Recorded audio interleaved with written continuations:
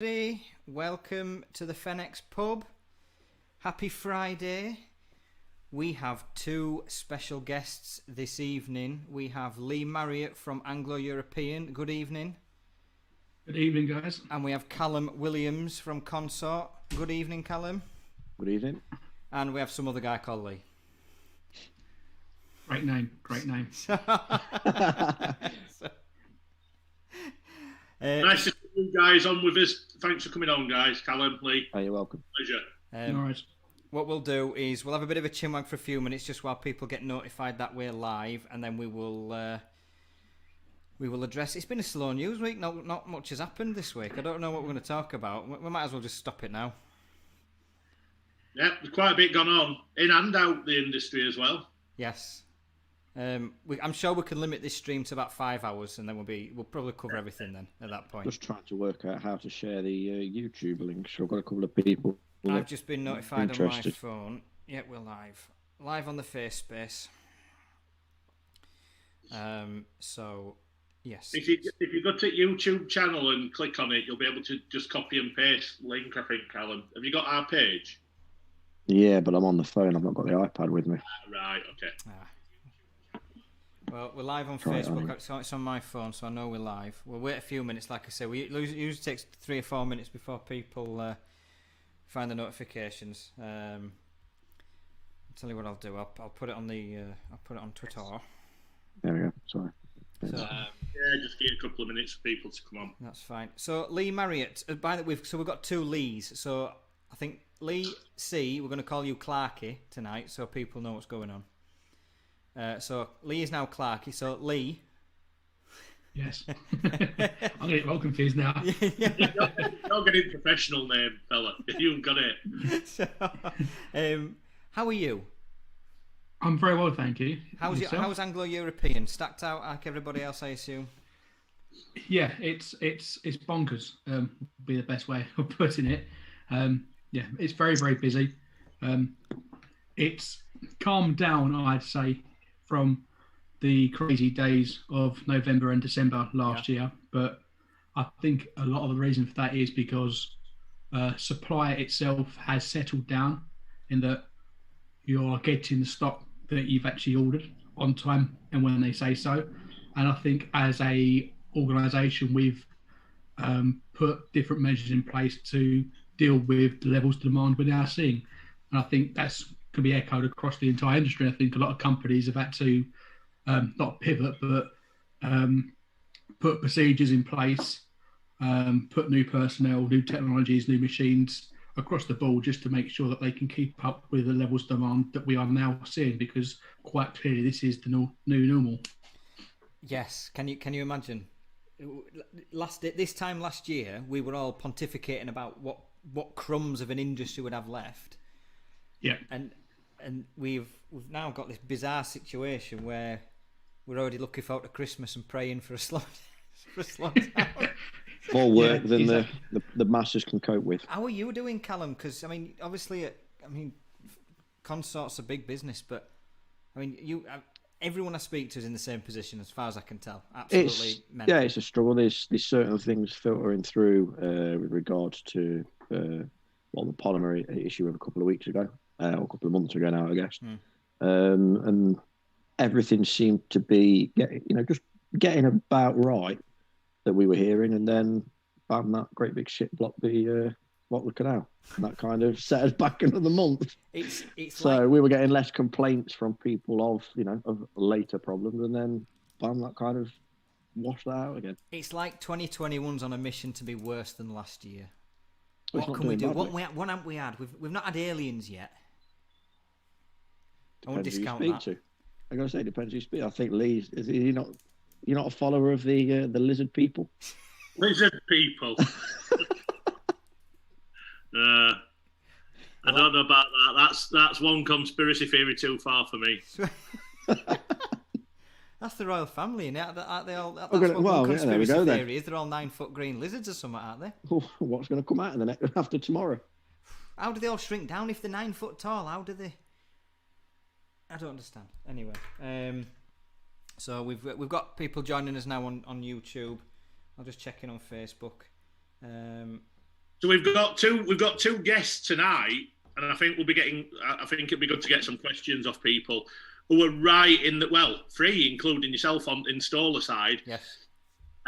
All in different parts of the industry that are able to tell us just how busy and how mad the industry is at the minute. And it's going to be quite an interesting chat tonight. And I think one of the things that we want to cover, and I know both you guys, Calum and Lee, you're both quite hot on this yourselves, and we're going to talk about the potential. Well, it's not potential, the future skills shortage that's coming, or that's here. Yes. With the industry now, it's here now. Here. Yeah. But it's going to get a hell of a lot worse. So I think we'll ease in slowly though before we attack that one. Yeah, that is a beefy one. But yeah, there's lots to cover. But Lee, do you want to wheel out your regular? Go on then. Regular catchphrase. What's everyone drinking tonight? I'm on Commerling. Copperberg. I've only had one. Solid drink that is, isn't it? I've only had one, and I've already seen Commerling. Copperberg. Oh no, that's when you know you're working too much. That's terrible, Lee. Because I've been on Twitter before reading articles. That's sad my life is. I'm having a glass of Halo, so you know. I've got a dark IPA, fairly dark. I've got a couple more outside. IPA. And I'm on the left. Left. My mate absolutely loves that. Lee is all over it. I got bought for it. The missus' uncle got all the kids, and then like chocolate eggs and that. But I got a bottle of this. Never had it before, and I've drunk it ever since. It's too nice. That's the problem. It is really, really nice. It's a great one, and it comes video, by the way, by beer. Well, it's sponsored by beer. I'm on Vocation Divide and Conquer. So there we go. Can they sponsor you then? No, but if any beer company does want to sponsor this one, by all means, send us. You know, we'll review it, we'll taste it. It's all good. I'll tell you what we will do at some point. We are going to have a proper beer tasting session on one of these. Oh. Yeah, yes. Definitely. Can I be a special guest for that, please? I'm willing. Honestly, I'm there. Thank you. I think Can I just have the beer? I'll do anything. I think there'll be a high subscription on that one. I think what would probably... Lee, how many can we have on a Zoom call? It's about 100, isn't it? Yeah, I think 99 or 100 with... I don't know how we'd control the conversation. 50, I think we can... Can you imagine 100 tiny little boxes all slowly getting that more and more sloshed through the night? People going over? But yeah. What an idea. Excellent. Let's get it done. Like Saturday night takeaway, but on a better budget. Yeah. Now we've got people watching. Where do we start? Shall we start with? I think we should start because the obviously before this week, Lee and Calum kindly agreed to join, and we were going to talk about the. We've always had a labour shortage, except it's a bit more acute now because demand has skyrocketed. You two are on the posts, Lee. On the forums, I believe. Calum and Lee, and I'm sure you've noticed the very high number of posts asking for fitters of the last few weeks. I'm not sure where we're going to get them, but we have to address this. And I know I've had conversations with Calum and Lee privately, and the time is now. Something has to be done and enacted now, because if this is the new normal, there's going to be some knackered people knocking about this sector. Calum, where do we start? Where do we win? Where do we turn this around? I mean, I spoke to the other half about things. I spoke to my brother who's quite a bit younger, and I think you being the same age as me, you can probably remember your school leavers days better than some in this industry. But I don't, for one, ever remember anyone coming in and mentioning the word fenestration. And even now, outside of our industry, if you mention fenestration, you get the, what's that? You then tell them what you're doing. You're like, oh, are you a sleazy salesman? Are you one of the? You're the one that's going to rip me off, or are you the dodgy fitter that don't do it properly? Yeah. And we all know, that's not the case. No, there's a lot of people that take pride in the work. There's a lot of a lot of opportunities out there, not just fitting or selling. and there's there's a lot of money to be made. I mean, you look at some of the systems houses, their developmental sectors are huge, and you can't just go and develop a new PVC, new aluminium system with basic skills. They are the higher education skills. So it's not just targeting the school leavers; it's targeting the university, the graduates as well, that have got a vast, an array of skill set. But if we don't do something soon, everyone's either retiring, or they're going at it alone, and they're taking the foot off the gas and doing it just for themselves, and they're not working for companies. And the amount of customers that I have that lose a fitting team to doing it, going alone, is quite substantial. It happens a lot. Lee, Calum mentioned their school leavers days. I mean, I don't want to be rude and ask you how old you are in public, but did you have anyone come in and talk to you about trades and fenestration and anything like that, or was it just uni rammed down your throat? Yeah, so that's pretty much it. So I'm 38 now. I've done my GCSEs, A levels, foundation degrees, and basically I studied art and specialised in theatre and film design. So set building and special effects is what my degree's in. And it was kind of forced upon me. I wouldn't say forced upon me, but it was pretty much uni is the only way to go to succeed in life, and every other path that you choose is the path of the devil or such. And that's kind of what was rammed down my throat all the way from when I first started grammar school right until I finished. And because of the school that I was at as a grammar school, they didn't like the fact that I studied art, graphic design and business studies. They wanted me to do, because I was good at maths and physics, they wanted me to drop one of the creatives and do other maths or physics just so they could keep their kind of elite kind of status of being a grammar school.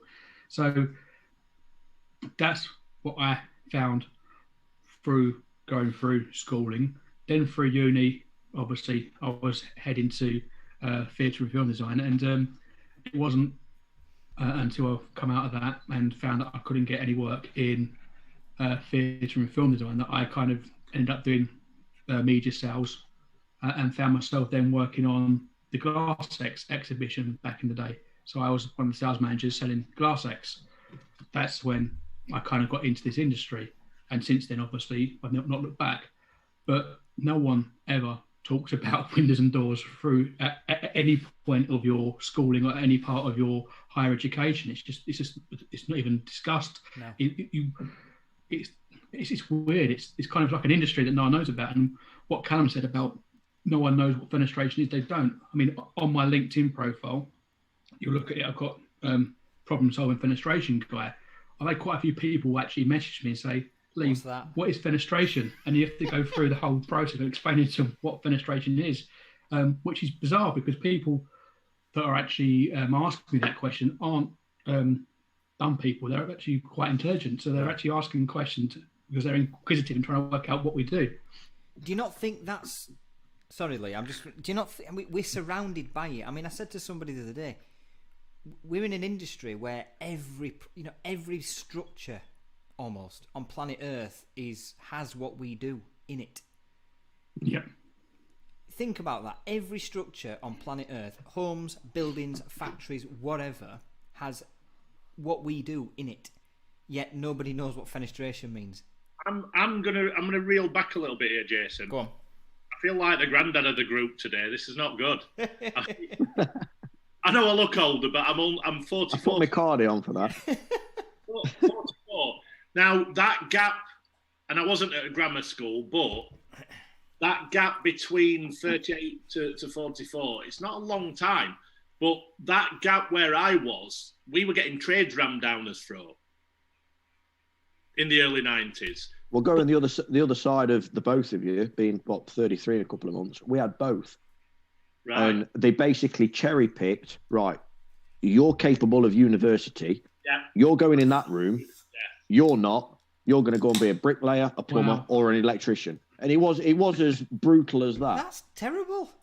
Yeah, it didn't physically, but that's what it was. Oh, well, because I mean, I asked various questions, and there was the responses like, "Well, actually, I don't really think you'd be suited for that. Why don't you look at this?" And there was a lot of friends who were basically pushed down the, "I think you need to be in the trade." I mean, let's be honest, they were the ones that messed around in school, and they're the ones that are brickies now, earning 50k a year and laughing and more than most of us probably. Well, a lot more than me. Yeah, so that's where, and you just think, well, that's justice, really, I guess. But it's a weird one, because all that said, the only trade they weren't talking about was ours. I mean, there's a periphery of it. They talk about joinery, builders, plumbers, electricians, but it's never our industry in specific, and I don't think that's changed. But for me, I mean, I'll talk about this after I've let you guys talk, but there's a couple of big issues that you've just brought up there. One of them is that, and I think a lot of it is a reputation, and I'll come to the sales part in a minute. A lot of people's perception of this industry is the dodgy sales reps. Now, that bites me. I'm from a sales background, and I hear everybody's tarred with us, and you'll know this, Lee, more than anyone, and you're in sales as well, aren't you, Calum? Yeah. You get tarred as a salespeople. The first thing everyone says is, "Oh, are you gonna rip out what you're selling? Oh, you been?" And it's horrible. It's horrible because it's the companies I've worked for have all been very, very professional in what we do, and 90% of the companies I work for, the ones that weren't, I left quite quickly. But it's quite frustrating. But there's two problems, in my opinion. One is the reputation of the industry from the outside looking in, and I'm not ashamed to admit, before I came into the industry, I was adamant that I didn't want to work in it because of the reputation. So until I started networking and meeting the people in it, I wouldn't have touched it with a barge pole. Well, the second one is exactly what you've just said. How do you describe fenestration? If we can't, if we struggle describing it to people, we're going to have problems getting it through to the future generations of what it actually is. And it shouldn't be as we need to really bring it back to basics and say, look, it's this. And I don't know how we do it, but it needs, as a sector, not a word that works. I don't know what you think about this, Lee, but there's two Lees, by the way. So when I'm talking, just for watchers, I'm going to refer to Lee as Lee Marriott and Clarkey as the other Lee, just so we don't get confused. But Lee, I mean, I'm of the opinion that we communicate very good to ourselves, but not to the outside world. I don't know if you agree with that. And perhaps I think if we learned, like Lee's just said, to communicate better to the general public. I think there's two things here. Okay, yes, the double glazing stroke fenestration sector has got a bad name for itself, but let's face it, how many companies acted back in the day when it first started to boom brought that reputation upon us. Yes. And I don't think we can solve that issue overnight, because the way they've gone about it and the way that some still go about it is very poor. Unfortunately, now it's probably only about 5% of the industry works in that old kind of stay in someone's house until they say yes, you must sign, or I'll phone a manager up. Oh, the manager's come back and we can now do these 4 windows. Instead of doing them for 28 grand, we can do them for 6 grand. That kind of tactic, I don't think no longer exists. What with a many deal, companies. Lee. Sign me up right now. Exactly. So I think we brought it upon ourselves back in the day, and we're doing everything we can to change that. But on the sales front, salespeople in general get branded with this brush anyway. I think because there's no real schooling or no real way of actually going about being a salesperson. Okay, there's no real qualification for it. Either you're a salesperson or not. Some people will sell based upon money. Some people sell based upon solving problems. Some people sell because they enjoy actually helping individuals, or they help communicating a problem and resolving it. We've all got different motivations. So it's really hard to try and educate someone on how to selling, because you get into selling because you have a different motivation to other people. So that's a tough one. And that's, I don't know how you solve that. But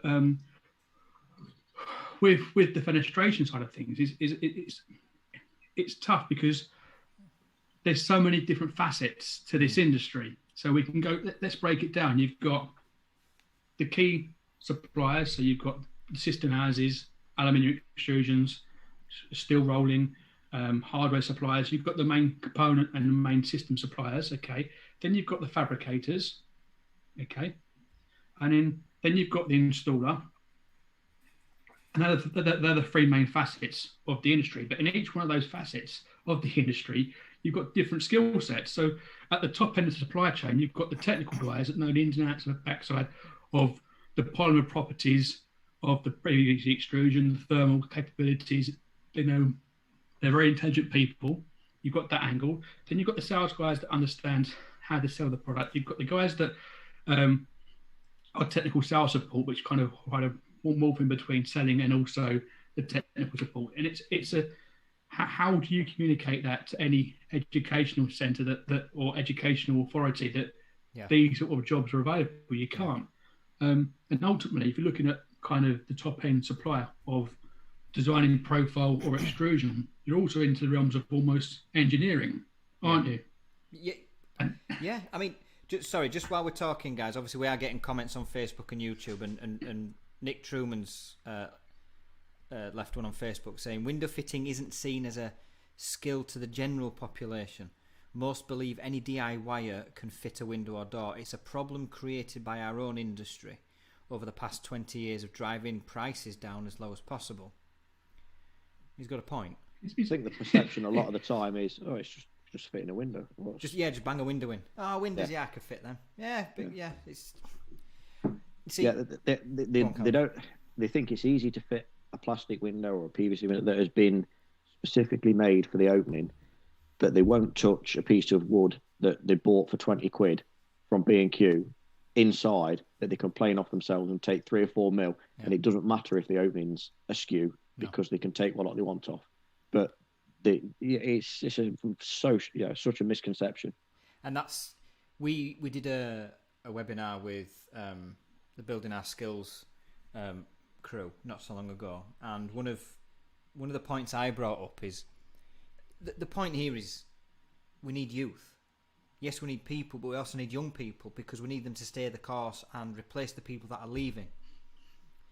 And I've suggested, I think we need to hit young people sort of on the platforms that they use, so Snapchat, Instagram, and show them the more attractive side of our industry, the nice big self-builds, the big glass buildings, and say, look, double glazing isn't just shiny white windows sold terribly into 3-bed semis. Fenestration is also amazing self-builds, stunning homes, big, tall skyscrapers. To pique their interest, to open the door to them, get them a little bit more interested. But we need to hit them at where they are before they come into industry and have to fit the boring 3-bed white PVC semis. Yeah, they don't know that shit. Other industries do it. Other industries are doing it. Bricklayers. I find myself a lot watching either bricklayers on Facebook, which pop up, which is an art, and it is. It really is. And joinery. And I'm not talking about your new joinery where everything's square and butt jointed and it's just screwed. I'm talking about your proper joinery with your dovetails and your chisels and all that is an art set. And they're already on social media, but you never see anyone posting on how, to level a window, to level a door, anything like that. It's just Which is insane to me because you only need to go on Twitter and you can see the pride installers take in posting, the big self-builds, the really grand houses. Why we're one step away from just doing it to the public and showing, look at this, look how good this is. Like what you've just said, Calum, bricklayers, joiners, they're on Snap, they're on the platforms where the younger people are. We need to do that a lot more. And that's where I think find if they're proud of a house that they build, you've got a builder or a developer, they'll show the house. Yeah. They'll show the bricks going up. They'll show the block work going in. They'll show the footings. They'll never show anyone fitting a window. Yeah, but they don't show anyone fitting a window. Why is that? They're probably the most important and the most used part of the house. Well, yeah. Once finished. And they don't show anything to do with that. They're just, the bricks halfway up and then all of a sudden the window's fitted. That's... Calum, while we're talking about this, you started at a young age in this industry, didn't you, as well? Yeah, unofficially, yeah. When did you start, Calum? 13-ish. 13? Yeah, I did a bit of work experience initially through... Oh, I am sorry. Oh, no. I did a 6-month job at Consort, actually, where I am now. I did a 6-month take-in a long time ago. It was the ISEO cylinders. And they sent them with the long screws, and we needed the short set screws. And they sent thousands. And my job was to basically change the screws over in the boxes.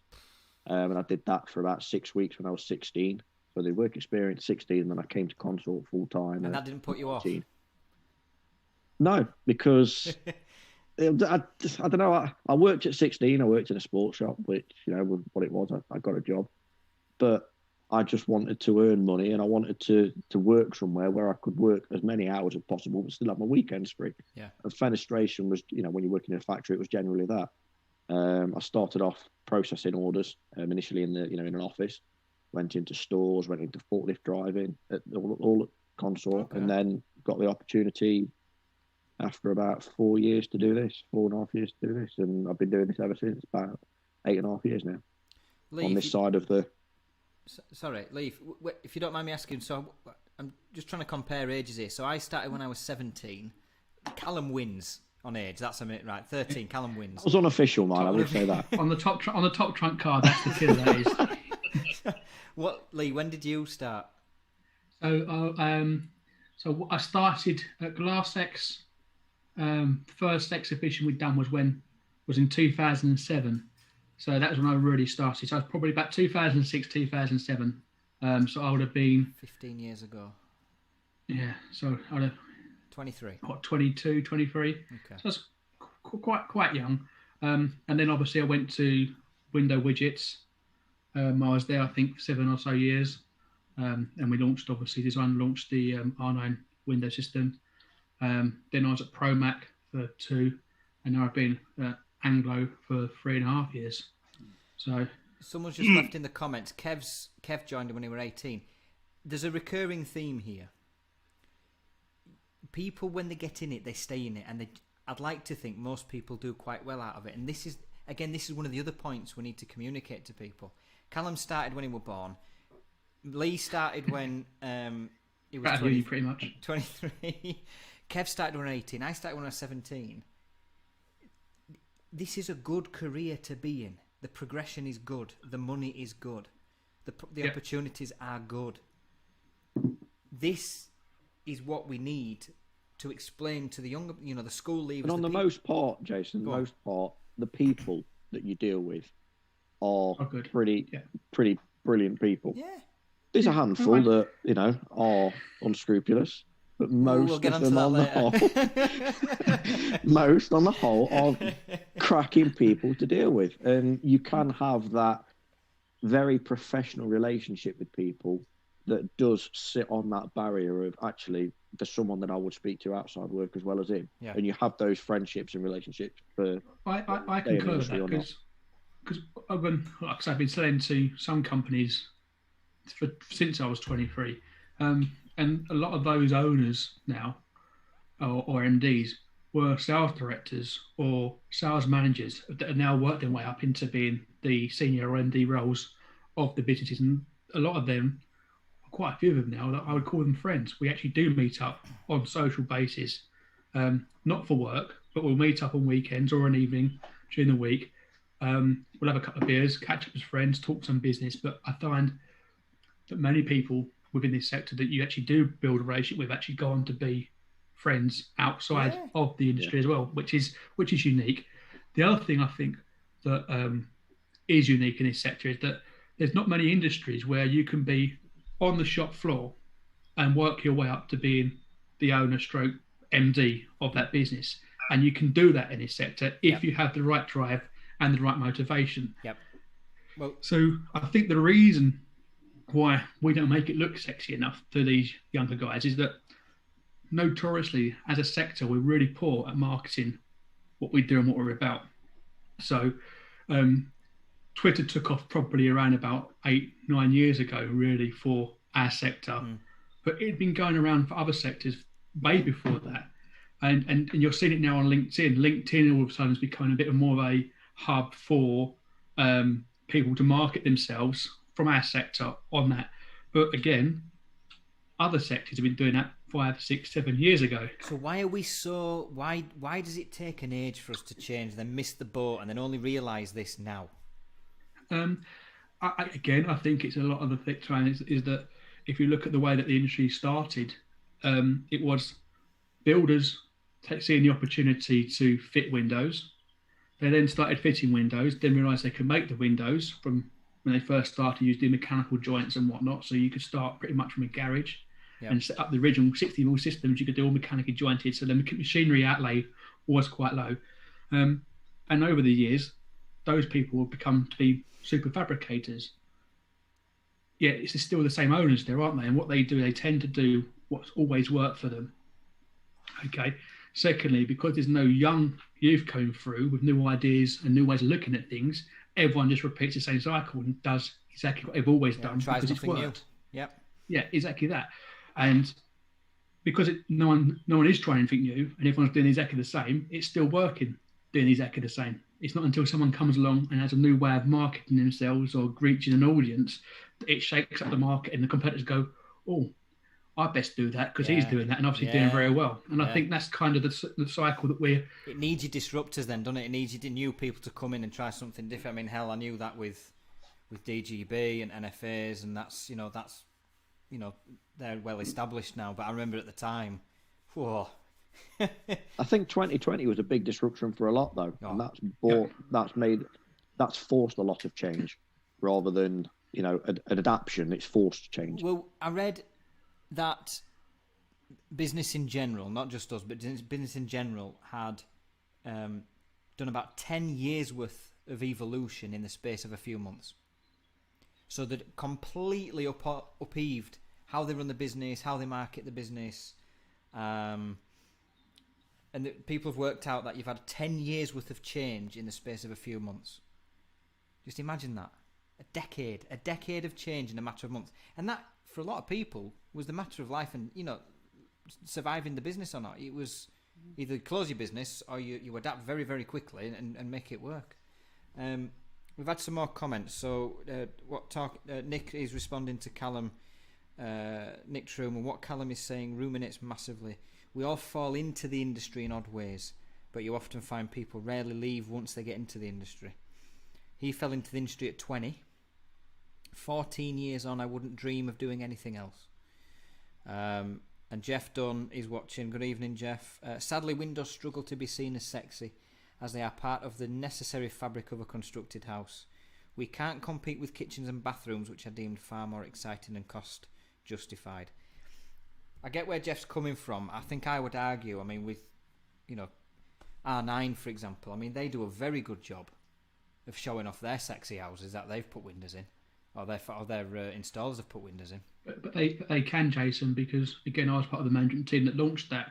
And we're in a unique position where we come at the industry completely left wing, completely from a different angle that anyone else had.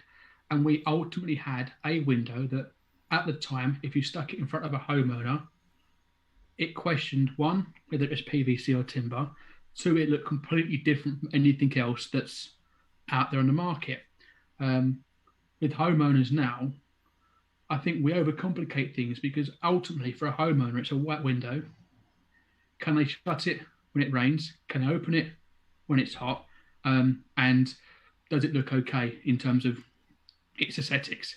But if you was to put a Rayal or Vica, a Uracell window in front of a homeowner, to them it's a white window. And that's the issue, is that we've kind of made the windows all look very, very similar from a homeowner's point of view. And that's the issue I think that we're seeing. I think that's where R9 came in and shook everything up. And then what you saw after that was a huge differentiation race after that. Everyone's got flush. Everyone's got 37,000 wood grain colours. Triple glazed tried and didn't really work out, but you know what I mean. So you've waited until Lee's walked off to say that, yeah? This is a bit. I've just flipped my computer around, that's all. Don't mention triple glazed around Lee, he'll have an heart attack. Samantha Hill on the YouTube comments. I don't think that's completely true. Some people do keep their finger on the pulse as to what's happening. Yeah, some do. They do, yes. Some do. I mean, there are disruptors. I mean, we've disrupted what we've done. Lee's been a disruptor with R9. There are people out there doing different things, and I suppose change doesn't always happen instantly or as quick as you'd like. It takes time to bed in. But I think what I'm getting from this is we all need to get on Snapchat. We all need to get on Instaface and just constantly post all the best pictures of all our best work. And all joking aside, and I keep seeing loads of people criticise the platform, and it's something that needs to be looked at by all marketeers in the industry and beyond, is TikTok. Yeah, I meant to mention whether it can be used in an efficient manner yet, I don't know, but there's an all new generation of people there to hire, but there's also a generation of people who, to be fair, are going to be the people buying the first time house that needs upgrades, new windows, new doors, conservatories maybe, renovation. The ones that are going to be showing them off as well. Yes. And that's, like it or not, and like the content that's going on there or not, it's not all silly, stupid content. There's some clever content goes on there. And these platforms are getting used by young people, not just kids, right up to probably your mid-40s now. But there's a generation of people, your 20-somethings, that are really into it. Now, do I fully understand it yet? No, I don't. Not in a million years, I don't. But there's avenues there to start pulling leads, to generate future it's an image-based platform. It's a video and image-based platform. And again, I won't claim to understand the ins and outs of it. My wife's on it. She loves it. A lot of it's video-based. But like Calum said, it's going to be people who, in a few years' time, are buying their own houses, are going to be showing off their own houses, the work they've had done, and Windows needs to be a part of that. Popular social influencers are certainly a way in for fenestration. Yes. You think of certain names that you will see around the house that some are famous and some are just famous for being influencers. Yeah. They are the key, or some of them are certainly a key to unlocking that side of it. I mean, it's not a plug by all means, but that Mrs. Hinch is always posting things online. And if she was to have a new front door, new conservatory, new anything, she's posting the brand that she's had, mainly because she's got a freebie. But there's a lot of times that she's plugging the brand and she's posting it, and all she has to do is that hashtag of fenestration or something. But it's getting not just her, but other influencers who are in that same position as her to reach the masses that we need to reach. Not just to get them buying, but to get them working in our industry and doing a good job in the industry. Well, I remember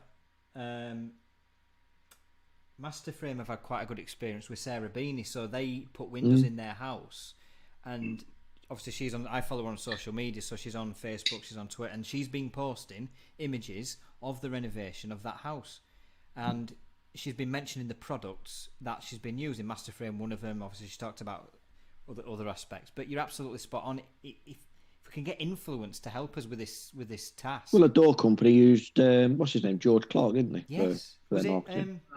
True Door. IG Doors, yeah, True Door. That was it, yeah. And I remember at the time watching, thinking, wow, they're getting some really good traction with that.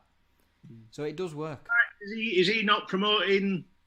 He follows me on Twitter. Trade association now, what they call him. He's working in industry still. He's promoting somebody. He's not at IG anymore. He's not doing IG stuff. But no, I thought it was still Trudeau. I tell you what though, from a marketing perspective, and this interests me because I've my background's mainly from sales and marketing. We can talk about quick fixes, what we can do to fix a problem now. But if you really want to get under the skin of people moving forward and really tackle this long term, and this is a problem I think with this industry, is it's all short termism in general. Nobody's looking past their nose most of the time. Don't get me wrong, there's a few exceptions. But if you're looking at 10, 15 years down the line, look at the clever big companies, how they market. Look at McDonald's, how they market to the next generation with kids' parties, with Burger King with playgrounds in the shop, in the restaurants. They're marketing to the next generation. Every advert is get your Happy Meal toy. They're not daft. They're educating the people as they come through. Now, this is a longer game. And I'm not saying, obviously, that's on a grander scale, but there's ways of educating people longer term of the teenagers up to the college level and university, where we need to be planting seeds for years. Yeah. How that's done, it's got to be done by a lot of people getting their heads together. But at this minute in time, I don't think we're there as an industry, and that's always going to be a problem. I think one way we could do this would be to do case studies on the successful individuals from this sector in terms of where they come from, what they've done, how they got there, what jobs or what positions they took in the way to the top as such. And also, we need to start publishing the fact that you can earn really good money in this industry. And I think a lot of people will be shocked to hear some of the salaries that some of the top paid individuals in this sector are paid. And nothing talks more. Calum's eyebrow raised there. Nothing talks more to a young guy that's going through either his A-levels or GCSEs about the potential of what they could earn. Well, I spoke to someone from GQA a few years ago, and they're trying to get people into the industry, but they're not hitting them where they need the information. If you go to someone and say, oh, you can work in this industry, or you can go and get a job and you get minimum wage, and by 21 you'll still be on minimum wage, or if you come and train with us for 4 years from the age of 17 up to 21, by 21 you could be earning £100 a day when the labourers are getting £50 a day. At 21, £500 a week is a humongous sum. Money talks. Look, so a bit of my background. So I started doing my A-levels, and we had the family business, and it didn't interest me at all. I was done with education. I had the grades to go to uni, but I chose not to. And I said to my tutors that, look, I'm done. I really, really don't want to do this. I'm going to go work. And they looked at me totally, And now when I look back, I'm on good money. I don't get me wrong, I work bloody hard for it, but I'm in a much better position now.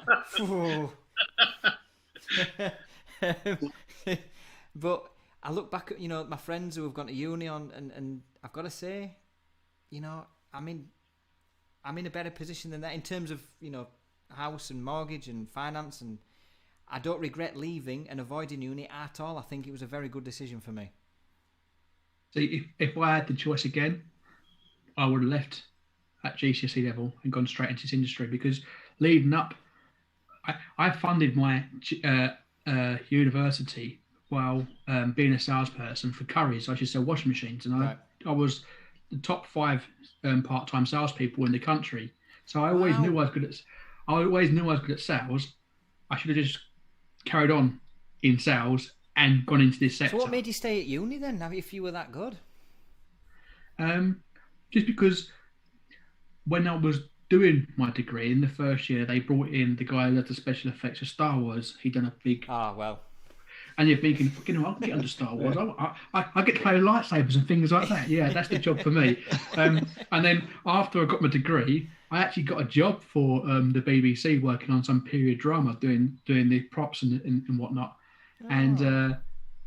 And when I put in the fee for it, saying that it's a really low fee, I just want to get my foot in the door, they turned around, the BBC turned around and said, about the fee, we won't be paying you a fee, we'll be paying you expenses only. So what? So you want me to work for 6 months and you're only going to pay me lunch and travel? Yeah, that's what we'll do. Okay. Well, why can't I get paid properly? Because you've not got the experience. But I've not got the experience, but I've got the experience to work on it. It made no fucking sense at that point. Yeah. How would you get experience without getting the experience? How does that work? The other thing is, but also, Jason, think about it. They would give me the gig based upon what I can do and my skill set. But I didn't have the experience to get paid. But I had the experience or the ability to do the job. And that's for me. If I had the choice now, I would have not done any degree. I'd go straight into this sector, and I'd be another 3 or 4 years ahead of where I am now. Yeah. And this is the point. I mean, if anybody stumbles on this video and watching this, the people in the comments and the people participating today, we've all been in this in a while, and I can assure you it's a very, very good sector to be in. So if you're watching, take a good look at us, because good things are happening in this sector. We've had some more comments, by the way, so let me just... While you're looking at the comments, I'm going to throw another comment out here myself. Go on. For me, it needs to be... there's not any one size fits to get this right. I think we need to be looking at disrupting marketing to find different ways of getting to the youth to make them interested. But there's long-term marketing, which I've just spoke about. But I also think that you do need to look at what the likes of your trade associations and your successful trades are doing with the school leavers and the uni leavers, because no matter what you think of it, they've been doing a cracking job for decades. And we've got to take that on board, and I don't think we are. One thing where you say about the school leavers, Calum, the school leavers will talk about, you learn your bricklaying trade, then you can be a builder. And if you're a builder, you can build one house, you can build 10 houses a year, and then you can grow your business that way. The one thing that we don't do in this industry as well is say, you could start learning that side of the trade, and then eventually, you can start as a window fitter, but then you can have your own business. Yeah. You don't even have to build the business yourself. The business can already be there, but you can take over from someone else who is looking to get out of the industry due to age. And I think that's a really important point from raised there, Calum, because there's a lot of business owners in this sector that are probably in their final legs in terms of using or wanting to be in this sector. They're probably looking for someone to come along to they can either buy them out of their business, or they can hand their business over and be a silent partner in the background. And I think this industry is rife for that. But unfortunately, we haven't got anyone underneath them that's willing to do that. And it's just the way that we communicate it.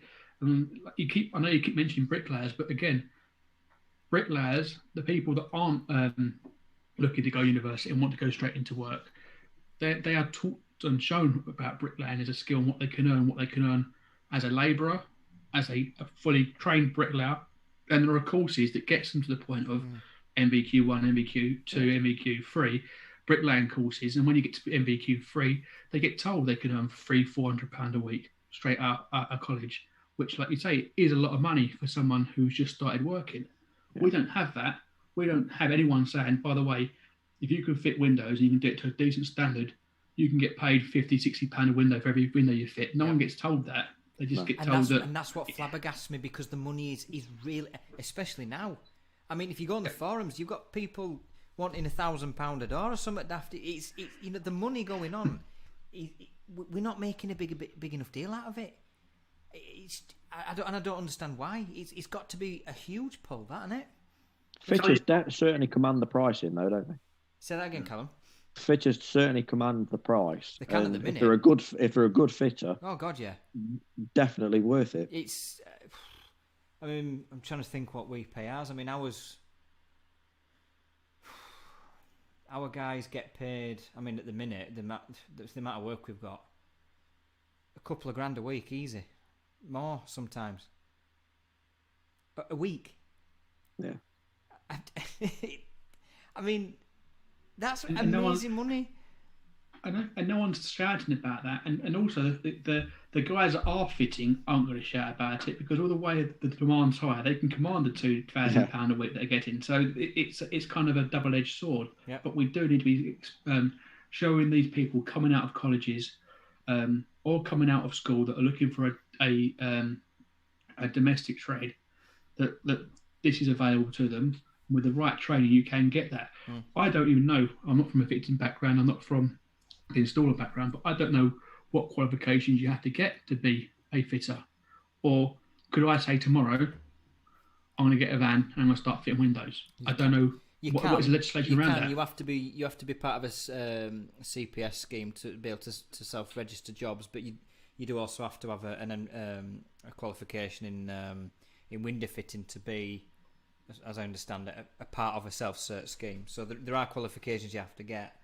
Are they mandatory? Do you have to do them? You do if you want them to be Fence or Certas registered. Yeah, I was going to say, if you want them self-certified by bodies like Fence or Certas, yeah, definitely. If you get it registered by the local authority.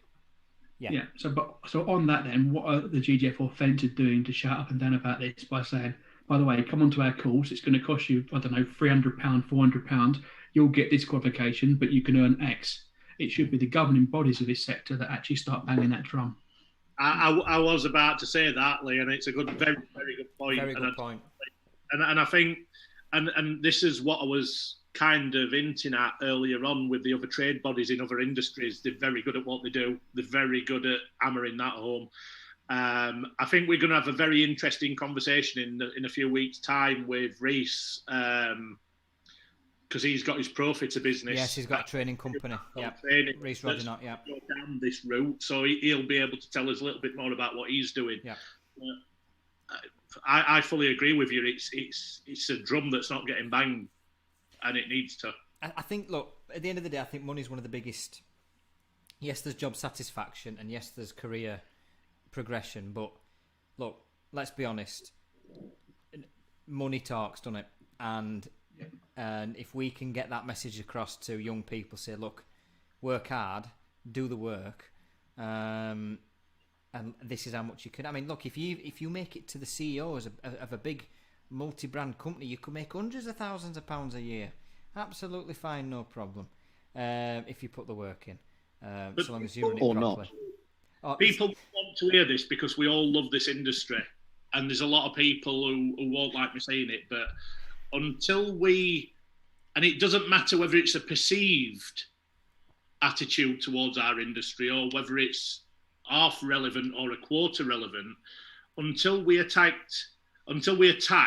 the perception of our industry, we're always going to struggle to get you. But I think the perception changes when we get new young people on board and we can show them that we're not all cowboys. I think that perception changes when we get a new generation in and we show them. But that's a vicious circle. You've got to stop. You've got to get the young people in. I know that's I agree. Just bringing them in with the right attitude as well. Yes. Yeah, I'd challenge that even further by saying the younger generation probably don't even know about double glazing salesmen because again we're talking the people that are leaving schools now, 18, 19, 20. Won't even be on their radar. Well, exactly. We're talking 2000s. Yeah. Well, by the year 2000, 2001, a lot of that kind of tactics was eradicated from our sector. Yeah. So I challenge the fact that most people don't even know now what the history is. Yeah. I agree. I'd disagree with that. Oh, I still think mine and Lee's first disagreement. Here we go. Bearing in mind, I mean, I literally came from outside in, and the people I can only speak for the people I know outside of the industry. It's still that perception. I've got a couple of mates who are fitters, good mates who I used to go out drinking with a lot. But how old are they? Sorry? How old I was about to say that. How old? Yeah. He's slightly older than me. He's 46. Well, there you go. He's not the one with a bad perception. He's a fitter in the right. industry. But even he gets it all the time from the younger people he knows. It's like, oh yeah, dodgy window salesman, dodgy window fitters. It's still there, and it's a stigma that is very hard to shake. And it is very, very hard to shake, and it passes down through generations, I think. Are we being too paranoid on this though, Lee? Because do plumbers have a dodgy reputation? I bet some of them do. Dodgy plumbers. I bet there are some builders. Oh, what cowboy builder? He'll come along for but you don't hear of cowboy builders anymore, do you, Lee? Have you noticed? I mean, do you remember there was a spate of programmes about cowboy builders, and they've kind of died off now? And I don't know. I don't feel like the cowboy builder's such a big thing anymore. No, exactly. I think a lot of companies in all sectors have polished their approach with a lot of things. Of course, we're still going to have the odd one or two companies that are mavericks and do things the wrong way. But I think maybe we're a bit too paranoid, and maybe we've got to shake that paranoia off. And until we do that, maybe we have no means or way of actually communicating to the younger audience because we're still carrying that monkey on our back. I'm going to be careful what I say because the problem you've got is the people who are worse for it are the people who are very public facing and on the telly. That's the problem. Yeah, I suppose you've got your nationals have got a reputation. I mean, but I suppose they're always going to have a reputation. But your smaller businesses, I think, have a much better. This is what I'm saying from an outside looking in. You haven't got very many disreputable. I'll be careful what I say here. You don't think of many building companies that are big house builders, and you think, "Oh God, I won't touch them with a barge pole." I could think of one. No, but that's your personal preference. There's no one who is absolutely smeared with bad news. The problem we've got is we've got national companies that are in the press constantly, rightly or wrongly. Yeah, one of them is on Watchdog about every 3 months. And this is what I mean. And that's the things that we've got to check off. Now, that may happen naturally anyway. It may be, that may be a short-term thing because I don't think that's going to be long-lived anyway. No. But there are other tools now as well. Don't forget. Now there's things. If I was going to get any work done in my house by anyone, the first thing you do is go and check a trade, check the reviews, go on Facebook, check their Facebook reviews. Yeah. You do all the things that you do to do your due diligence before you start signing big checks to anyone doing things in your house. Yeah. And that, I think that's the other thing that's changed now. So what will happen is homeowners do that. They do read up, and the internet makes them experts overnight. A lot of homeowners probably think they know more about windows and doors than us because they've read on a special blog about X, Y, and Z, and they can tell us the ins and outs about a window. They can't, but the fact of the matter is that information's there and it gives them the power to pick and choose who they go with. Totally. Occasionally, they're going to pick someone that is a maverick or a shark and is just going to do a really poor job, take the money and run. But again, that's probably about 5% of that industry now. Quick. This is a conversation that could go off in a totally. I was going to say. Well, I was going to say we've spent an hour on this. So I mean, in short, what happens? I mean, Calum, I'll get your opinion, then we'll get Lee's. Are we going to face a really serious labour crisis here? I mean, if demand keeps as it is, I mean, is it going to get worse? I mean, what happens in the next few weeks and months? Do you think? I don't think so. I mean, there's still people out there. There's people that can do a good job, and there's people that are slowly coming through, just not as quickly as we'd like. Yeah. But going forward, we're in April now, which is why I say something that's been I've thought about for a long time. That they're building our skills. We've got to hit them. It's now that they're doing. I mean, obviously this year is a little bit different. I think 2022 is going to be the big opportunity for that, for John and the rest of them, because this year we can't do those fairs. We've got to be digital, and at the minute, no one's thinking of that because we're all so busy as an industry. We can't do that at the minute with being this busy. But next year, I think we've really got to hit the younger generations of, look, we are a viable industry to work in. You don't have to go down the normal routes. You don't have to be university. You don't have to be any of the other building trades. This is it's a plausible option for you. Yeah, totally. Lee, what happens in the next few months? Does it get worse? Does it get better, or do we just muddle on as we are? I think we muddle on as we are.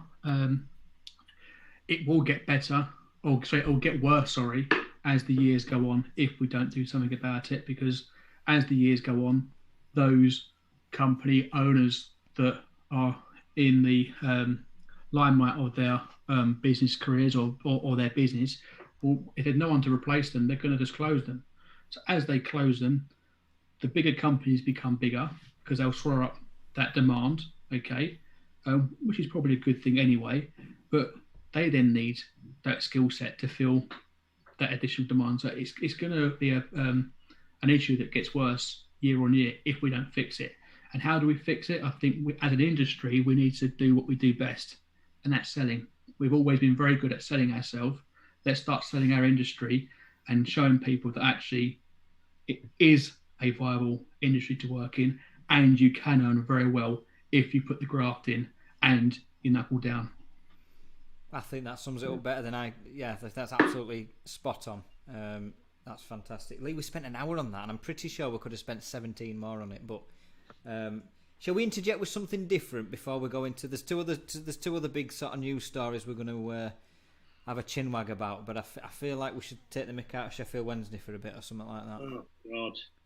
We're really talking football tonight. We've got you. There's only you who's worse than me. Calum, who do you support? I'm not necessarily a fan anymore, but I was always brought up as a Notts County fan. Oh, okay. Wow. There's someone worse than you. Yes. Thanks. Please, I'm a black and white through and through. I'm a magpie through and through, but I don't really follow them anymore. I haven't followed them for a long time. Lee, Lee's sat pretty because he's an Arsenal fan and they've just got through to semis. Oh yeah, you battered them 4-0 yesterday. Absolutely destroyed them. It was. I was nervous, and then within the first 10 minutes, we were just on fire, which is just typical Arsenal at the moment. We're either on fire or the worst team since sliced bread. But one thing you can't do is ever question the loyalty of an Arsenal supporter. Put it that way. That's true. That's true. Can I just say, have you ever met a happy Man United fan? Because my office is based in Manchester, so I can't really say nothing about that. I'm on Twitter, and I swear to God, if Man United won every competition on planet Earth, they'd still be unhappy. That's all my time. If I support in Sheffield Wednesday, they'd never be happy. No, I'll tell you what. Where are Man United? Second? Are they second? Second, yeah. They're not in a bad position, and all I see is Man United go, "This is crap. I don't like this. This is shit. I don't like this. No, this is bad." I think you're second, man. Yeah, but the thing is though, they're that used to success as Man U fans. They're not used to this. Oh, that was a while ago though. So Alex Ferguson left a long time ago. But anyway, upset people.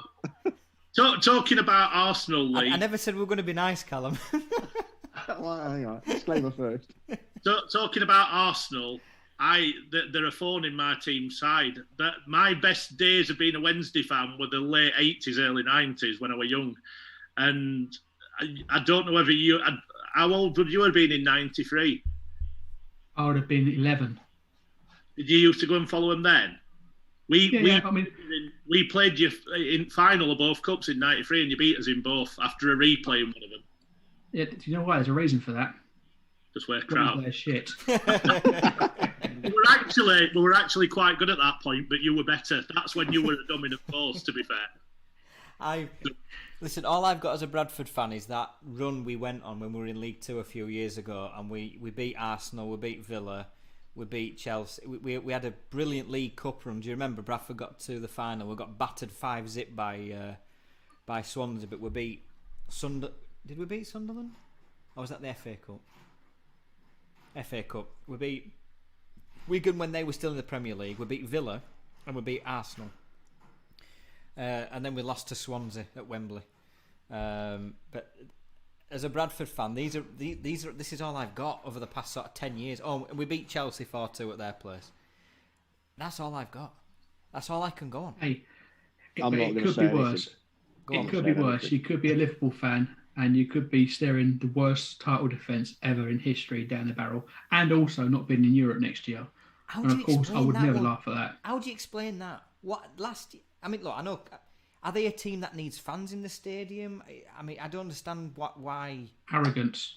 Arrogant. Ooh. Okay. It is. It's arrogance. It is. They started off well and thought they'd walk it, and unfortunately got a couple of injuries. Started crying because all of a sudden they got some injuries like every other team gets. Yeah. And then the wheels fell off. I've got to say, people were writing off Man City. I remember last year, everyone was saying, "Oh, that's the end. Guardiola's lost his shine. That's it now." Look at him now. They're walking it. Yeah, breezed it. They're absolutely. I mean, they only need a few. Is it 2 or 3 more wins?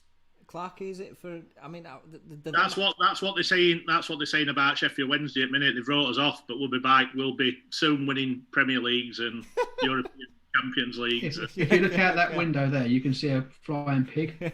Just there. Talking about pigs, that's what we call our rivals, pigs. Sheffield United.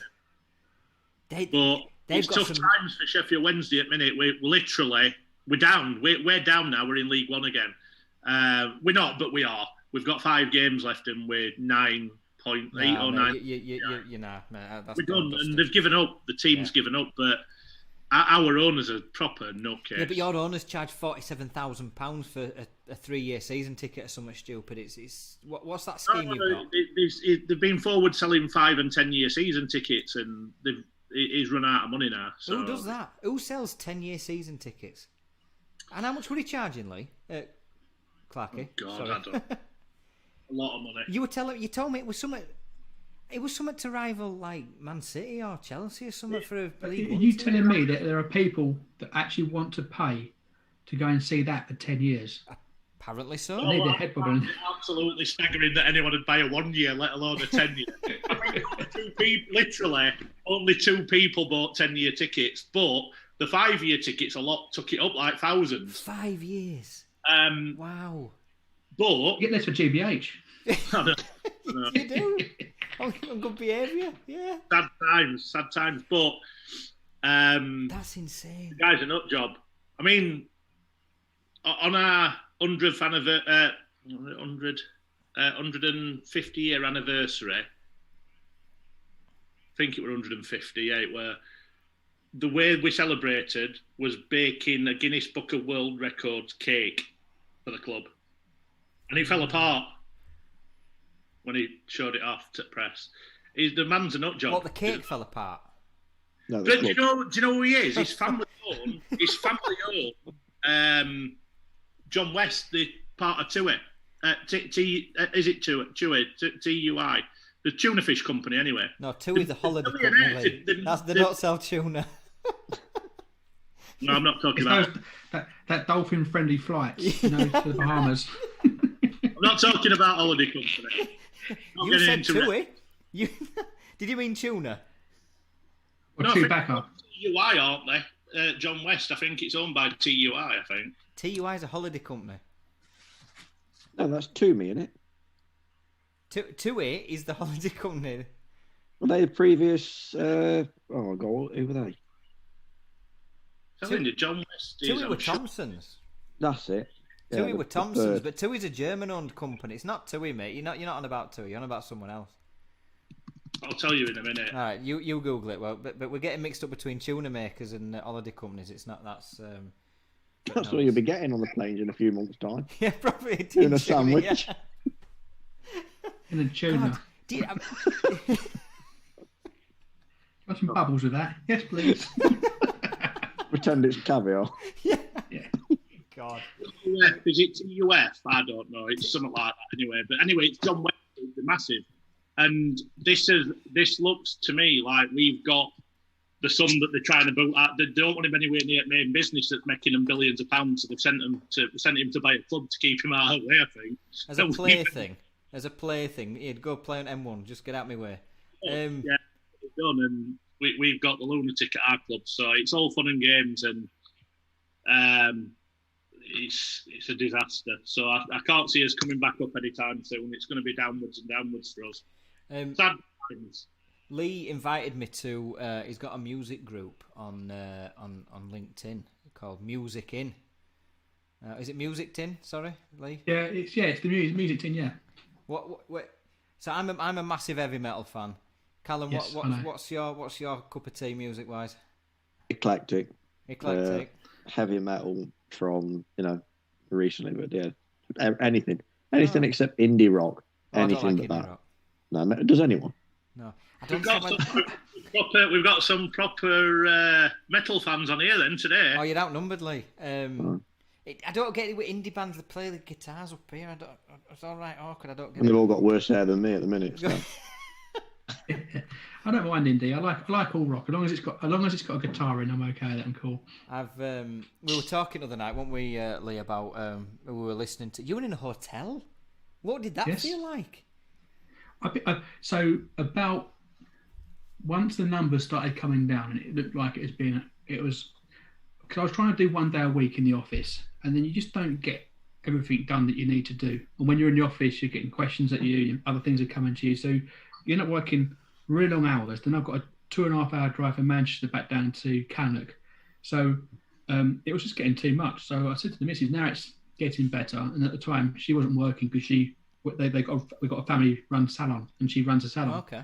So she could look after the kids. So I started about 5 weeks ago doing one night a week in a hotel and doing 2 days back to back in Manchester. So I was kind of getting back into the whole being back on the road, doing things, living from a bag kind of thing. So yeah, it was nice. But about 5 weeks when I first started, you could get the Marriott in Manchester Central for about £50 a night. It's ridiculous. It's just £50. You got a room. Yeah, no. So you got a room that's normally about £200 for about £50 because no bugger's doing it. And secondly, at the nice hotels, they were still doing collection room service. So you could dial down and get a pint of beer and pick it up. So that's cool. Yeah, that's cool. Clarky, where did you stay when you went to Portugal? We dropped you off. Where were you staying? I can't remember. It were big. It was Radisson. Airport, Radisson, yeah. And what did you pay with it? It was how much? 41, £42. For Radisson. Ridiculous. That's cheap. Mad prices. But they were literally, I was talking to the receptionist and they said there were only 5 of us in the hotel. And you know how big that airport is. It's ridiculous. That hotel is, sorry. But yeah, 41 or £42 it cost. But yes, you are outnumbered, Clarky, on the metal front. We're all... But you know, I listen to any music. I've not got any preference really. I've been to that metal club with you a couple of metal nights. Yeah, Snooty Fox in Wakefield. What a bar that was. Your feet stuck to the floor, but you came out after a good night. It was a cracking night in there. Well, I'm from Nottingham, so you can't get any better than Rock City. That is going to say that is rock. It's one of the places, Calum. We were meant to go, but obviously COVID ended the world. But you used to get 4 double JD and Cokes for £10. Oh God! Wow. You'd have 2 at the bar, and then you'd walk around the dance floor with the other 2, and then by the time you finished them, you were back around for another 4. What's the rock scene like in Nottingham still? Because it's died in Wakefield. We had a decent I'm not rock there scene now because I moved away 8 years ago. Oh, right. But before all of this, still quite prevalent. I mean, you obviously got the Rock City, which they still do some live music, but not a lot. But they have had, they have had quite a few there. But you've got a lot of the old, there's a pub called the Angel, which is a real rockers pub. I mean, I've heard of that one. I've been told about that one before. Most of the drinkers in there are packed. Let's put it that way. They're all leather vested and yeah. Good night, cheap Guinness. What more do you want? Oh, that sounds awesome. Brilliant. Lee, we'll have to. Lee and Lee, we'll have to go. We'll all go when it's safe to do so. I'm always up for a night out wherever it is. We'll do a bit of collective headbanging. Best city in the world, so they used to say on the radio. Oh, excellent. So, last thing before we get onto the industry stuff, is pubs. Have we been back to one yet? Nope. Clarky? No, but you've got your own now. They've just opened on Monday, I think it is. Inside pubs open here. They're outside at the moment, same as back home, but inside they're opening again on Monday, I think. Okay. Same with restaurants, but it was always like that. Like I said, until they had that that Brazilian strain. Yeah. It was all open. I told you they were having karaoke nights and stuff, and I was thinking, how's that work with COVID going round? And do you know what I mean? They were like bars doing karaoke and stuff. I've seen scenes of the Germans in Mallorca and Menorca, and they just seem like it. It's another day. It's like it's not happened. Yeah. But to be fair, I will say this, Calum. Out here, there's a lot more respect for it. You don't see people gathering in big groups or like that. It's very respected, but. Yeah. But I'm on coast, so there's no, I'm not in a big town or city or anything, so it's a bit more laid back here. But as I was saying on a couple of these podcasts earlier in here, when I came out, the difference just in the airports, the common sense. Manchester Airport, there were free flights that morning. Mine were at 6:00, and they were free at around the same time, and. You know how big the terminal is for departures. The 3 gates open next to each other, so you've got literally 1,200 people. Trying to pile through. stood next to each other for an hour and a half queuing, breathing on each other. Other side, no common sense. You get to Faro and you've got to walk 10 minutes to the next gate to collect your luggage to keep all the flights that far apart. Obviously, you've got to, if you're on the same flight, you're going to be getting baggage from the same area. But we're not taking it anywhere near as seriously enough. I mean, they found 73 cases of that. They're calling a double variant from India, which they're saying is quite serious. But India's not on the red list of countries. Why are we not? But they're getting 200,000 cases a day. Why? What's going on? What are we doing?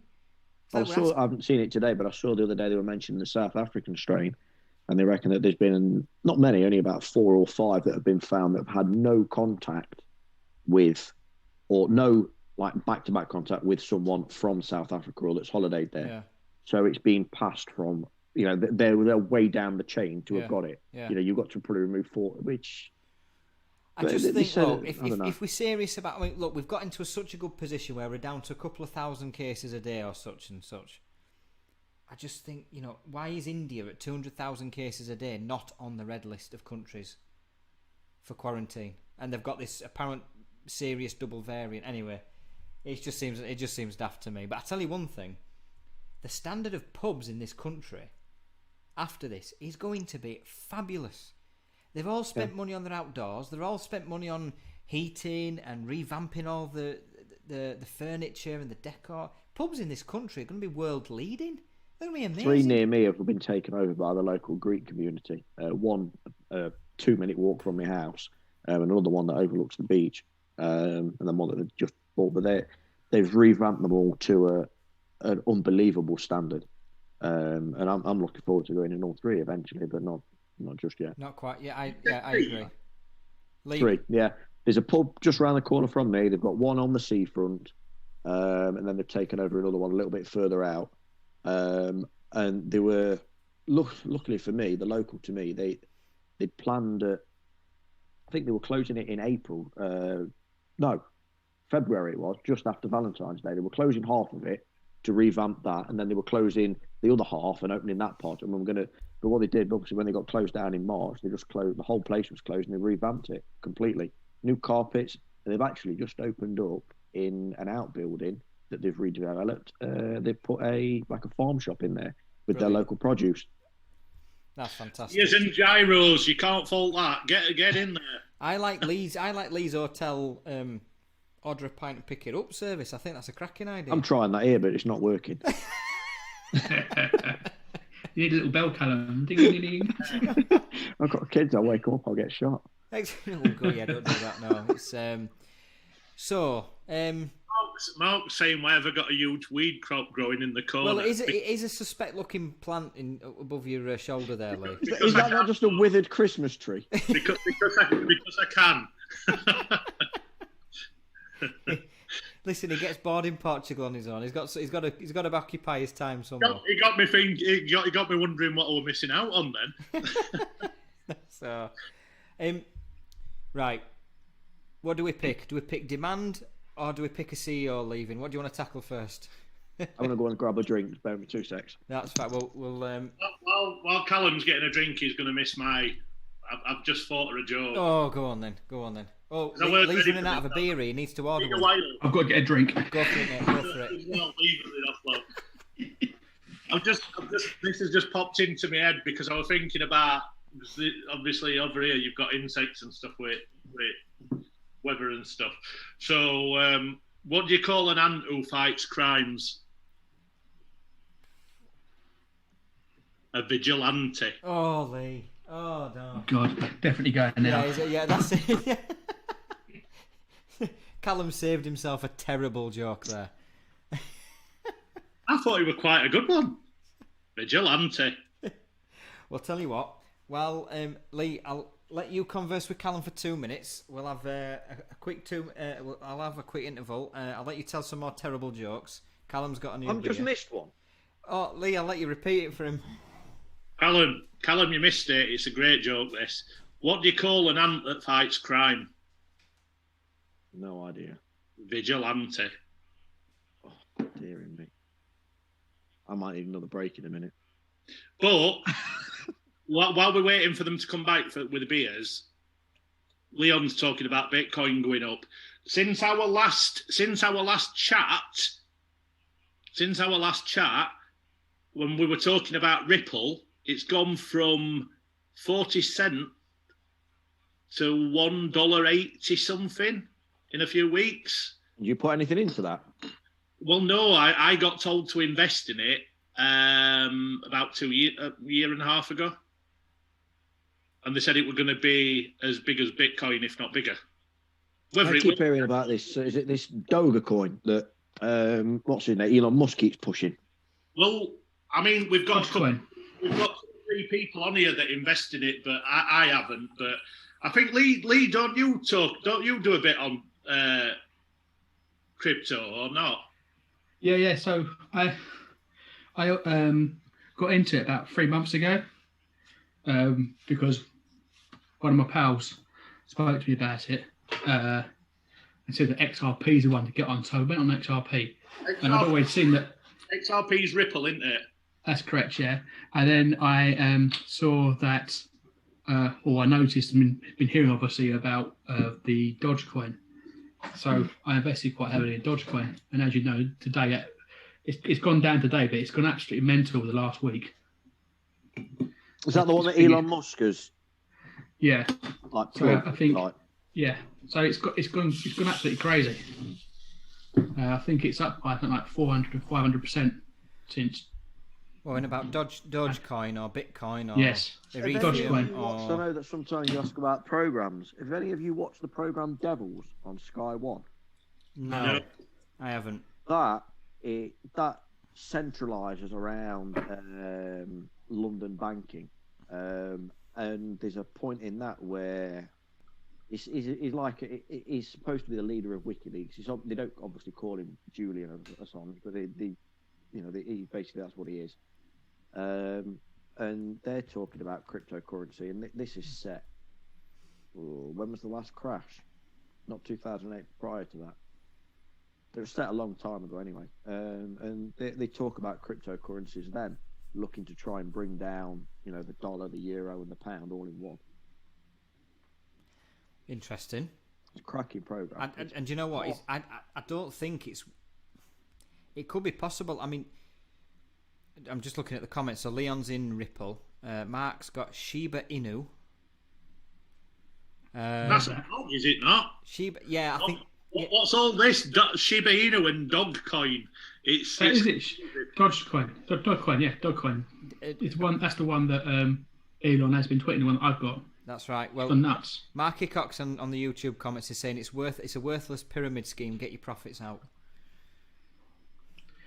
He must know something we don't. All I know is I got told to invest in XRP about 80. Well, Nathan, who's passed away sadly, but Nathan was advised to put a lot of money in it. Well, a lot, and he told me to invest in it. I'm talking. He were putting daft money in, but I would. But I ended up. I was going to put a few grand in, and I decided against it. Do you know Dogecoin or Dogecoin, however you want to pronounce it? It was started as a joke currency, and it's somehow it's become a serious thing. Celebrity backing, going back to what we were saying before, it's as long as you get the right people involved. Well, I was reading today because I'm a massive business nerd, so I watch Bloomberg, CNBC, so I keep a good track of all this stuff. It's worth $48 billion, Dogecoin. Yeah. In the last week alone, it's gone from 15th place to 5th place, the 5th biggest coin in circulation. It's bonkers. 48, but it's worth more, I'm told, than. Oh God, what were it now? They were comparing the value of companies to. Anyway, yeah, $48 billion in Dogecoin out of a joke digital currency. It's mad. That is absolutely. I mean, I'm still wrapping me around NFTs. The digital tags which claim ownership, I believe, to a digital asset, so it could be an image or a video or something. I'm trying to figure out how I can sell my first DGB post with an NFT. So trying to cash in on something. But yeah, there's some serious. But there was one. Go on. This is in the week. This is within the week. This is what it's up by. You can see there, 400 and 89%. I'm really pissed off I didn't buy some joke coins right at the beginning. So what did they go I from? bought them at 3p. So I was going to say 3 pence. They're 26p at the moment. 26. 26p. I'm doing all right. It's a decent return percentages wise, isn't it? If you've got enough in there. Right, I'm looking at the comments here. So Marky Cox is saying Shiba Inu went from multiple zeros, 0.1 up 4 decimal places. He's gone $1,000 to 50k, I think. I don't know if that's his earnings, but I don't know. I just feel like I should be sticking a few quid in some of these joke coins and cashing out in a few weeks' time and making some easy money. Yeah, but it can go down as quick as they go up, mate. So you never know when you get. I know. What fascinates me is Elon Musk is allowing people to pay with Bitcoin, which means he's probably going to have to allow other coins. The thing is though, like it's risking it. To me, it's not a currency; it's a commodity, and because it behaves in such a similar way to gold and other metals and oil, and the problem is if an investor decides to pay for something like a house full of windows, for example, and he goes, "Oh, I've got a few Bitcoins; it's worth whatever it's worth at the time," and he thinks he can pay for something at that point in time, and then the value of those coins drops, and he's going, "Oh shit, can't pay for this now." The value of money drops and goes up and down. It's just the way that we actually go about buying things. So you talk about it behaving like gold. Well, it doesn't. I can't rock into a Tesla shop and go, "Here's a lump of gold. Can I buy that car?" No, it'd be nice. So with Bitcoin you can. Yeah. But with Bitcoin you can. So I think it's just the swings, though, Lee. That's what I'm thinking. It's just. I mean, look, you don't see the swings in pound versus dollar or euro versus dollar like you do with crypto at the minute. It's. On the flip side of that, though, you could take payment for a house full of windows at whatever you charge, and you just keep that Bitcoin as an opportunity, and it rockets, and then you're just winning. I'm pretty sure this is why Elon Musk is doing that, and others will be doing this, is because they know full well the future is in digital currency, and if they start allowing people to pay in Bitcoin or Dogecoin or whatever coin they want, and they just sit on it as a reserve like a commodity, that commodity rises in value, and if they decide to cash in, they are sitting on a wad of cash. Absolutely. Because they know that they can afford to lose if they need to. Yes. But if they don't lose, they're going to win very big. Correct. So it's a smart move. It's the way it's going. I don't know. Maybe we should allow people to pay windows with it. I don't know. And then let window companies take your first chance, see what you get. Yeah. I don't want to derail this, but I'm going to quickly throw something at Lee because I'll forget otherwise. Lee, I would like to invite you, because you're a football fan. I know you love your football. I would like to invite you to do one of our new features. We've only done one before. We did a pilot with Mick at GQA. We're doing the 1 to 11s. You know that they do on Sky. What's that gone? The 1 to 11, where you pick your favourite ever footballers. Okay. And you being a big Arsenal fan, it'd be nice to get your theory and get one of yours up there, one of your 1 to 11. Your best 11. Best 11. For me, it'd start and centre around Bergkamp. Not now. This is another podcast. We're going to do it properly. We do it with production value and everything. There's intros and outros and pictures. And you're picking your players, so we want to invite you onto it. You know, I'm up for that. Can I do a dance, like a little entrance dance? Of course you can. You can do whatever you want. Yes. Right up for that. Of course you can. All right, I'd have forgot otherwise. We'll go back to Bitcoin and stuff. No, it's fine. Right, I'm at a toss-up here. I want to look. There's two big stories this week. The first one is the demand and what I'm calling the material crunch. So taken from the credit crunch, the material crunch. But also, I without getting too nasty or personal, but I think we should mention Custom Made CEO David Lang has left this week, the group. But I am happy to talk about either. Toss a coin. What do we want to do? Toss a dog coin. What do we go for? What do we reckon? Callum? I'm evil. Where do you want to go? I think the materials are... There you go. Good man. We'll wait for a few more beers for the last one then. You sure about that? The comments could be flying. Look, the only thing I was wait till later. So Skirt over one and then hit the one that's important. Let's say the important one is the materials crunch. I mean, look, it's demand is way, way higher than anyone thought it would be. And I don't think any of us would have been anticipating talking about running out of resin, running out of steel, running out of the very basic materials we need to make windows and doors. But here we are. So, I mean, I don't know if Lee wants to come in on this and sort of talk about from a steel perspective, because obviously, your knowledge on this, Lee, is way better than mine.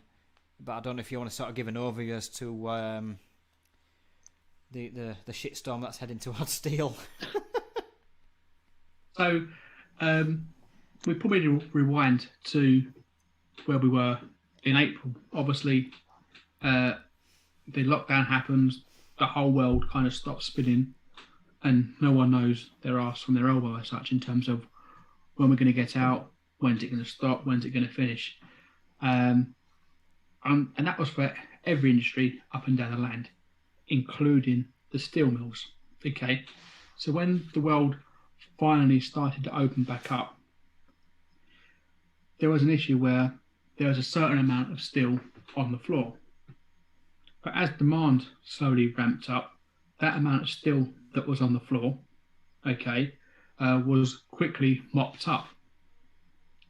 And then there was the issue that the guys that are buying in the steel, from abroad, and the steel mills weren't ramping up fast enough, because you can't just switch on a furnace to start making steel overnight. It takes time. There's a lot of effort that goes into that.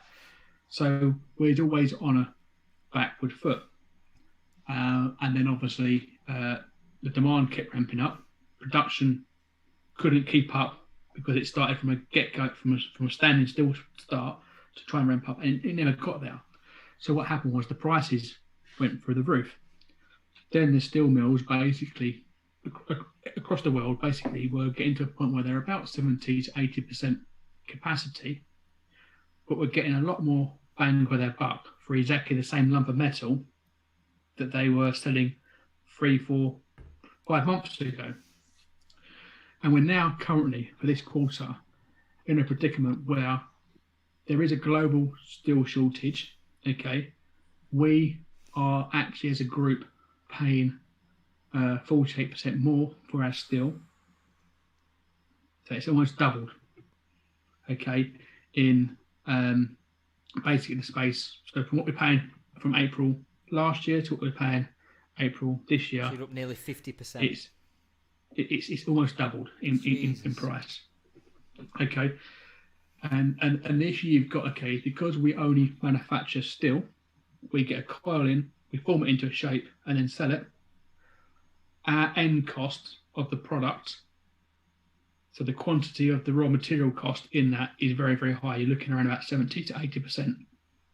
So when you had that, that's why you're seeing these huge swings in price.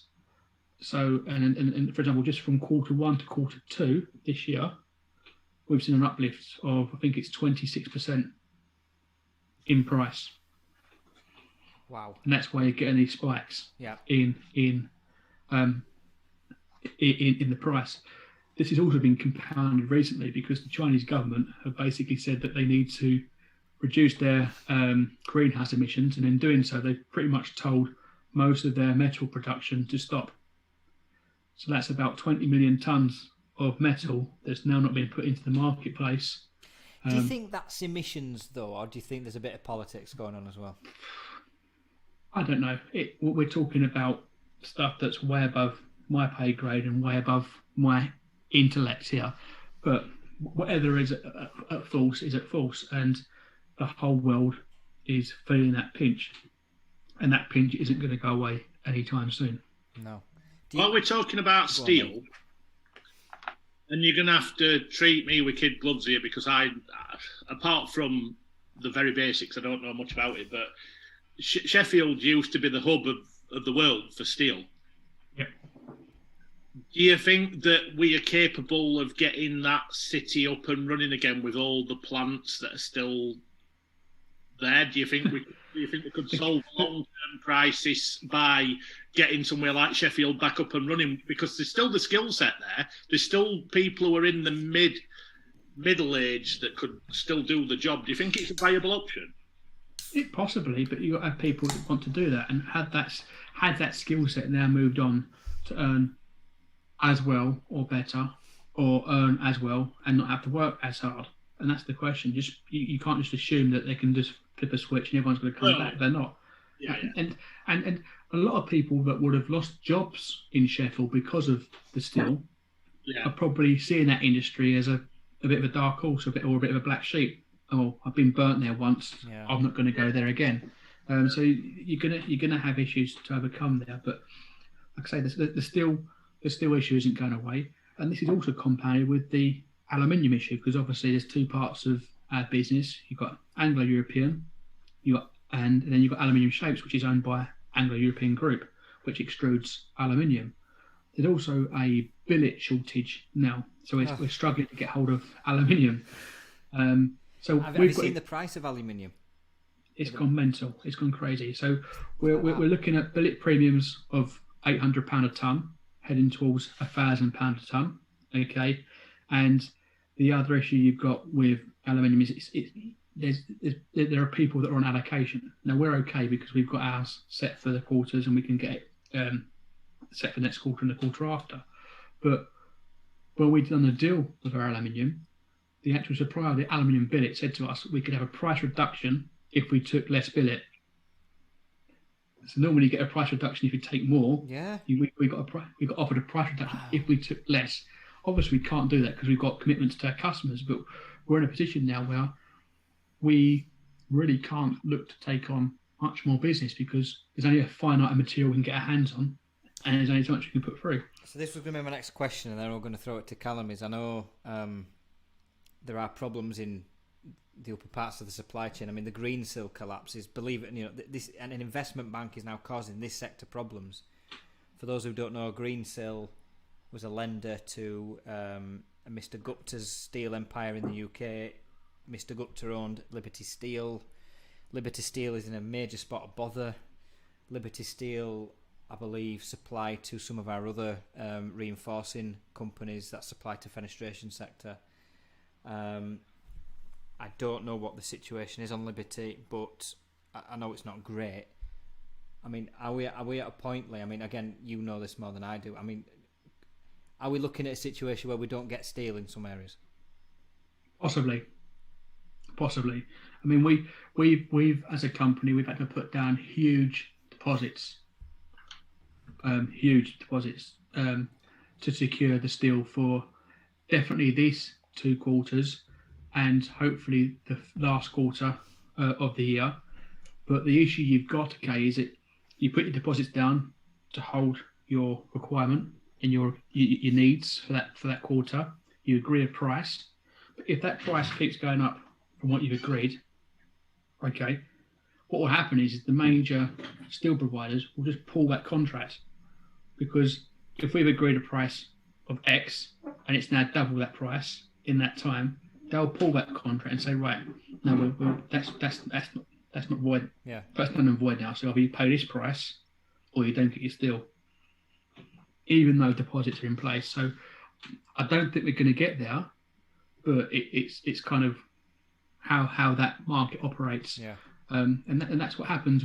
The further you go up the supply chain, the more industrialised it becomes, the more reliant it is on the raw commodities, and that's where the real sharks and the real mavericks operate.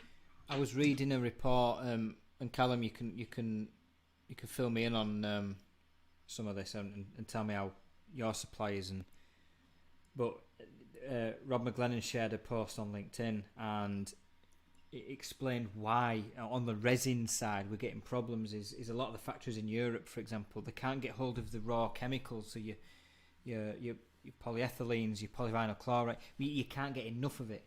So obviously as demand is continuing to ramp up, your manufacturers can't make enough of the base materials, the chemical compounds for the materials. You've still got transport issues. and there's no end in sight to that, because as more parts of the world open up, obviously it's great that we're booming, but as more parts of the world aim to open up, you're only going to get further. Other countries are going to want what you make, so you're going to get further strains on that, and that's where the worries about resin are coming in. But I mean, Calum, how are you guys? How are you finding product at the minute? There has been a lot of delays. I mean, I don't get to hear about a lot of it, just being as a feet on the ground. We just end up dealing with the fallout of it. But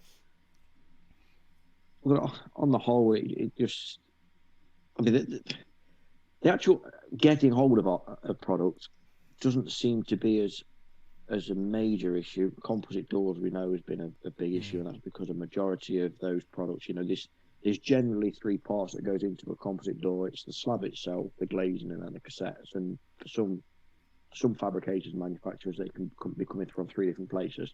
And the logistics of that, if you've got 2 parts that are in stock and 1 part that's out, you're going to struggle. We Consort, we supply the Vica, and most of the time, Vica have been true to the word and haven't actually been much of an issue in that respect. Not had many troubles with that, but it's the smaller items going out of stock. Hardware is one, and not necessarily the hardware itself. It could be one very small aspect of the hardware that's out of stock, which means that they cannot then provide the entire product, whether it be a screw or anything. I think one thing this is, not that we've not known it, but I think what it has done is it's brought into focus how utterly reliant we are on each other. Like you've just said there, Calum, if you don't have a single component, you can't send out the rest of the product until it's finished. You think on a hinge, for instance, you've got very few screws that go into the hinge. They're generally, like rivets. But you've got that one very small golden grub screw, which gives you your friction.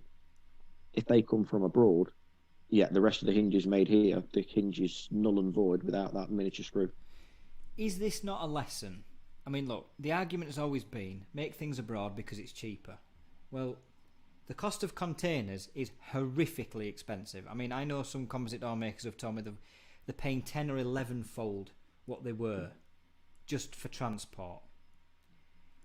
As these costs go up, that argument ebbs away because your profit margin gets eaten up by these much higher transport costs.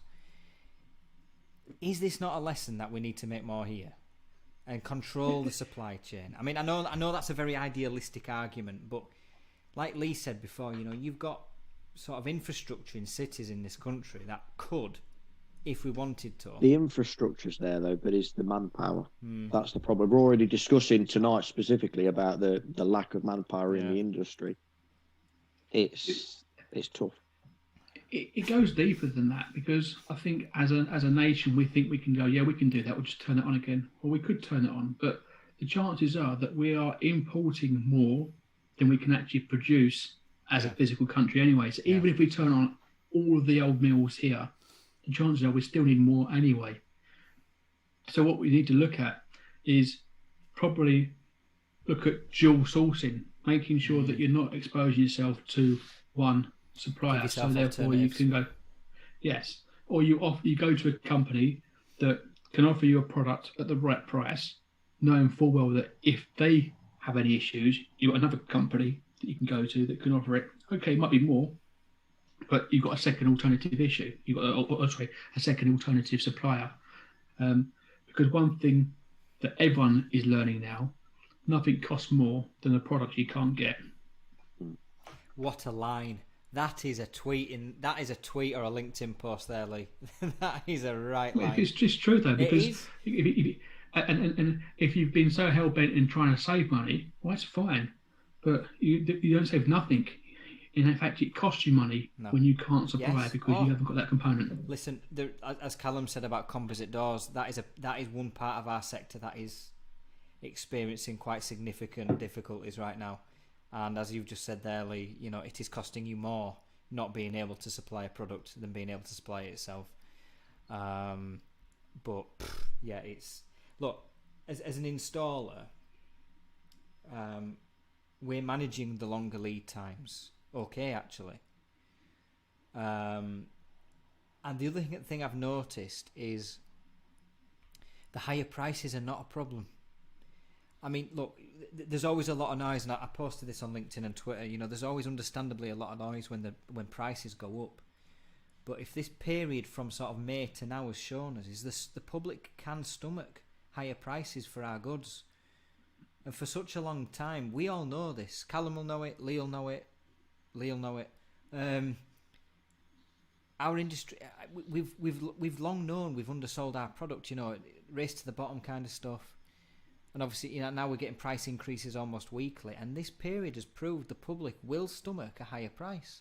No, they're not price increases though; they're just mere surcharges. Right. Well, I can tell you now. Okay, a lot of the main raw material suppliers, the steel, the aluminium, the chemicals, if they could sell their product at 80% capacity, for double the price, do you think they're going to sell it for half the price when they're at 50? They're not going to. We're never going to see the levels of pricing that we had pre-COVID. No. That's a fact. This is a correction. This is a major, major correction. I mean, like Calum said, you know, surcharges are meant to look temporary. We all know they won't be. But then again, I'm not sure they have to be. I don't think they need to be, because for a long time, our industry hasn't done. You know, cars have got more expensive, kitchens have got more expensive, holidays have got more expensive, windows have got cheaper in some areas. That's insane to me. Yeah, they're far more developed than they were. Yeah, so I'm not 100% sure on that. I guess it depends the way the world economy moves, because all of this is going to depend absolutely on supply and demand. The prices will only stop high when the demand's there. The demand drops through the floor. It will change, but it's not looking like it's going to at the minute. Go on, Lee. I think the reasons why the homeowners now are accepting higher prices are for two things. One, you can speak to any installer in the land, and any installer that can fit it next week for a cheap price isn't an installer worth his salt. No. So even the homeowners are now experiencing 3-4 months wait until they get their products. So they'll then go, oh, that's a long time. I'll ask this next person, and they're exactly the same lead time. Yeah.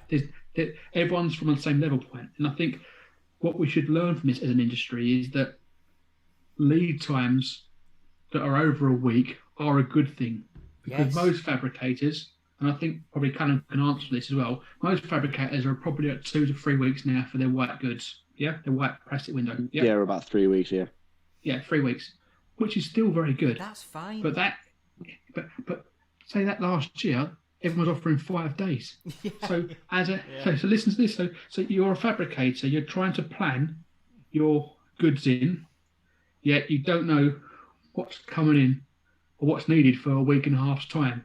So therefore, you put your pressure on your suppliers, both on hardware, steel, aluminium, glass, and they're putting pressure on that. So the fact that we all now have these longer lead times, these longer order books, as an industry, we've become a lot more professional because we can plan and see what is required. And then as a result, also the homeowners aren't going around the corner because they can get them fitted quicker, and the installer isn't going, all right, it's jobbing quickly because we can, and put these 2 windows in and bugger off. They can't do that because you can't get the windows in that time scale. A bit of breathing space is good for us all. I totally agree. Look, I mean, agree with that. To me, I hope that we've learned our lesson and we don't go back to composite doors in 3 days or 5 days or whatever it is. We've never needed it. It should never have been a thing. It was great while, because look, let's face it, the industry's been a certain size for 10 or 15 years. We've traded within a range, we've been a certain size, and then boom, you're hit with a suddenly massive surge in demand, and we can't scale up. And as Lee has just eloquently explained there, we've hopefully matured and understood the supply chain a lot better. And I don't think we need to be going back to, windows in 5 days, composite doors in 3 days. I don't think that's good for the sector. I just think it's exposed it's exposed, I don't know, I wouldn't say a weakness, but a fragility to certain parts of the supply chain, and I don't think we need to go back there. I think we need to just accept, things will take a few weeks, and that's okay. Who is it that sets those lead times, though? Well, because it's not initially the end, the end user, the homeowner, whoever you want to call them. It's not them. They don't demand their windows in 3 weeks. No, but lead times were sold as a selling point, weren't they? They were a USP. Exactly. So you go in there and you say, "Oh, we're going to be 4 weeks." Someone else goes in and says, "Oh, well, I can do it in 3." So now their mentality is, "Oh, it should always be 3." Yeah. They tell their friends, and they go, "Oh, well, actually, someone else will come and do it in 2." And it's just a cycle of pushing. Let's take a step back and stop being pushed. Yeah. And ultimately, we're going back to the surcharges and the prices. Who should pay the ultimate price for the product that we're producing and that we're buying? We are middlemen. Lee himself, he's a middleman, and so am I in most respects. He's a middleman with the steel that he buys raw material and makes it. I'm a middleman. The company that we work is that we're a middleman buying the all the products and then putting it together. But who ultimately should be the person paying for that? It is the person that's had the window fitted in the house. Absolutely. Not you losing your profit, not us losing ours, and not the window installers losing theirs. Yeah, totally agree. The person that has the product at the end. Yeah. This comes back in a full circle, because it comes down to this industry is held to ransom by the salespeople within it on the very forefront of selling to the consumer market. And this comes back to, the skills and the training. It's not just fitters we need, it's proper quality salespeople who are aware that they're selling rather than sale. Correct. Yes. And selling the right product to the right people rather than trying to get a quick buck by selling the quickest option that can get out of the door. And this is what I'm talking about. When we get back to the skills shortage, it's not just fitters, it's not just people within the supply chain, it's actual salespeople that need the skills training and the marketing even it goes down to the marketing. You need to be selling solutions. And I've had this conversation a couple of times on these. And it's not just this industry, the salespeople in trades, because the tradespeople, the joiners or window fitters or the plumbers or the locksmiths. Locksmiths are a prime example. They come and they just do the job. They want to be in and out and make the money, get out. That's not the way. It's not the way to build the industry. No. We've got to be selling quality solutions. And if that means people waiting and paying the right money, that's the way it needs to go. But there's that much of a rush. And it's not just price. It's getting the job done as quickly as possible. Look, and that needs to change. The whole attitude needs to change. Look at other sectors. I waited 3 months for my new sofa, and I knew that was okay. And that's fine. Yeah. 3 months for a sofa. It's handmade. It's made to made to spec. So I picked the fabric, picked the material, whatever. If it came in 2 weeks, I would probably be worried. Like, who stitched it? Who's put it together? Am I going to fall through it if I sit down on it? I mean, and this period from last May to now has proved, and. Look, I'm at installer level, so I deal with this all the time. People will wait. People will pay more. It's as simple as that. That old argument before this, where people won't wait. No, it's people are so price oriented. People will though, but not all people. And I think it's still a minority that will wait and will pay more though. I will say that. I think from the feedback I get, it's still a minority that will wait and will pay more. I suppose it depends on your clientele. I mean, look, we're lucky. So I mean. Where we are, we work, so B&P in Wakefield. I've got to be honest, our clientele, it's the wealthier end, it's the older end, where they're not in a rush. They've got a lot of disposable income. They're not in a rush for anything. But there's other companies who are more sort of finance focused, younger demographic, where they want it like that. That's where it's probably going to become a problem. I've got to be honest, we're a sort of a niche business at the higher end, so our demographic's probably different to the general demographic, but I think if you're selling the very quick fix options, the bog standard basic doors and windows, they're going to expect it quick. But if you're offering people a solution rather than a quick fix, which is not happening enough, and that's in every trade, that's not just in our trade. people are more prepared to wait. But if people are going in selling the bog standard options, and it's like I've said to you before, I've had salespeople with trades try to sell me the basic stuff, and it's not about price. It's never been about price. It's about what solution can you offer. What I didn't know until I got in this industry, I didn't know that you could have different colours, different foils, different hardware. I thought the windows were just bog standard. You bought it off someone and it was the same hardware, and as a consumer, okay, it's changing. We spoke about this earlier and Lee mentioned it. Consumers are getting cleverer now. They're researching before you get there. But even still, the salespeople in this industry need to be not salespeople. It needs to be advisors. It needs to be they need to be educating the consumer. Even though the consumers know more, you've got to be presenting options rather than selling to them. That's Here's one for you on all this. Okay, you've got to start looking it down. So let's say there's 15,000 installers in this country. Yeah. How many of those installers have actually got a showroom? Yeah. Well, okay. Not as many as I thought, Lee, to be fair, because I've been doing the virtual showrooms and I thought there were a lot more. There's not. Now, I'm not saying that there are people out there that haven't got showrooms that can do a very, very good job and do a very good job as well. Okay. But most people who pick up the phone to speak to an installer of windows will pick up the phone and say, right, I need these windows installed. They'll come along. They'll look at them. They won't look at the property. They won't look at what the homeowner wants. They won't ask what the homeowner wants.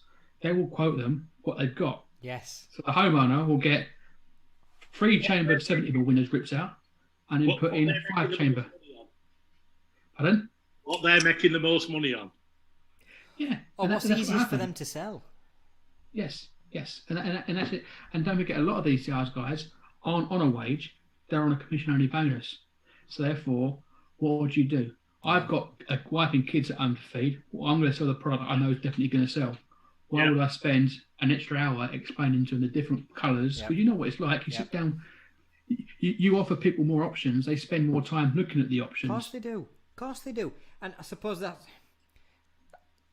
where I've been lucky. I mean, I probably wouldn't have got into this industry if our family business had been a typical sort of hard sell, high pressure, shiny white kind of company, but we're not. We're much higher end.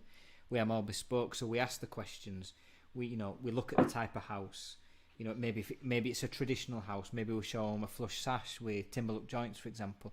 We take the time to understand the character of the person, the character of the house, what they're after, why they're changing it, the reasons for changing the windows. So we can sort of show them, go, right, this is the information we know. These are the reason why you're changing it. Why don't you have a look at this option? And why don't you look at that option? That's still a selling process, but in a much more informative and inclusive manner, as Lee were getting at. And you know what? It bloody works for us. You command the higher price for it as well. Exactly. Yeah, and the lack of and this again, this is not our industry; it's trade in general. The lack of I don't like this word, but upselling the products that people will buy while you're there. I mean, you look at the stuff like the blinds now, the integral blinds, the different features of the hardware. This is all stuff that customers will buy if you spend the time educating them of what the options are. Now, and this is what I'm saying. I don't know how we solve this, because it's an attitude and a general. I don't know how to. It comes from the ground up, Lee. You have to have an attitude change on the ground. But the people who are selling the service are not naturally salespeople. Most of them. Some are, but most of them are not. But then there's no qualification to being a salesperson, is there? There's no way of being. That's it. Yeah. So if you go,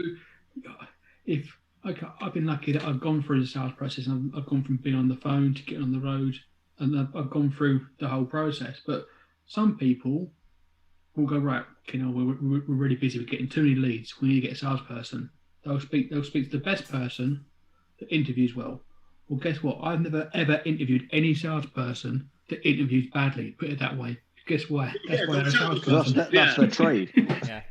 Yeah. So that's the point. So you don't know what sort of salesperson you're getting because they always interview well, because their job is selling themselves, and exactly. Yeah. So that's the issue you've got. So you could have any Tom, Dick, and Harry selling windows, doors, whatever it is. Could you not convert that with an ethos? I mean, the ethos of our business is bespoke. It's listen to the customer. It's understand what they want. It's craft what them.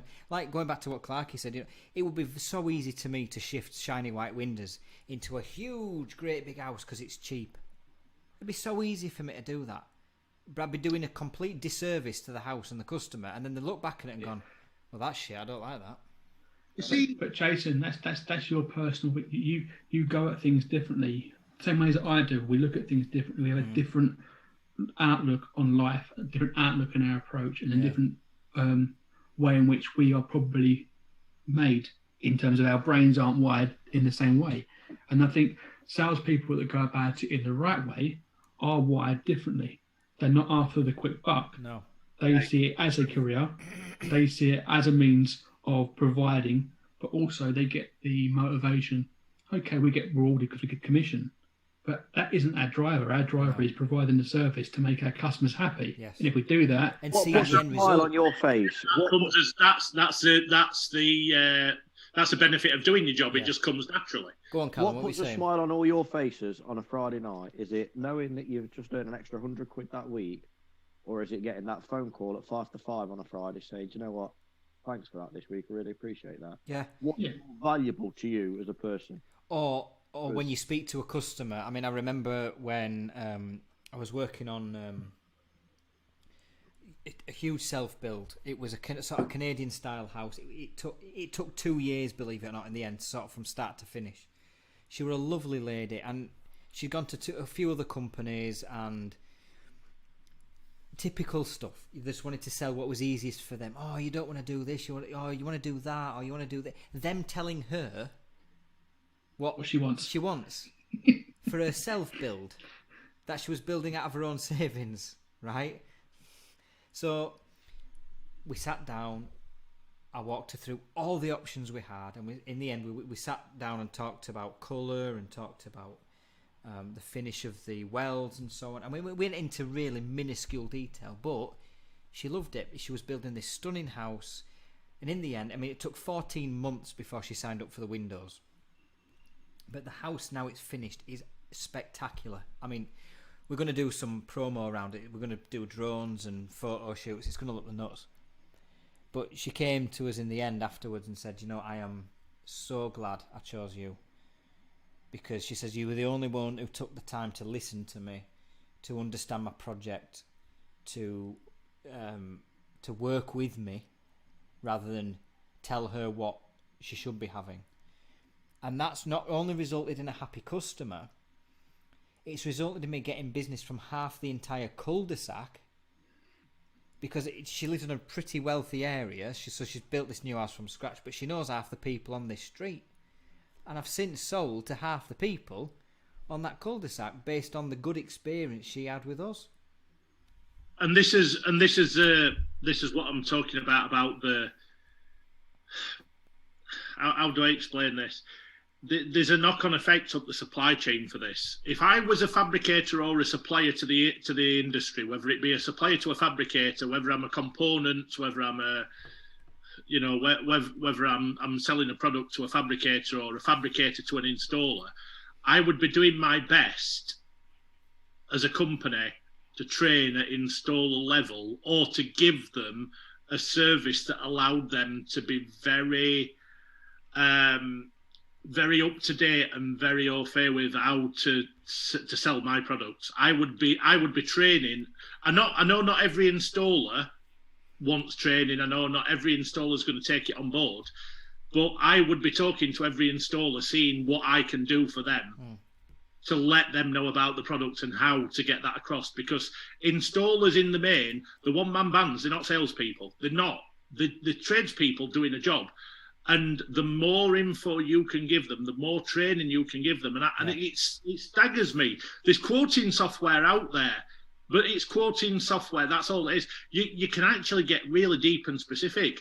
If somebody came to my house and they gave me a full range of options, I'll guarantee you I'll spend more than the normal salespeople would sell me. I'll guarantee you that now. If I was, Mate, you're a salesperson's dream. Do you know that? No. Forget that for a walk in there with triple glazing, you walk out a millionaire. But I want to know what the options are now. Whether I take every one of them is probably not. But I might take one or two of them options that I wouldn't have known about. You take 18 out of 20 of them. You're a salesman's dream. I might take 20 out of 20, but the average customer might only take a couple. But them couple are going to feed back up the chain, and it's how we get them across. I know what you're saying. And this is what I mean. The salespeople that are out there, the majority of them are not salespeople. No. You are a salesman's dream, though. If I walked into your house, I'd be like, whoa. Depends what kind of mood I'm in. It's a tough one because it's not an easy. Salespeople are the easiest to sell to because they know what's happening, but salespeople also know what. I think to a large degree, they also know what they want already, so they're already mentally prepared to spend money. So salespeople are generally easier to sell to. I've found anyway than probably any other demographic, but. Yeah, you mean because they've already done the research and so they already know what they want? Yeah. Rather than someone that's going to change the mind a billion times before. Yeah. I find a lot of salespeople. Yeah, they already know what they want. They've done the research. They think they can haggle, but they know they're going to pay whatever the end price is going to be anyway. And like Lee's just said, but the reason that they want a little bit of haggle, but honestly, I've had things done in the house recently, new carpets before Christmas, but I didn't haggle on the price because I asked the price and I was like, it'll be that, and that's what it's going to be. Says and if it's a reasonable price and you've got a ballpark figure, I mean, actually, when I asked the price, he came in at 200 quid less than I expected. Because you get a feeling, don't you? You listen and you learn, don't you? And you think, well, you have a range in your mind, don't you? And you figure out, well, that's probably within. I went to a semi-national carpet company, and then I got it from a local company. The semi-national company came back with a price of nearly 850 quid. Right. And I was like, nah, there's something not right there. I was expecting about 600 quid because of the intricacy of the shape of the landing and everything. I went to a local company and they did it for less than 400 quid. Didn't even, and I just knew it. And my instinct told me that 850 quid was a lot when I knew how much the square meterage for carpet was, and I'd done my measurements. Was that just for the stairs? Stairs and landing, yeah. That is a lot. I mean, look, we moved in, so we've got a red row house. They wanted £1,000 just to put carpet in the lounge. But you don't. I'm going through the process of buying my first house, and again, we're doing exactly the same. The price, we've got the whole house quoted by an independent. And part of the deal of buying a house, I knocked them down, and they said they're chucking £2,000 of flooring. They want to charge me £2,000 just to put laminate flooring on the bottom floor. I'm like, you're having a fucking laugh. Get this. So I'm moving. We're picking his options for his house. So we bought it from scratch. Lee, I've told you this. They wanted £160 for an outdoor tap, but only 30. But is that it? But only 30 quid to upgrade to a double oven. 30 quid for an extra oven, or £160 for an outdoor tap. Well, how does that work out? Because they've got them in stock. Crazy. But We've been quoted £480. £480 for the outdoor tap. Yeah. Seriously. Have you paid that? How about fuck? I'm going to say. Does it come with? Have you got your own well and constant? I'm going to say, I think bringing it from next door, carrying it over every day. I said to him, for that price, I need a new drill, so I'm going to buy a new drill and buy a fucking drill bit and draw an hole for the wall. £480 for an outdoor tap. Yeah. Jeez, who's your builder? Walton Homes. Wow. I know, it's crazy. So, I tell you what, I'd like to be that plumber. I'm going to say. Yeah, I know. We talk about our prices. Say that again. When we talk about our prices, I know. We're extortionate. We're in the wrong industry. I'm going to say we need to be plumbing. Yeah. We want it, honestly, some of the extras. So 30 quid for an extra oven astounded me. So I thought 30 quid, yeah, just whatever. They wanted £2,000 to turf the back garden. Just turf. That's it. Just turf. Shit turf. Not AstroTurf. No. Just shit turf on shit soil. So I had to get so I got my own guy in to do that. And I was going to say, did you pay? If you obviously didn't pay, but I found from new build, we're in a 15-year-old house. But if you have it done by them, you'll need it landscaped again because our whole garden's gone like that. Oh God! Straight into the manholes where they've got a manhole in the middle. It's just sunk. We haven't got a manhole, but when we moved in, we were 2 months away from having Spencer, so we didn't have to. So we just temporary turfed it. So we're having the garden landscaped end of this month, to how we want it. You need a hot tub. No, you're selling a hot tub. You want me to buy your hot tub. That's what you want. So, finish your garden off beautifully. Yeah, I'm already spending a lot of money on it already. But I've had to wait 10 months for a landscaper just to get to my house. So they wanted £2,000 for turf.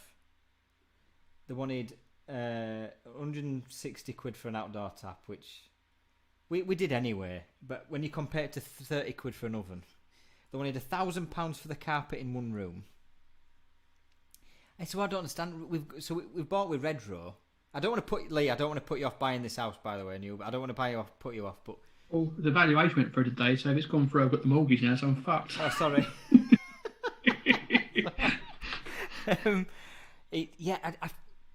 Redrow's a good builder. They just fall down on certain things which would just finish off. Like the optional extras are stupidly expensive, and the windows and doors are shite. They're crap. What do they use in Redrow now? Not Monster, is it? No. Do you know? I'd have to have a look. I'll open the window and try and figure it out. But it's.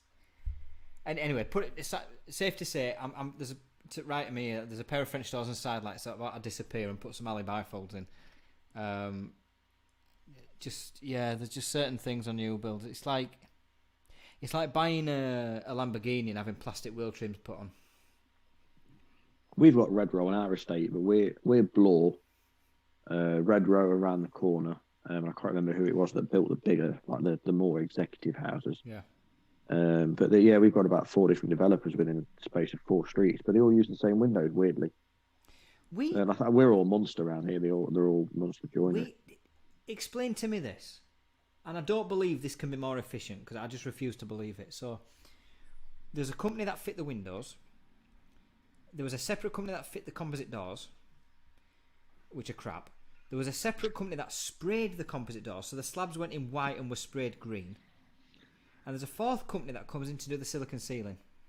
Yeah. Because they wait till everything's been done. I was speaking to someone the other week, and the composite doors, they tend in new build, they come in pieces. So you've got your timber outer, and then you've got PVC.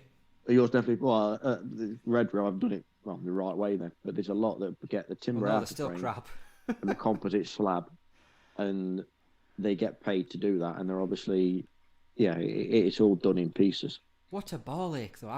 Having to source 4 different trades just for windows and doors. Here we are. Sorry because I've just missed that last. I had to have a quick toilet break. But whereabouts is Calum and Lee in country? What rough location are you in? I'm Western-super-Mare, right on the coast. Oh wow, okay. Southwest. About you, Lee? I'm Cannock at the moment, but I'm still staying in Staffordshire, but I'm like West Midlands basically. Right. So what are the house prices like in your regions? Stupid. That's because you're near a coast. Well, do you want to know? Actually, our houses here are cheaper than in Bristol, and Bristol's very expensive. But I saw a post the other day because I was looking. If you want to buy the average 3-bedroom house within Bristol, as a first-time buyer using a 5% mortgage, you need to be earning £500 short of 60 grand a year. Wow. Is that a detached?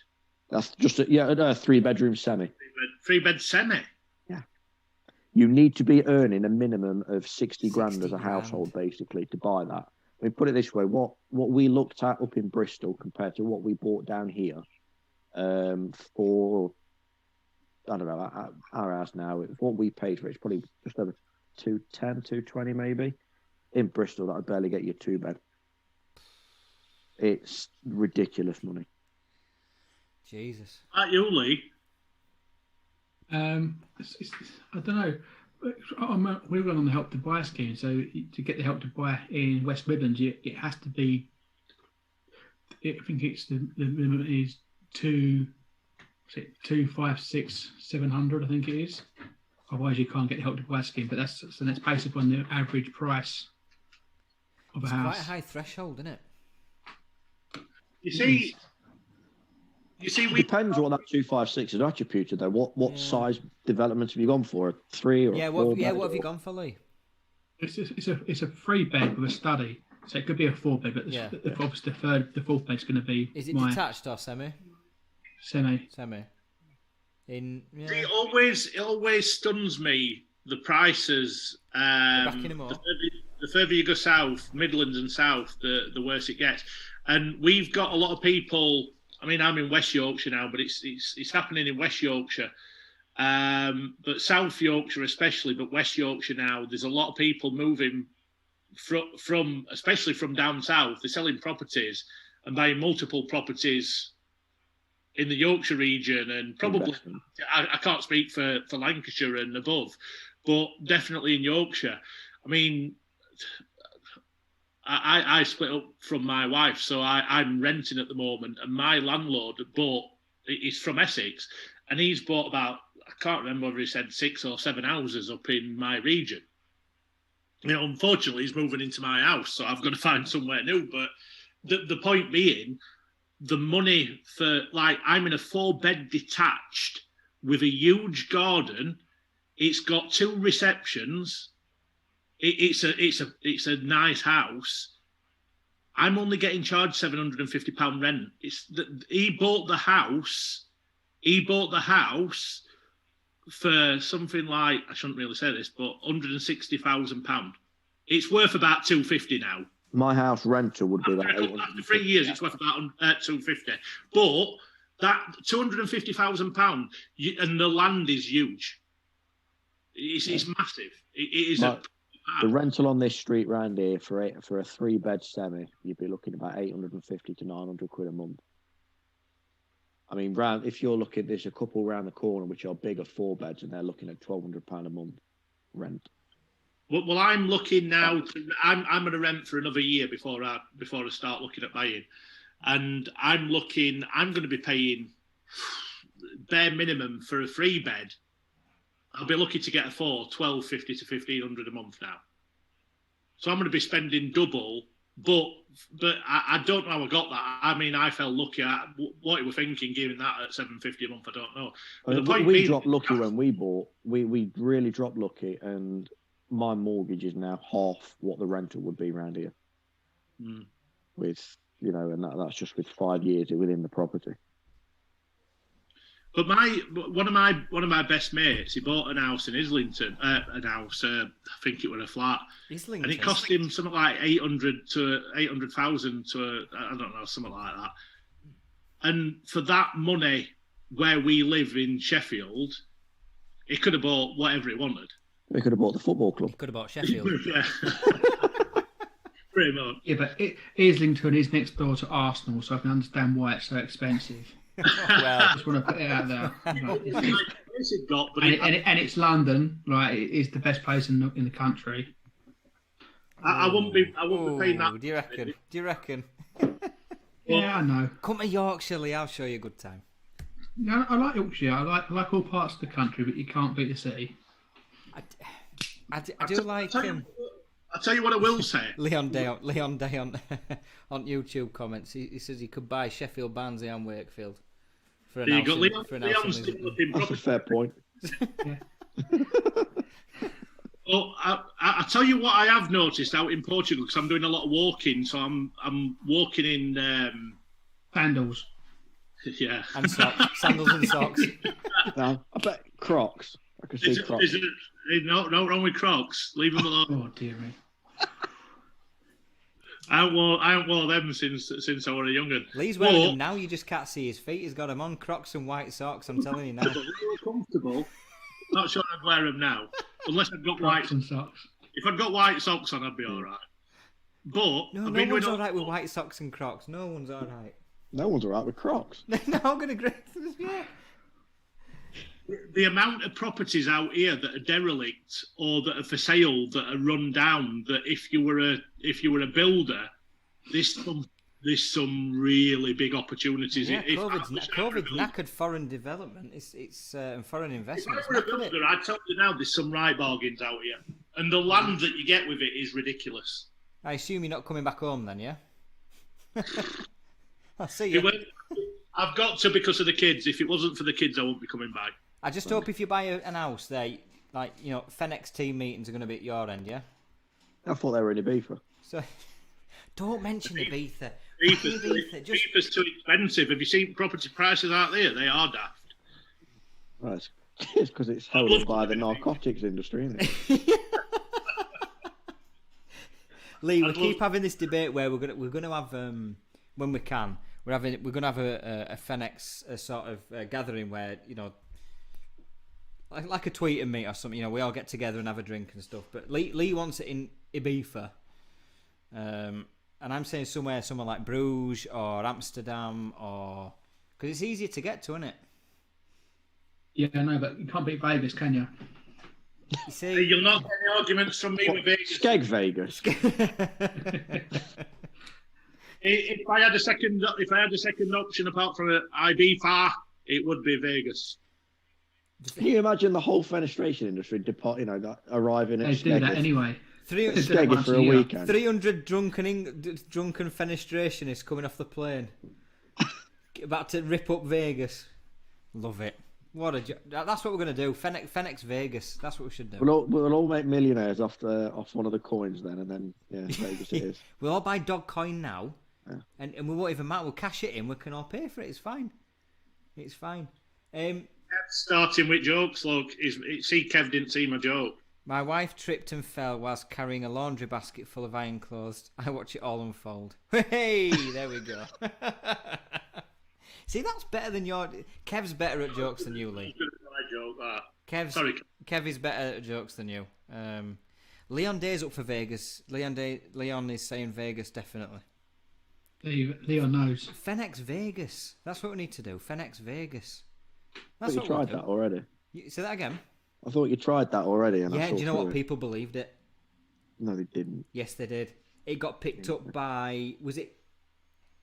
Glasson Weber and an American fenestration. If they're willing to pay, let them. As a serious, and the thing is though, I don't know if Nicola's watching.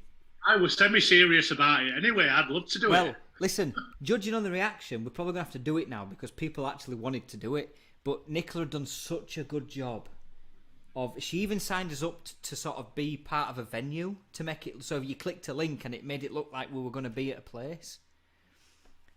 And people believed it, and it got picked up by an American news outlet for the fenestration sector over there. And Didn't they used to do GlassX over there some years ago? They've what's it called? Glass America. That's in Vegas or near Vegas. Have you been to that, Lee? No, I've never been to that. I just did not. Probably not working and getting too drunk and doing things I shouldn't do. So just stay away from sort of situations. Well, you could do it in Monaco. Monaco's a good night out. Ooh, Monaco sounds good. Fennex Monaco, Lee. What do you reckon? Do they still do Grand Prix there? Yeah. Yeah. Nathan were trying to get me to get on a boat on Grand Prix we're on. It sounded like a great idea, but it sounds like a cracking idea. I don't know. I can imagine that being very, very expensive. Well, yeah, Nicola's watching. She's just put a comment on YouTube. Yeah, we lied too well, and people believed it. But it did show an appetite for it. So I don't know if maybe in a few years' time, Lee, once we've built it up, we might have to go out to Vegas and do a Fennex America. What window would you take out there to pitch to the Yanks then? Oh, I don't know. Because if they're going to pay for it all, you've got to. Well, they've got loads of money. What's exactly. expensive here? We can sell them. Everything at minute probably, but externally glazed plastic that we no longer want. They call it vinyl though. It's vinyl. It's not PVC. It's vinyl. Vinyl windows, and they don't call it cladding. They call it siding. So vinyl cladding and vinyl windows and vinyl siding. All of their windows, you're guaranteed a square hole because they're all fitted into timber, aren't they? Yeah, most of their housing stock is timber. Yeah, it's pretty squared up, so pretty easy job. But I'd love to take Fenix to America. That'd be awesome. Love to do that. Not on April Fools. Well, my travel plans. I'd go anywhere. No, that's fine.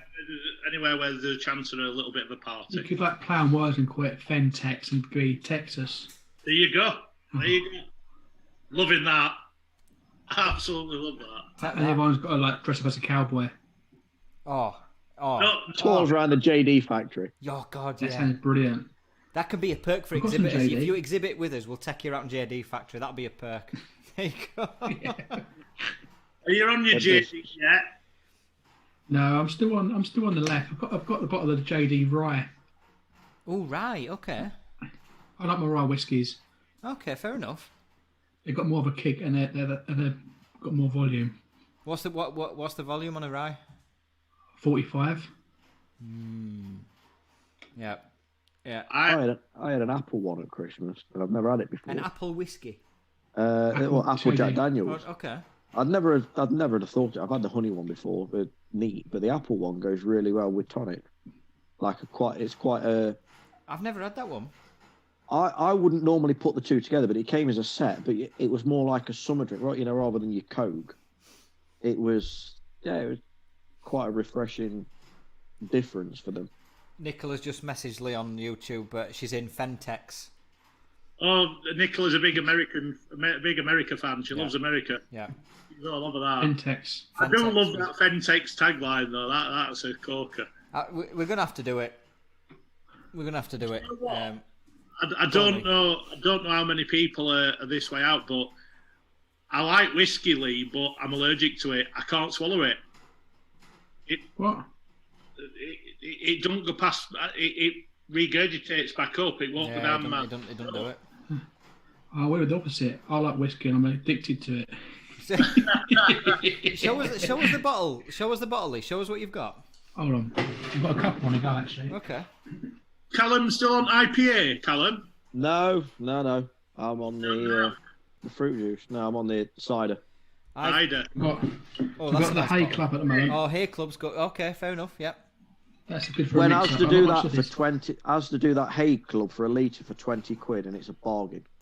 Oh, white label. Yeah, it's right. It's nice. It's good. So well, I prefer. Well, sorry, Lee. I prefer the Jim Beam rye. Oh, I like Jim Beam. I like a good Jim Beam. Jim Beam rye is nice. I like a good Jim Beam. See, I'm a craft ale, real ale person. Me, I've got this as well. Look, hold on. Go on. I'm on. So I've got I've ordered a second. I knew it wouldn't last me. I ordered a few weeks ago. Lee, do you remember me showing you? Oh, you've got moonshine. Oh, moonshine! Yeah. Wait there. I keep getting told to try the Japanese whiskies, the Yamazakis. Yeah, it's nice, really nice. When I worked for Widgets, Dan Gill, the owner, bought me a real nice Japanese whiskey. It was beautiful, real nice. Definitely recommend Japanese whiskey. So look, and they're not overly expensive, but they're obviously not particularly cheap. No, and they're very clean on the palate as well. Yeah. So I've got that. I don't know. Bear with me a second. I'm just going to go on. I'm going to grab my charger. My battery's dying. What is that? What percentage is that? So that is 25% volume, 50 proof. Oh, this is 100% proof and 50% volume. Look. Wow. I picked this up at oh God, where did we go? It was some trade show a few years ago. Is it the toffee apple one? It's a moonshine bitter rose liqueur. Moonshine. Okay. But that's made in London. I can't miss this opportunity while we're doing this. What's everyone drinking now? It must have changed. We're at 10:30. People must have changed by now. This is from South Carolina. This is the Rose Shield. Oh, nice. Nice. I'm a vodka drinker, Lee. I like my vodka. I've got a vodka in the freezer as well. Okay. Well, it's going to be a good night. Vodka's my favourite, but I'm a bit of a Jaeger fan as well. I know that's a bit. I tell you, I like Russian Standard vodka, but if you have Russian Standard, they do a platinum edition. Yeah. Which you can get on Amazon every now and then for about £24, down from about 30 quid for a bottle. Well, it's so nice. That's out not bad. Neat out the freezer. It's beautiful. See, I'm a craft beer, craft ale. Totally, that's my barra. I bought a few weeks ago a lockdown survival kit from Brewdog. So it's a box of 24 cans. Most of them are one-offs and specials. And I was trying to save it for my mate's barbecue we had last weekend, and I cracked into that way too soon. So I bought another one. Another 24 packs. So I've just fetched this out of it. So this is a sour hazy IPA called Fake Empire 6.2. But yeah, Brewdog for me at King at Craft Beer. That's. Do you follow James on LinkedIn? Do I follow James Watt, the owner? No, I do. I follow him on Twitter, but not on LinkedIn. Yeah, he's always posting on LinkedIn. Some of the stuff he does is just amazing. As a company, their ethos and the way they go about themselves. Well, have you seen The Forest? Yeah, I think that's amazing. I love that idea. Just I mean, what have they bought? Is it 1,000 acres? 1,000 acres in Scotland, yeah. And they're going to plant trees and going to build their own forest, Lee. How good is that? That's fantastic. I think when the box came, it says it's a carbon neutral box, so they're the only brewery, as far as I'm aware, that are a carbon negative. Yep. Carbon negative. So they extract more carbon from the environment than they emit. How awesome's that? And you can get pissed doing it. So, so I'm all for that.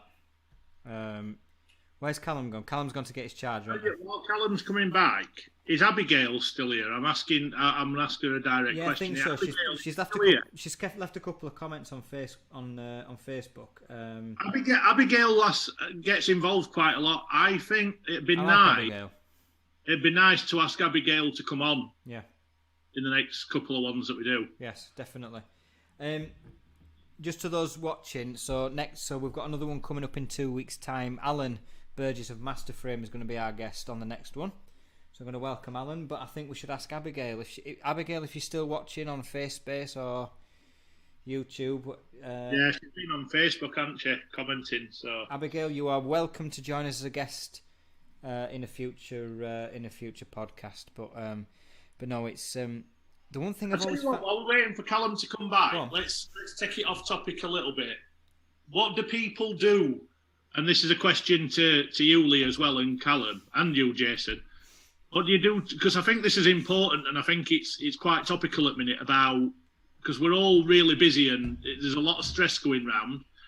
What do we do to unwind after work? Smoke cigars, drink beer, and play guitar. Yeah, that's about right. Sounds good. Calum? I can't play guitar. Okay, you do the other two. No, do you know what? I had a cigar since my 30th, nearly 3 years ago. But I've got an old Edwardian style desk, with a leather top. Yeah. The leather insert, and I've got the wooden drawers in there, which obviously smell like wood. But I've got a top drawer in there, which has got all my cigars in. And my youngest, who turned 2 on Wednesday, will open that up, stick her head in, sniff it, and go, "Oh," and then shut the drawer on me. But there's no, if you genuinely, you go and you'll have a smoke. I'll sometimes, if you had a bad call at work, I'll open the drawer, just get a waft of the cigar smell, and that's then enough. That's enough, yeah. And shut that. And it is. I've got some. I've still got the some packets that were before you couldn't print them anymore. Right. Before they had to be blank. Yeah. I've still got some packets that are still sealed that I'll keep. Wow. I haven't had a cigar since my. God, I was that drunk. I don't even know if I had one at my wedding. Did I have one? You did. I'm just laughing. If I had to do that, Calum, if I had to go and sniff every time I had a bad call at work, my drawer would be permanent. I'd be sniffing cigars all day. Is that why you've got that tree growing in the background? I'm going to say he's not sniffing cigars anymore. Big ganja. I just live in that plant pot. It's the only way. It's the only way you can chill out. I've got to be honest. So, I've always had a bit of an issue with beer. I have an addictive personality. So, Lee's seen it in the past. It can get on top of me. So I do restrict myself to a Friday and Saturday. Otherwise, it does get out of control. So, I suppose this is why I like doing these, because I get to have a catch up with my best mate. I mean, look, Lee, who I've worked with him for years, and he is my best mate.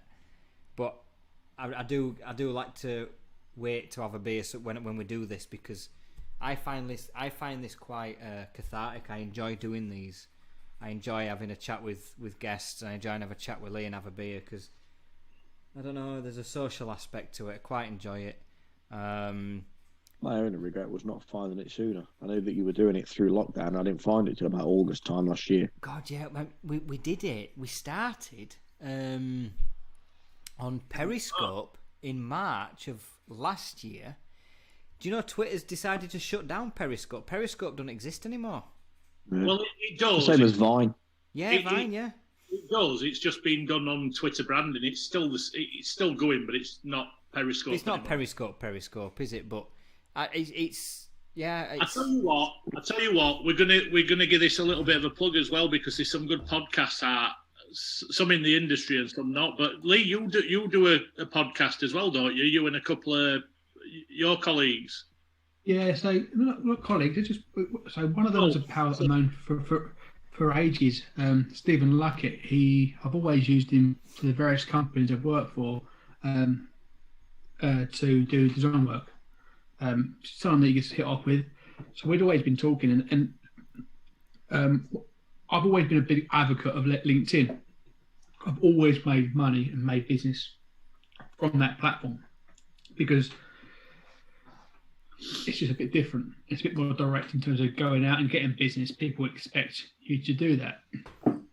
So I was chatting to him. We've always been speaking about it, but there's two pals that I've made on there. One being Craig Brooks, who works for Correct Choice Windows in Sheffield, and the other guy is called Vic, and he supplies IT and equipment for companies up and down the land. And again, we're just four people that kind of hit it off through LinkedIn, but it was at a time through lockdown in last year where LinkedIn become different. It changed. It was no longer a platform where everyone was trying to build themselves up, looking for jobs. It became a platform where people actually become themselves, promoted themselves, and actually won business because they were promoting themselves, if that makes sense. Because ultimately, you buy into the person first, then you buy into the product. Yeah. It could be the best product in the world. If the person you're buying from you don't like or can't communicate with them or don't get on with them, it stops there, doesn't it? I got a sense as well, Lee. I don't know if you thought that you got to see people's personality a bit more. I mean, Craig's a good example. He's done the videos the parody videos where he's taking the piss out of business people. He's got the cigar and you know, owning 17,000 businesses and all that sort of stuff. It gets really good. Do you know the thing is though, and I'll back you up on this. I think that the podcasts that most people take on board and the people that keep coming back, whether it's in big numbers or just regular, that's nice. You know, you're viewing people. There might be a couple of dozen, there might be thousands. It's the people who are being themselves. There's nothing worse than watching a podcast or listening to a podcast that's scripted that you know is straight off a piece of paper in front of them, and you can see them reading it, and it's like, oh my God, just put me out of my misery. Put me out of my misery. And that's why we've done it, because we were all chatting about certain issues and things that have been arisen from lockdown and what. And look, the three of us, or four of us, sorry, we all on the same page. We all speak the same. We all drink. We all F and Jeff. But like just because we drink and F and Jeff doesn't mean just because we F and Jeff doesn't mean that we're not professional. No. Because being professional is about delivering on what you say you're going to deliver. Yeah, getting the not job the done. way that you act. And that's where we come from. So we thought, let's put a podcast out there and raise and ask these questions, but from a realistic point of view, not a commercial point of view, from real people, how they see it. Yeah. And it's kicked off. We've not done one since January. And Really? I'm still getting inbox messages. Yeah. I think we've done 4 in total now, but we're getting asked all the time, when's the next one? When you could do it? Do you fancy a collab? Because me and Lee have watched them, and you know, you take an approach like we've got on here, you know, a nice, relaxed, sort of upfront, sort of unscripted approach. I mean, what if we did like a super collab, something like, some. I'll put it to them. I think they'd be up for it. I mean, we've never done a live one because we're so more. I mean, I'm being quite refrained on this one. Don't you know be. what? To praise you. You don't have to be as well be it. We do let go a little bit. We're not over the top, but we do let go a little bit. You know. As long as it's not libelous, you're fine. Don't worry.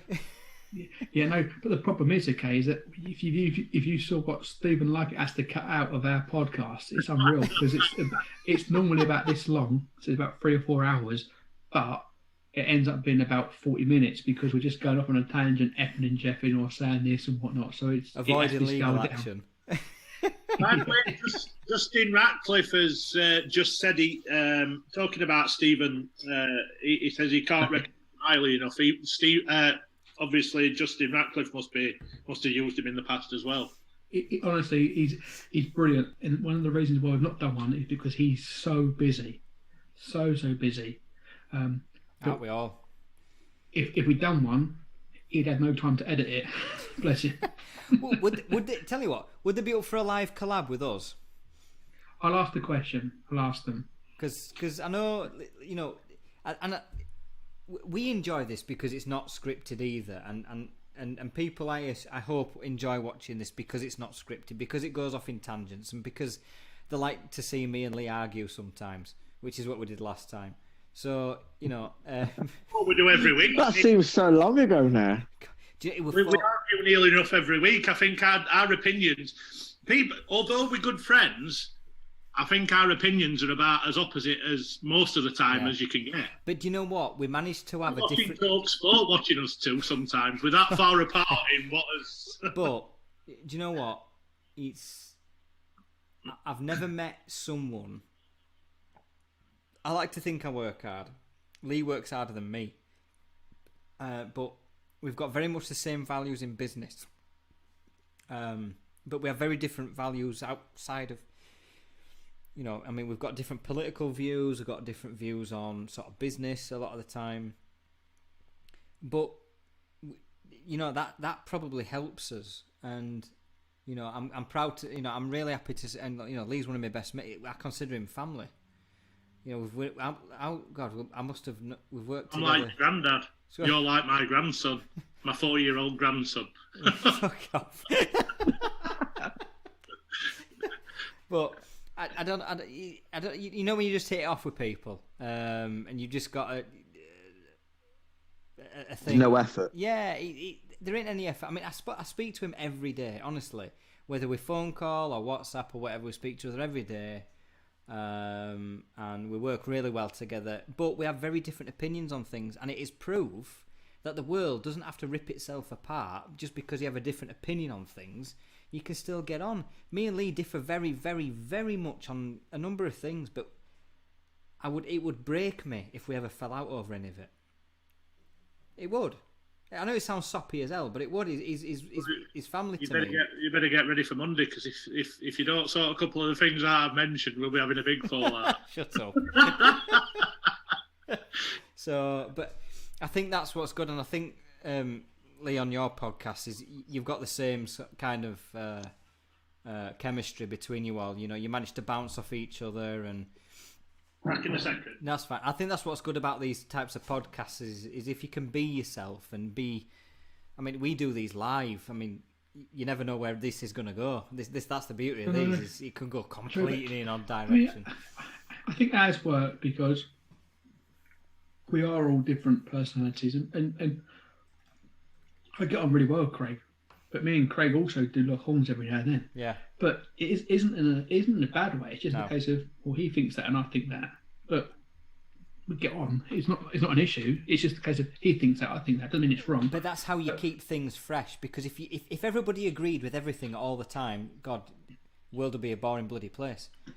Well, no, and this is the issue. We're getting to a point now, I think, especially on social media, that everyone's got an opinion on everything. So no matter whatever you post, no matter how positive it is, someone will have a negative spin on it.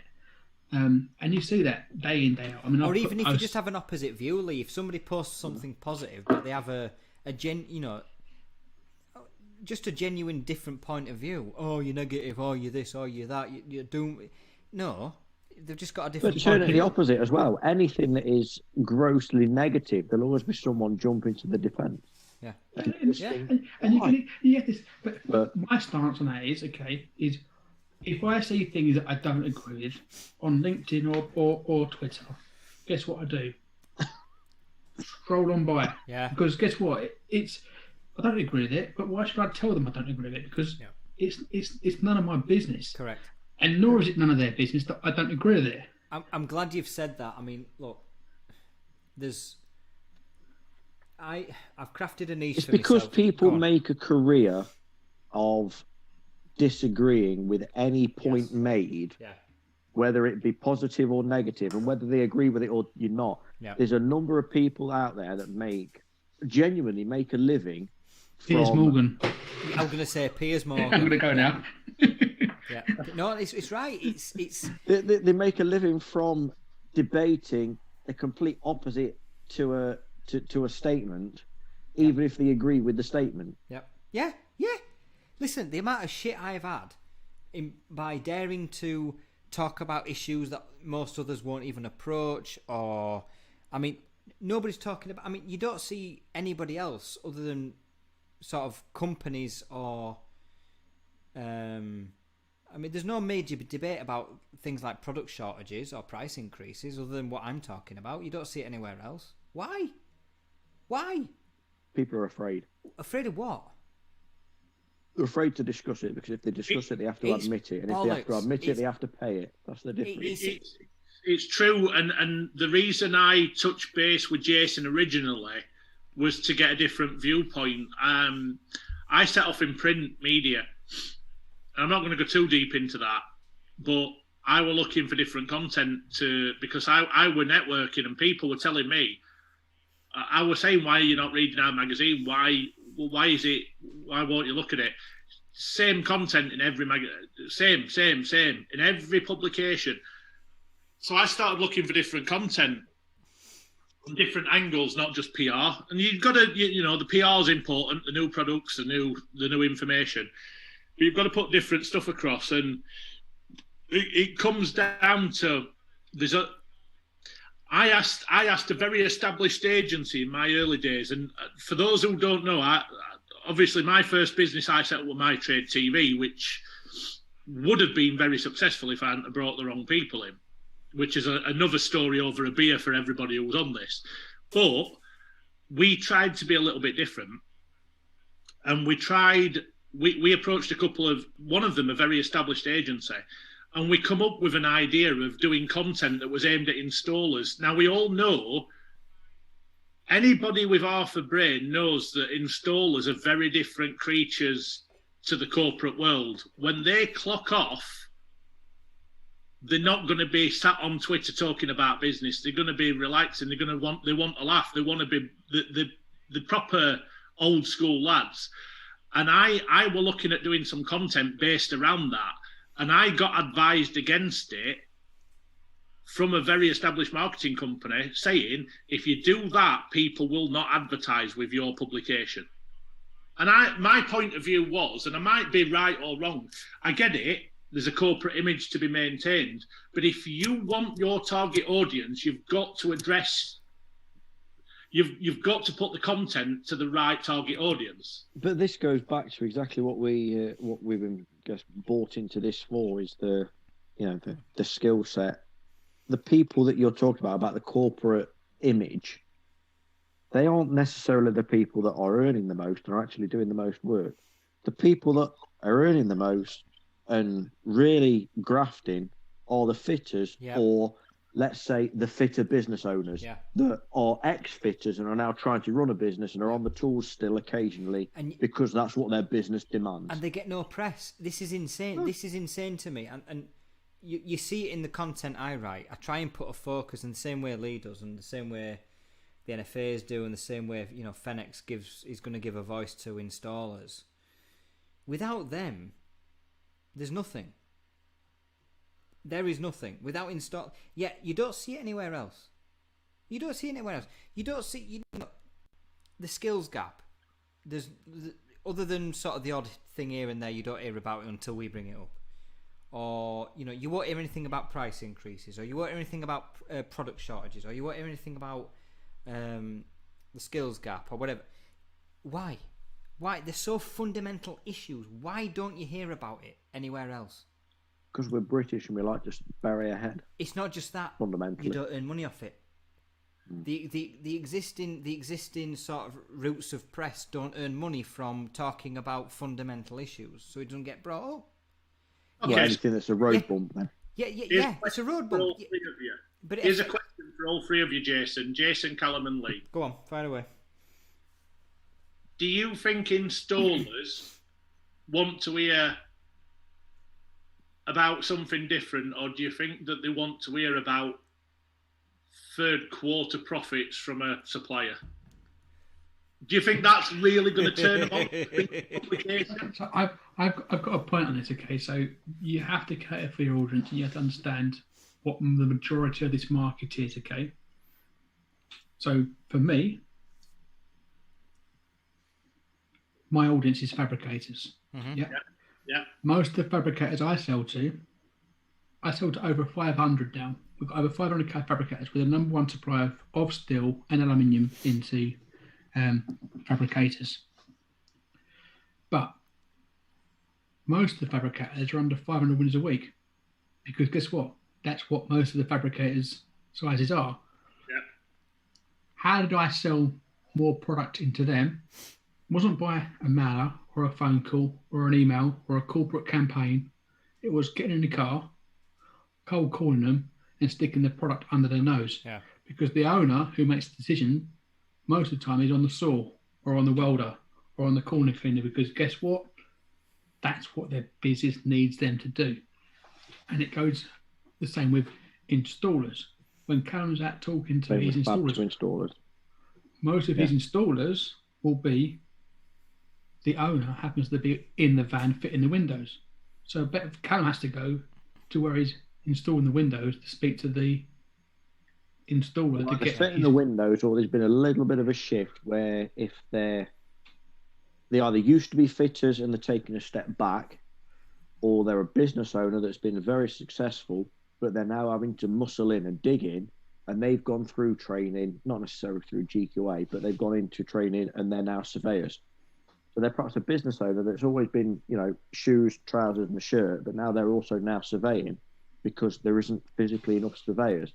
And, although surveying is an art, it is. It is, yeah. It's easier to pick up surveying if you've got a construction mind than if you go and fit a window.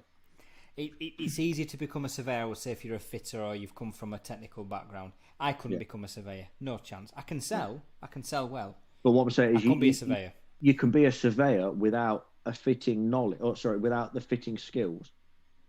Because if you've got a construction background, it does. But if you've got a construction background, you can go and look at a survey and survey whether it be a window or a conservatory. Yeah. But you don't necessarily have to physically be able to go and put the screws through that frame and fit it. No. Well, I know how to fit a window. You just wouldn't want me to fit it. I'd be terrible. Yeah. But yeah. But all this comes back to the point that Lee's trying to make, is that how do you communicate to them individuals? Well, it isn't by putting out a piece that says we've made £4 million this last quarter. Yeah. They don't give two shits what you made. You made £4 million or £1. Well, they do. They want to make sure you haven't made too much because they want cheaper prices if you have. It's not even that. What they want to know is, how will you make their life easier? Yeah. Correct. Yeah.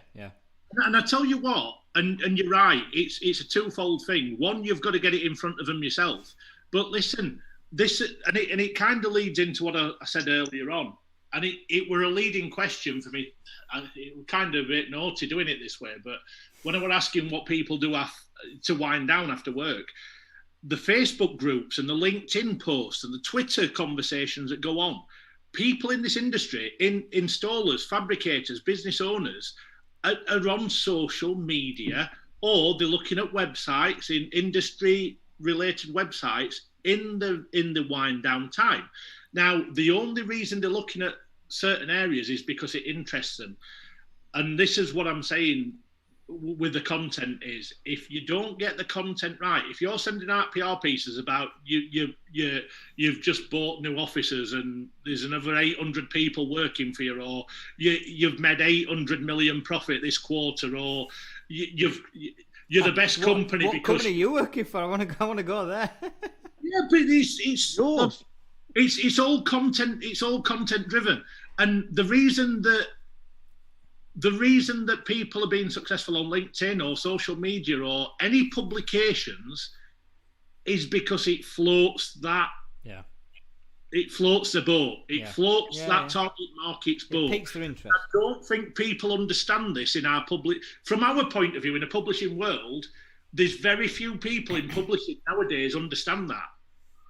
Here's one for you. On LinkedIn, I've done a post that actually got me my biggest gig from LinkedIn. Yeah. It wasn't about the products I sell that are extruded by aluminium. It wasn't about the steel that we roll for reinforcing. It's a personal post, and I always do better for personal post fact. This post was a story about when I was living back in South East London, went and bought my first guitar. Got my first lump of commission from Curry's, sold a load of washing machines, lump of commission. Always wanted to play guitar. So I thought, you know what, got some money, I'm going to buy a guitar. I was 17, rocked into this guitar shop, paid £130 for this acoustic guitar, and rocked out, no case, with the guitar on my shoulders, going back to my car. And I was stopped by a geezer that actually smelt of piss and fags, and he was scraggly. So I don't know if you guys have seen that post at all. But he said, can I play guitar? He said, can I play guitar? Do you know, Lee, I read that. Yes. Yeah, sorry, go on. Yeah, but yes, I've read it. Go on. So he said, can I play guitar? I said, okay, off you go. I thought, what? No harm, is it? It's just a geezer wants to play guitar. Played it. He played this thing like there's no tomorrow, like a snake up and down the fretboard. It happened to be Jack Bruce, the bass player from the Cream.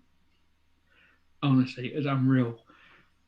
He was so I posted about this story about it, but because of that post, he got quite a few, like 13,000 views, so many likes, whatever it was. But because of that post, I then got a guy who goes, Lee, I'm watching you what you do. I know what you do. I play guitar too. Can I send you some drawings for some aluminium dies? Okay, for your boots. Well, it turns out that since then, we've cut 9 dies of them. Wow. And it's a very, very big gig. And do you know what? It's relatable content, Lee. It's because you play guitar, people like music, people like guitar. It's you cut to the core of what feels with people, you know? Music resonates with a particular point in someone's life. Absolutely. If you play a certain song to someone, I mean, my eldest, she was 6 on Wednesday, and I put a CD in my car last week when we were out and about from 1996. I had it. It was the year my brother was born, and I can remember what I was doing when them songs came out. And what's even more weird is, from the start of that CD, it was at the time where songs didn't finish on a CD; they just transferred into the next song. Right. And I still, when I hear a particular song that's on that CD, I still expect, even if I don't hear it off of there, if I hear it on the radio, I still expect the next song that was on that particular disc to come on, and it doesn't. And I can still remember the track order of that CD, even now, and know exactly what I was doing. Wow. Music resonates with people's experiences. And that's why I started that music tin hashtag and post on LinkedIn, because what I started to see was more and more people posting piano, singing, playing guitar. And I thought, well, I think a lot of people don't post on LinkedIn because they get browbeaten by their company or by individuals saying, "Don't post that. You've only got to be professional. You've only got to do this. Corporate blah blah blah. Corporate responsibility. Nonsense. So now there's music in, so people can now join that. It's a free open place where they can upload. You don't expect me to put videos of me singing, do you, Lee? Because I'm a terrible singer. You don't. Being the page owner, I can get you deleted, so it's fine. Okay. I thought you were going to send me videos of you. You said you were going to find me some of them videos. I'll WhatsApp you one. Literally, it was from one of them was from Lockdown 1. I've got this big bastard beard, still not working, and it's actually quite good. But the fact that I start off by swigging a bottle of vodka first and start playing, that's probably not the best one to put. We all did terrible stuff during lockdown. It's all good. Do you know what though? And this is what I mean. Look, corporate image has got a place, of course it has, but people want to resonate with people who are being themselves. You don't want people pretending to be something that you're not, and people can see through it very, very quickly. Yeah. I started. I'm not a guitar player. I'm not particularly like musical wise. I like to sing just for a laugh, but I can't play an instrument. But I love watching people play guitars, saxophone, pianos.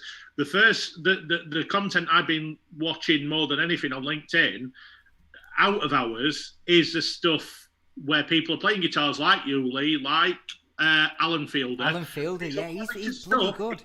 He's posted about 10 times on that page. I love Alan Fielder's songs.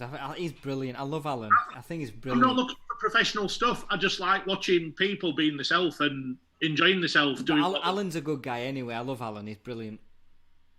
Leon's just asked a question. How many of you read Window-Fitters forum on Facebook, and what's your thoughts? You see, I've got a big opinion on this. Lee, before you start, honestly, my thoughts are Window-Fitters forums are a mixture at the minute. Is where can I get any fitters and where can you price me this? That's it. That's all the forums are at the minute to me.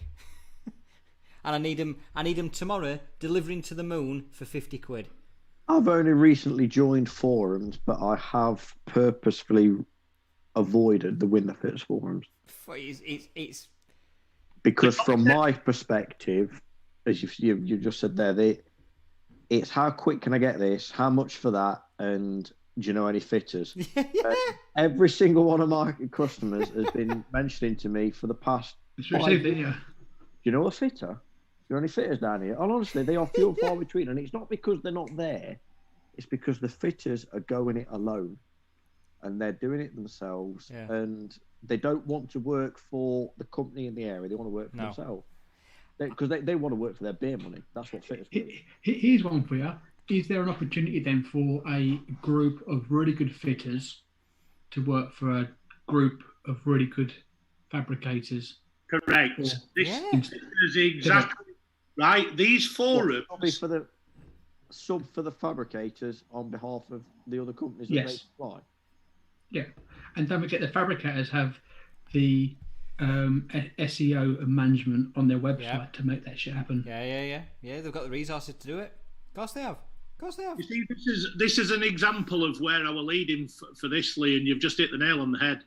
The forums are great ideas if, again... it's managed and directed properly, and that is a great idea. And there's a lot of things that you could do with things like Windows Fitters forums.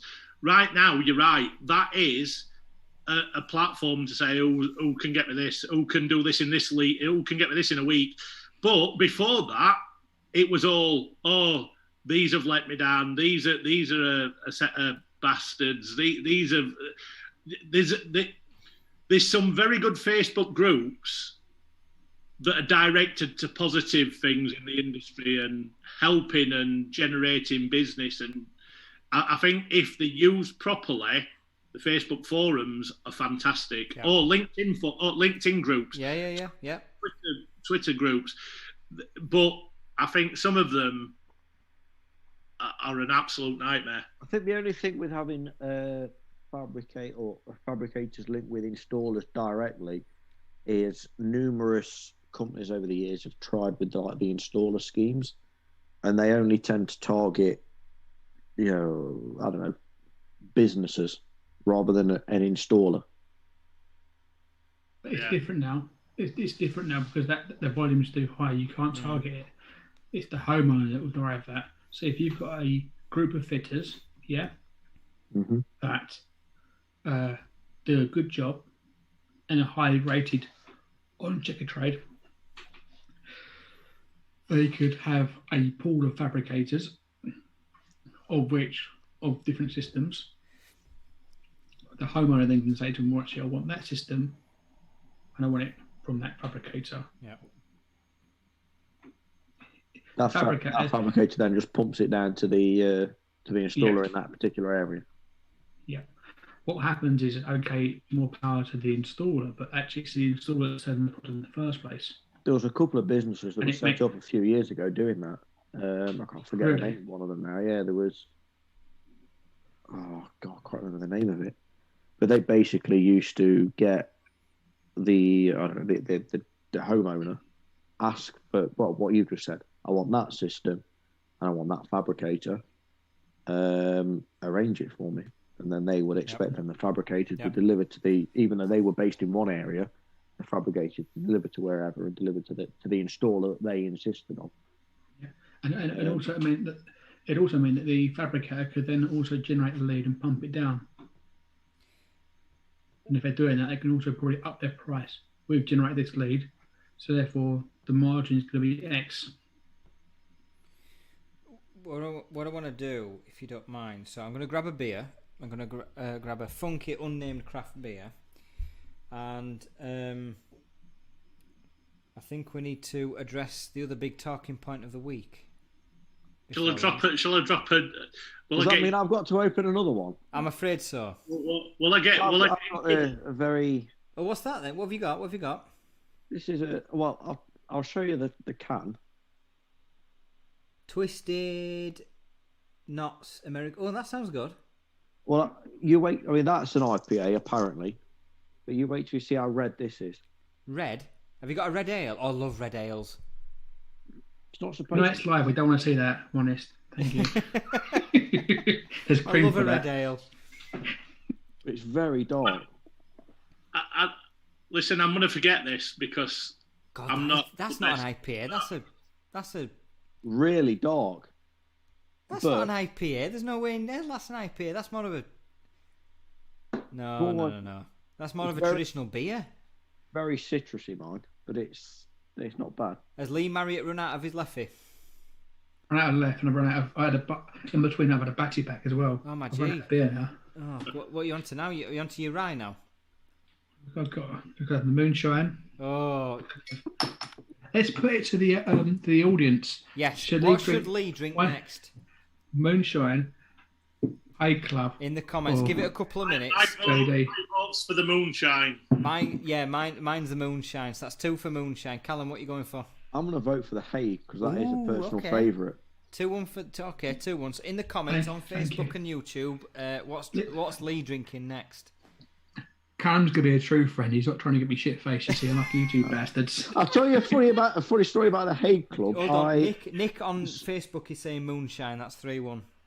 Yeah, but don't. Yeah, I know what Nick is. That's Nick from Swindon, isn't it? Yeah. It is. Yeah, I know. I'd expect that from him. I travelled on the Sunday before lockdown last year. I travelled around 3 different Asdas between Nottingham and Weston. I've been up to Nottingham to see family. I travelled to 3 different Asdas to try and find a bottle of the litre or a litre of the Hague Club for 20 quid because it was on offer and none of the Asdas had it anywhere. And I managed to find one eventually in bloody hell, was it called? Nearly Birmingham, not Telford. Cannock. No, between Burton-on-Trent and Birmingham on the M42. Litchfield. Oh, not M42, sorry. M34. A42. A and M42, right on that cut-off. Tamworth.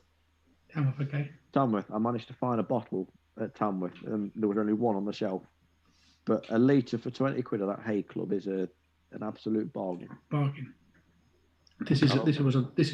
This was £16 Is that from 70 Tesco. CL? Yeah. I mean, that's But this still was- cheap for a single grain, though. You know, this is the cheaper one, the Clubman. Still single grain, eh? Yeah. Yeah, But that's the one I've got, yeah. Yeah, but the rye was £20 in Asda's for this, so that's good. I've never Almost tried 28 that. quid. I've not tried It's that. good. I might have to.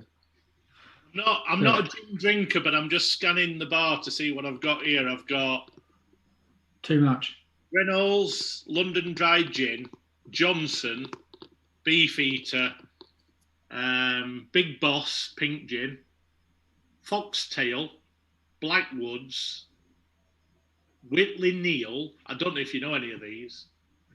I've got 3 that are unopened in the kitchen. I've got Chase Williams gin. I've got a Redskins, Red Smith, which is a Nottingham brand, and he only does about 500 bottles a year. And then I've got another one that I can't remember what the name of that is. But I like my gins and I like my whiskey. See, I'm more of a whiskey, wine, beer, vodka. Vodka's one I avoid. Grey Goose is my favourite for vodka. I like a single malt whiskey. I do. I like a proper Scotch single malt. Abigail Adams is asking, is anybody going to discuss the white elephant? Will I get in trouble for telling a joke about this white elephant? Oh, it depends what it's about. I did say earlier, I warned you, you'll be off the channel if we're not careful. We're going to lose sponsors here at this rate. Depends what you say, Lee. I don't know whether I dare do this joke. Well, if you don't... Well, if it's any worse than the last one, I'd say no. But if it's a decent one, just... Lee, if you've got doubts, no. No, then. Dunno. I don't know if I can stop myself. What's it about? I think the question is, will it get you imprisoned? If the answer is no, crack on. Definitely not. Well, there you go then. It might upset. As long as it's not racist or something. No. It might upset. If it don't end in ist, you'll be fine. And any friends have said white elephant. But not these days. I think while I'm deciding, I can't wait for this next one. While we're deciding, I'm gonna get a drink from the bar. So give me 2 minutes. Right, well, while he's decided, he's gonna get pissed and then come back and say it anyway. He'll have to get some more Dutch courage. So, in answer to Abigail Adams' question on Facebook, yes, we are going to talk about... It's not a white elephant because I wrote about it twice on DGB in the last 2 days. And you mentioned it 3 times. We've all tried to put you off. Well, we're going to do it because we're going to do it. So, it's the biggest news story of the sector this week. And there are morals to be learned from the handling of that situation. Lee's clearly uncomfortable. He was clearly going to make a joke in relation to this subject matter. That's why he's gone. So, David Leng is no longer CEO of Custom Made Group. Now, whether you want to believe he's resigned or whether you want to believe he was pushed is up to you. The fact of the matter is he is no longer in charge of that business. You may remember in the middle of last year, in the middle of the pandemic, Custom Made went bust. They were bought out of administration, I believe, by Nimbus, who are an investment business based out of Europe. Calum's got his cat. And he has remained CEO since the reformation of that business, which caused much anger and much frustration to pretty much everyone in the sector, especially those that were owed money to buy the business. And as of this week, he is no longer CEO. I have worked in this industry for 15 years. I've commented on many mergers, many acquisitions, many busts, and many phoenixes. And I have to say that the entire process of that business going under was perhaps the most shambolic, the most shameful, the most disorganised, and the most mishandled affair Get down. I can Oh, imagine. you bugger. During these processes, businesses that are being bought, businesses that are going under, or businesses that are being merged are generally protected through a degree of secrecy to protect the process, except this time that wasn't the case. This was the most talked about affair for the best part of 3 months. Everybody knew what was happening. Everybody was talking in open sight about what was happening, who it was affecting, how it was affecting. There was nothing private, there was nothing secret. Everybody knew everything about what this was happening. And for that reason, I was amazed that at some point there was no statement, there was no handling of the situation by the management in charge to quell the situation. Instead, we got this delusional social media campaign where it was effectively burying heads in sands, pretending nothing was happening, even though everybody knew it was going under and jobs were going to be lost, and the business was going to go bust, owing many millions to various suppliers. So what we had this week was sort of the culmination of that cycle, and I suppose this is the end of sort of part one of the story. Part two begins now, where Nimbus will put in a new CEO. They will try to salvage the business. I suppose the other thing I will say is that group of companies is made up of a very respected group of brands: Atlas, Polyframe, Fineline, Virtuoso, and others. Every brand in that group, individual, is very, very well respected.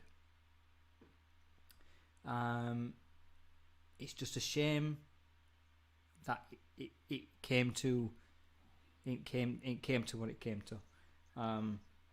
Had the upper level management sort of fallen on the sword, which would have normally happened in other sectors at businesses of that size, and had new management gone in place, I think some of the reputational damage would have been repaired a lot quicker.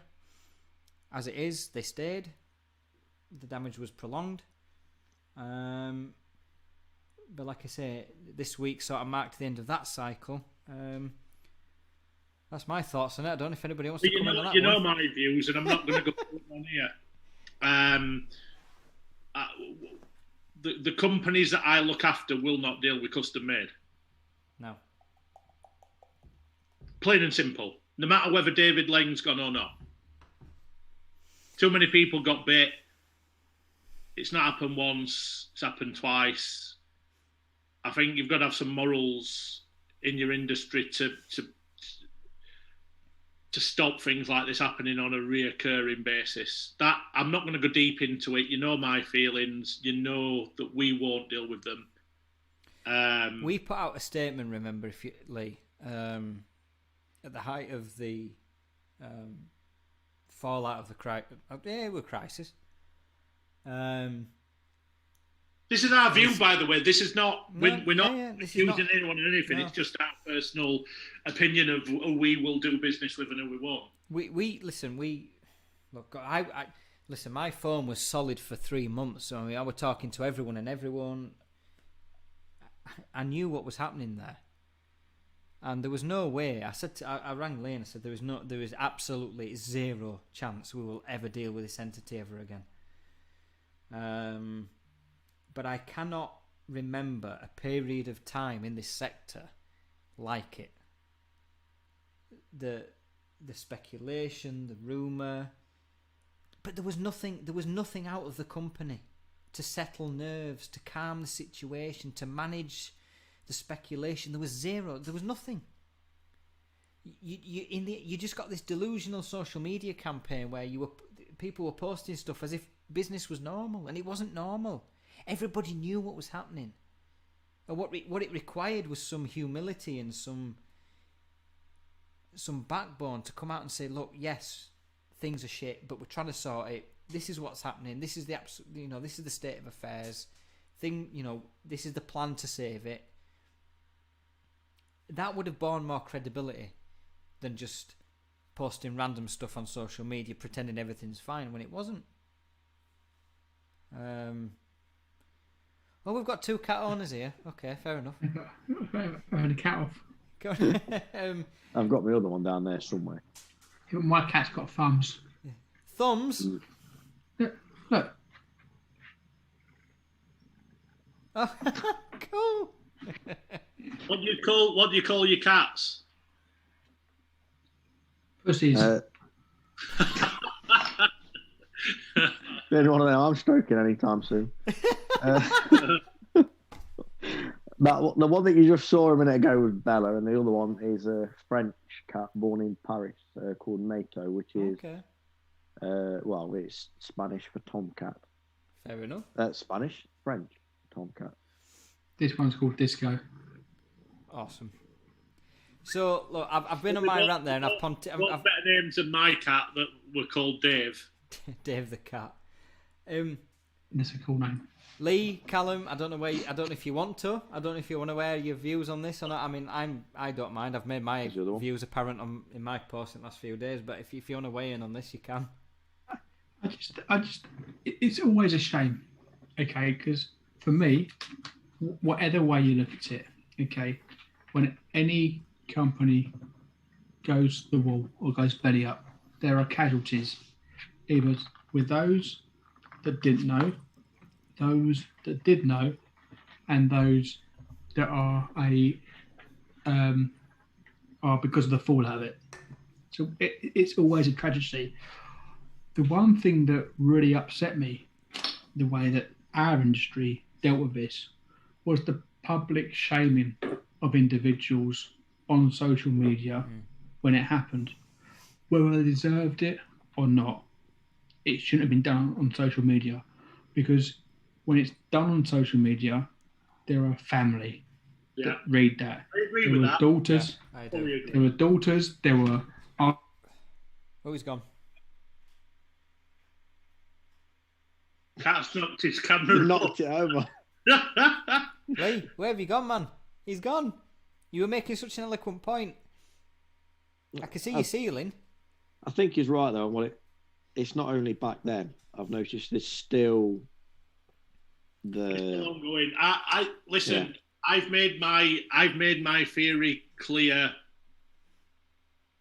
on what I think of the situation, of what I think of not dealing with the company, not any individual. The company is the company. It's not one individual. No, it's not. And go on, Lee.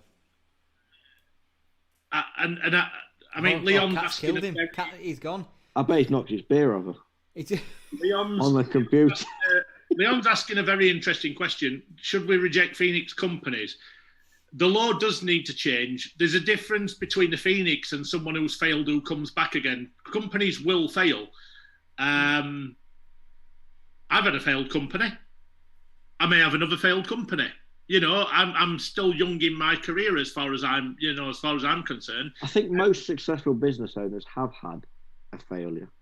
There's a difference between a failing company and a company that takes a mickey out of the entire industry. Yeah. Whatever industry that might be.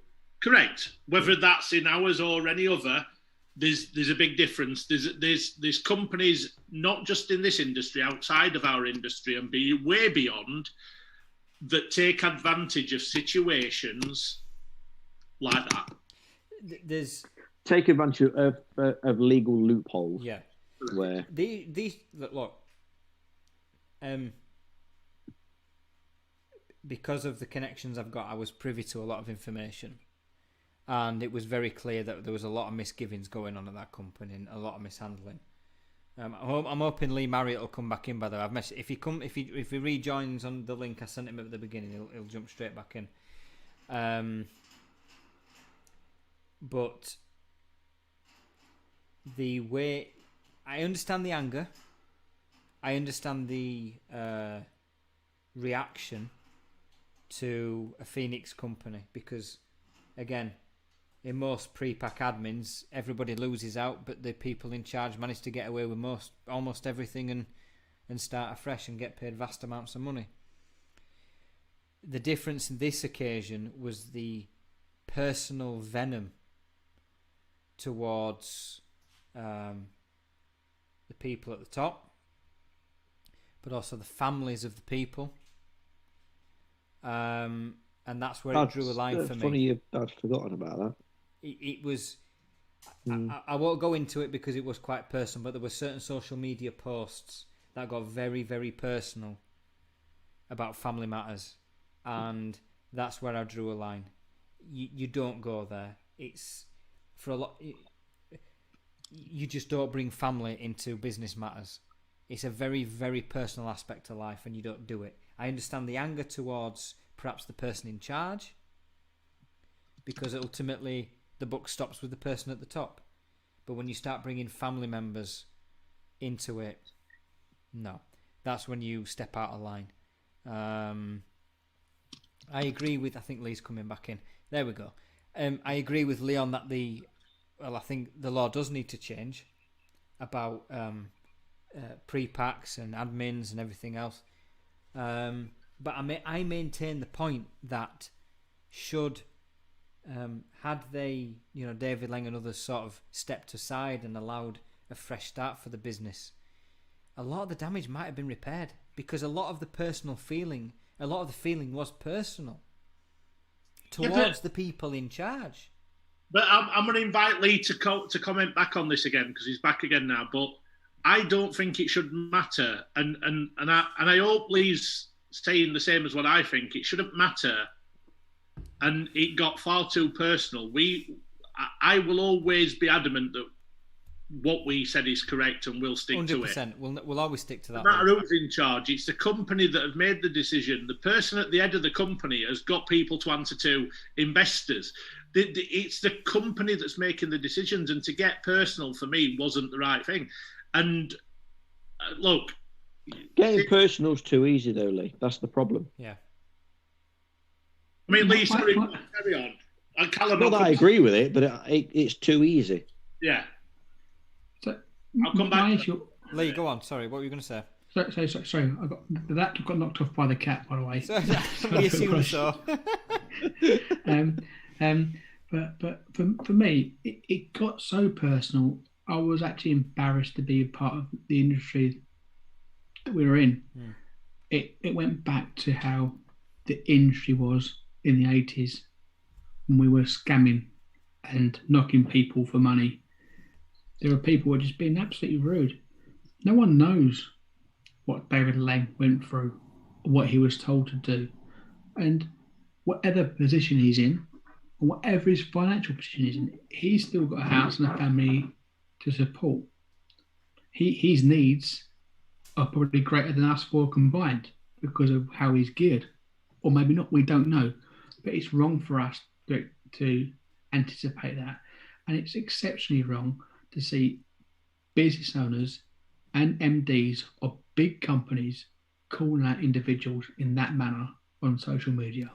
So have your views, have your opinions, but add for some decorum, because we don't know what that person was going through or being forced to do at that time. And that's my point. As a company, the book doesn't just stop with... I'm not saying David Lang, I don't know whether he's fully to blame or whether he's half to blame or quarter to blame or none. All I can tell is what customers have told me from what's happened internally, who were suppliers who got stung, right? But my viewpoint and the viewpoint of the companies that I work within was, it's bigger than one person. It's bigger than a management team. It's the company. There's investors in that company that are running that company. It's bigger than one person. Now, I've got a viewpoint that I don't think what they've done as a company is right. Will I ever deal with them? No. But as individuals, I will never ever go attacking individuals or staff members, because I don't know. As you said, I fully agree with that. But I don't think, and I've had this conversation, as you know, Jason, over this week, how quickly attitudes will change now to dealing with custom made will be very interesting. Because for me, if you've got the opinion of you wouldn't deal with custom made before, you should not be dealing with them again. That's my personal viewpoint. So the thing I'm looking at is this. There was a lot of the sector that came out and made a position And before this happened, there was a lot, it happened with the Sincere Aperture thing, and the pre-pack administration pisses a lot of people off.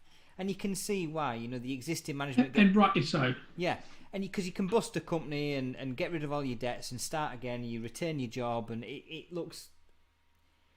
It looks terrible. You never come out looking good. And this was a pre-pack, like everything else. But the problem is it got very personal, and the industry made a vocal position. I'm not going to deal with this person. I'm not going to deal with this company. But you then have to question the motive. So will you get the next time a pre-pack happens of a big, because there will be in the future, there will be future businesses that go bust. Will we get the same outrage? Will we get the same anger? Or do we have to look back at what happened and gone, yes, it was wrong, yes, it was very bad, and yes, companies were right to make a stand, but are they going to have the backbone to do the same stand again if it's a different company? Jason, if the same thing happens now, with demand so high, no one gives two shits, because there'll be another company that is waiting 4 weeks for their windows that wants to fit it in 2 weeks, and they'll go there. And that's my problem. And that's the problem. We've set a precedent, and in my opinion, it's the right precedent, because at that point we regulated ourselves because we did the morally right thing, in my opinion. It don't have to be everybody's opinion, but in my opinion, we set a moral standard, and that's fine.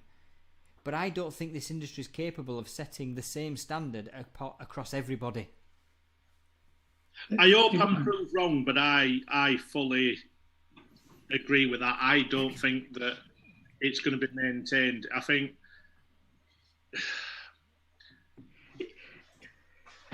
it's an incestuous industry, and if it's somebody... Listen, businesses fail. Businesses will fail, and businesses will rise again, especially in times like we're in now. We've got a tough 5-10 years ahead with what's just happened. It's not, okay, things are rosy now, apart from supply issues and pricing, but the business is good. It's not always good. There's going to be a big turn, and businesses will fail. It's not how you fail and come back. It's how you treat a business that's... I failed in my first business. Sorry, Lee Marriott just swinging from the bottle there. Sorry, I have to acknowledge that one. I failed with my first business. You're a straw. But my customers, I didn't leave owing them anything. No. And I could, and I took the personal debt. And Jason, you know that hurt me financially massively. Yeah. And I restarted from scratch again and had to rebuild. I could have done the dodgy thing. I could have reset up. I could have put it into admin and bought it back under a different name, and I could have phoenixed it up. And I didn't want to do that because I don't think it was the right thing to do. I would never leave my customers out of pocket.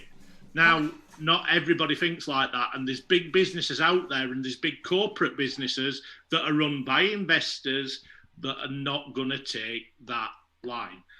And it's a situation where we're going to get more and more of this happening, because businesses will fail in the next 6 months, 12 months, next 5 years. There's a storm coming, because it's not always going to be smooth after what's happened. There's a difference between doing it the right way and doing it the wrong way, in my opinion. The problem is, though, that the right way for one person is not necessarily the right way for another. Morally, there's only one right way. That's what I mean. I'm talking... Yeah. I think the difficulty with this scenario was, unlike others, is the day-to-day blows of the business going under were being played out in public. Like, everybody was talking. Everyone knew what was going on. And everybody knew... That's because no one had anything else to look at, other than it was either what's going off in your own personal workspace or your own work industry, or what's happening, what's happening with coronavirus or COVID. there was no other news stories. News was COVID, and that was it. So if you could get away from that, and it was, let's focus on what's going off in our own industry, I think people jumped on the bandwagon. I was getting at one point. I was being inundated with installers saying, "What do you know? What should I do?" And I'm like, I don't know. I think there's a lot. There's a group of installers though that have moved away from the particular, group, not because of a person, as almost going back, what Lee Clark said, but not necessarily because of a person, but because of the uncertainty of the business that may unfold. Do you know, I look back on that period, there was about 3 months where that was literally the story every day. That was literally everything.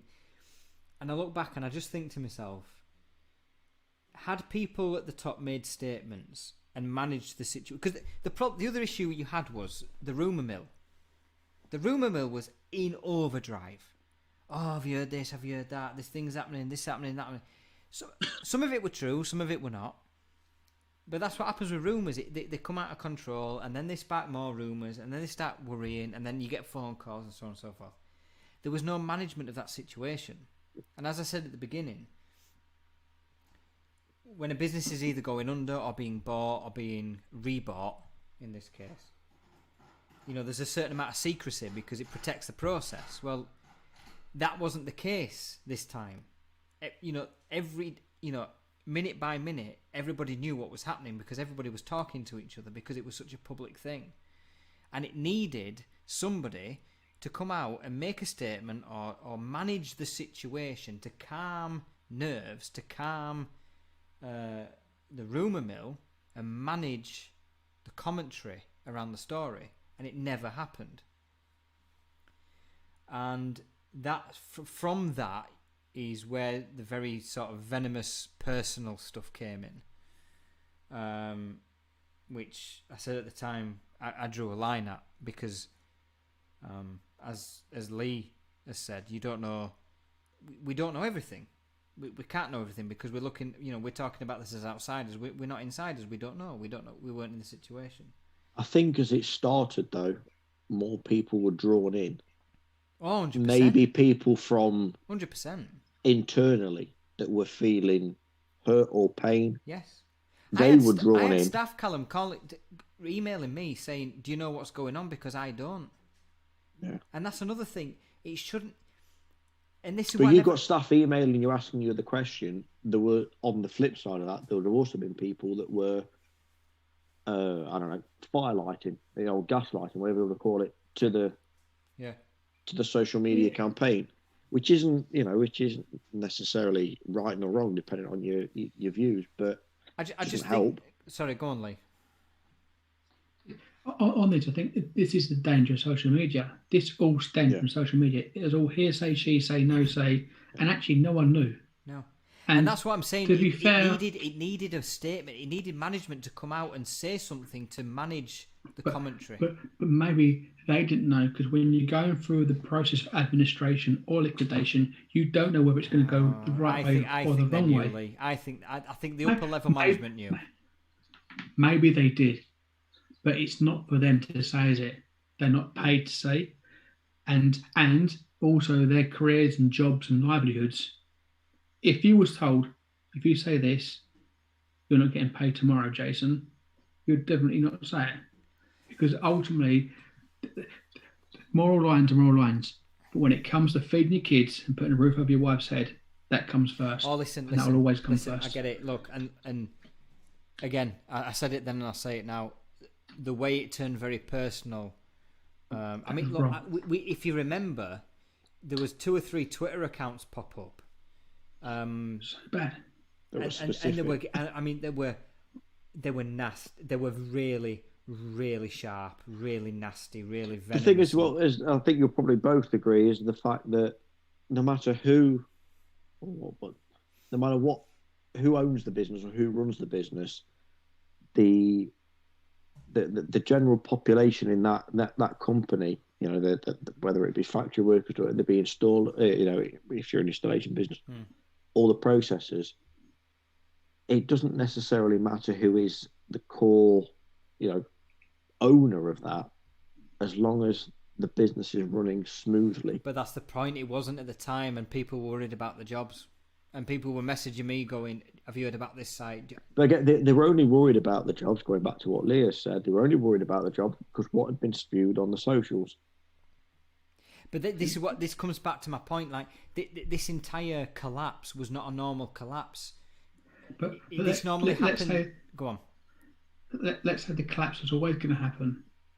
It was such a public one. It needed management. It was such a public collapse. You can come out and say, "Yeah, we're going to collapse." It's not going to happen, is it? Not necessarily that, but you could have come out with a sort of a generic PR sort of polished piece to say, we're doing X, Y, and Z. We're managing the situation. At least just to not to attempt to repair anything, but to at least hold the bridge whilst things were being sort of manoeuvred. The biggest problem was there were two issues with this whole collapse. There were the suppliers that got hurt, and they got hurt bad. Oh yeah. Yeah. And I feel sorry for anyone, and us as a group, Anglo, got hurt as well. Okay, but you know that when you're going in to deal with a company like this, everyone knew the risks attributed to it, and everyone knew the price in which you had to sell your product or the service to get that volume of business. Yeah, everyone was aware of that. Those guys tended to be not so scathing of the process that happened. Yeah. The installers, on the other hand, I found were particularly spiteful and scathing. Yeah, it was these installers that drove price to where it was, okay, and also benefited for all those years of buying at the price they did. It's also the same installers that then went to people like Calum and said, "Well, I bought that window 15% cheaper than you from custom made. I expect the same." And I bet he still has that conversation now. And they're the ones who got really spiteful. But so looking at this in the widest point of view, because I will admit that conversation was had, but it was very short-lived. I bet it was. But I bet it was had quite a few times, Calum, wasn't it? Yes, within the company, yes, and it's still ongoing now. The fact that we could have bought it at that, so well, you could, but not now. You can't now. So again, the ultimate lesson to learn here is a combination of all the things we've talked about selling at the right price, about demand, about skills, about in the end, it pays to pay the right price. But me selling at the right price does not necessarily denote that you as an installer will or should sell at the right price. Because Lee selling to me at the right price may mean that we've got to make, because his right, it's a weird one, because as I said earlier, the people who have got to pay the right price overall are the people who want that window installed in their house. That means that Lee is making a good turnover and a good profit on his steel. We're making a good turnover and a profit on the fabricated windows. You're making a good turnover and a profit on your installed windows. Why do we try and beat... There's three sections here. There's you as an installer, a fabricator, and a systems house, a steel company. Why should we beat our profits in order to give the homeowner a price that they think that they should pay? And back in the day, pre-COVID times, there was too many people fighting for that same hole in a wall. Yeah. Okay. Yeah. Now demand is so high, we can charge what we want. Exactly. And wait as long as we want. So answer me that. Sorry, go on, Lee. So this time next year, we'll be in the same position. I don't know. There's definitely going to be some victims because raw materials are scarce. Absolutely. System houses and people like us have to choose the right companies to supply. And there's going to be squeezing of the smaller guys somewhere down the line. So answer me this. So looking back to the custom-made fallout, had social media not existed, would it have been that bad? No. And there was a lot that set a precedent. Again, as you said, a lot of vocal people making a very clear stance. What happens the next time this happens? Because it will happen. That there will be another big company at some point in the future. And the one thing I've always been sceptical about is the anger comes when it suits certain people to be angry. It won't happen again. This was a fad. People jumped on the bandwagon and it fueled a fire that burnt deep. It happened at a time when the fire burnt deep as well, mid-lockdown. So I think it affected a lot of vocal people, Lee. I think the people who got bit were very vocal people. I think if the people got bit were not those people, the same outrage wouldn't have been there. That was my theory. Agreed. Well, I know of a couple of companies years ago that they were open and quite honest that they had a supplier in Wales, and they went bust. I suppose you would call it now, as you have done. They phoenixed. They took them for 80k. They came back again. They took them for another 100k, and they did that 2 or 3 times. But they turned over £1 million with that fabricator a year. So that fabricator was nonchalant, if you like, about the amount that they were taking them for. They accounted for that 80k in 3-4 years' time. I just think that this time, like as Lee said, it was a point where people had time, and I think that's more to the point. People had the time to point the finger. Yeah, but do you know what? Right, we as a company made a decision based on our thought process. Before it happened. It wasn't a witch hunt. It wasn't a witch hunt. We've discussed this in detail in the past. And I don't mind speaking about this because it's relevant. When we dealt with Sinseal before they went bust, we got an heads up what was happening. Okay, same as we did with this. Yeah. We pulled sponsorship from NFA. We spoke to them and we cut ties. So you took Sinseal before Aperture then? Yeah. Before it was Aperture, yeah. Jointly, by the way, it was decided. We spoke to them. We said, look, we don't think this is the right thing to do. Everybody else took their advertising, knowing what was going on. And this is why I'm vocal about this. I don't mind speaking about this. And this is the press as well. The press have got to start standing up to these situations. Everybody knew what was happening with Sinseal and with Custom Made, and they still promoted that product in the press right up to the day dot when they went bust. If you're complicit in that, in my opinion, and I've got friends, listen, I don't not get on with any of the press. There's one magazine I don't. The rest of them I like, right? But if we don't stop this out, if you're going to promote a company that you know are going to go busto on suppliers, on fabricators, on installers, right up to the point they go bust, you're complicit in the problem. Is that not just the media in general? We've got a standpoint as publicists. That's the media. That's the media in general. That's not just our glazing industry. That's tabloids. That's the broadsheet. That's whatever you want to call it. They're all the same. And this is not just our industry. This is multiple industries. This is happening in, right? And I got accused backhandedly of doing it for publicity. What we put out about Custom Made.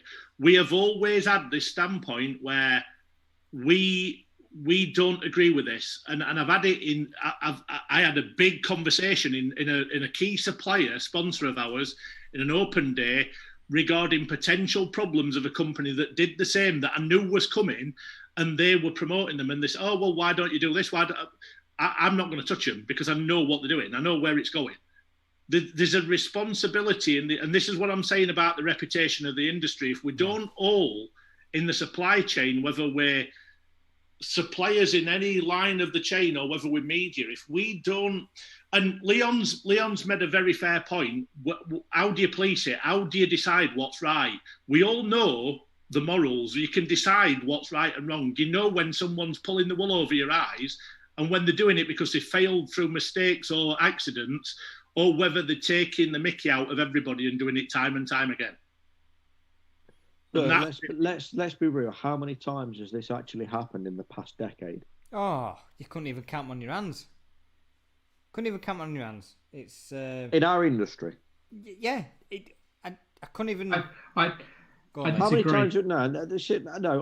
How many times have we had a company that's been a substantial supplier to to the overall industry that's done that?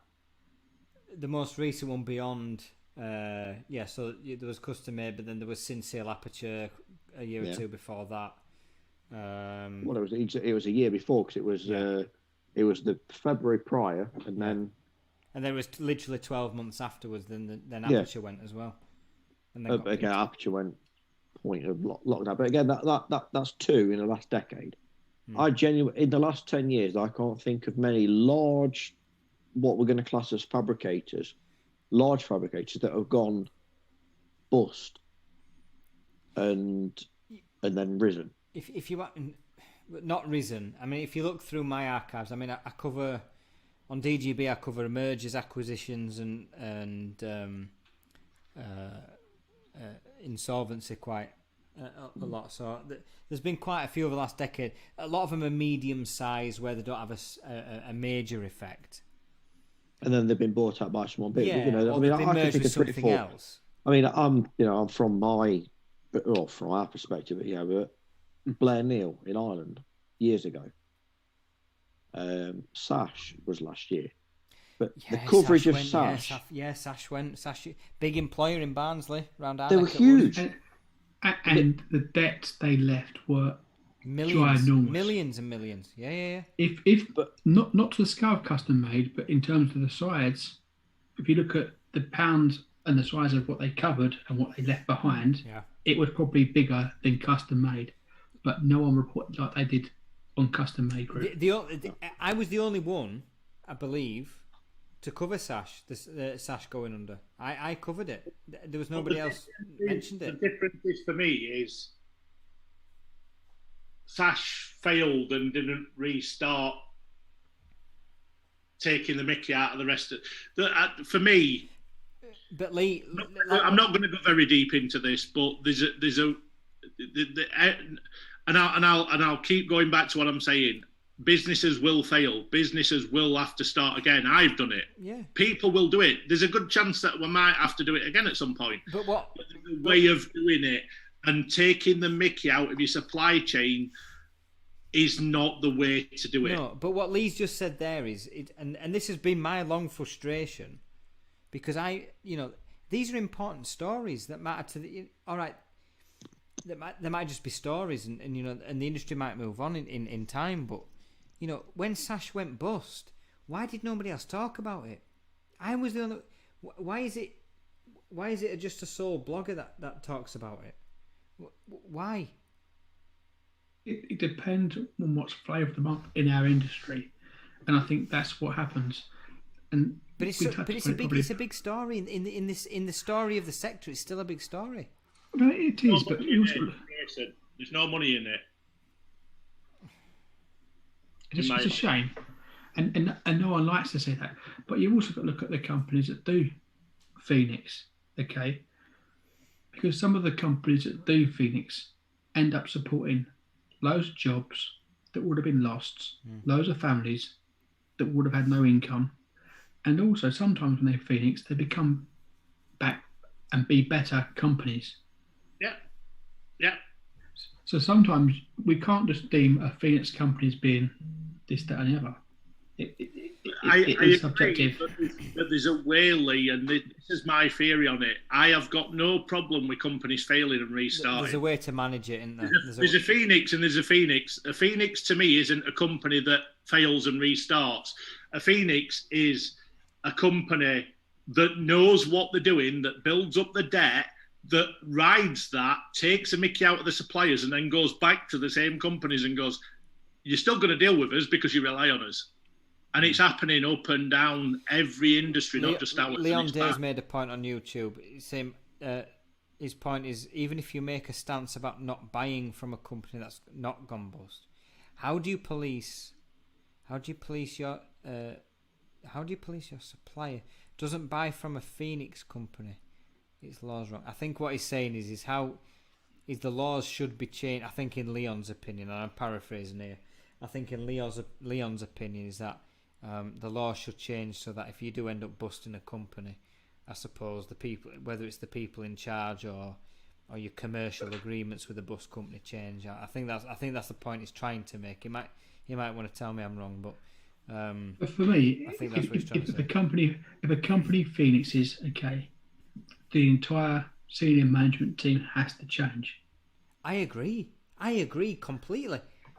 Whether it's the senior management team's fault or not, they have to change because something fundamentally has to change about that business to make it succeed. Lee? I think if that would have happened at Custom Made, I think if David Lang and the senior management had gone and Nimbus had put in a brand new team at the top, I think all that reputational damage and vocal venom would have been flattened immediately.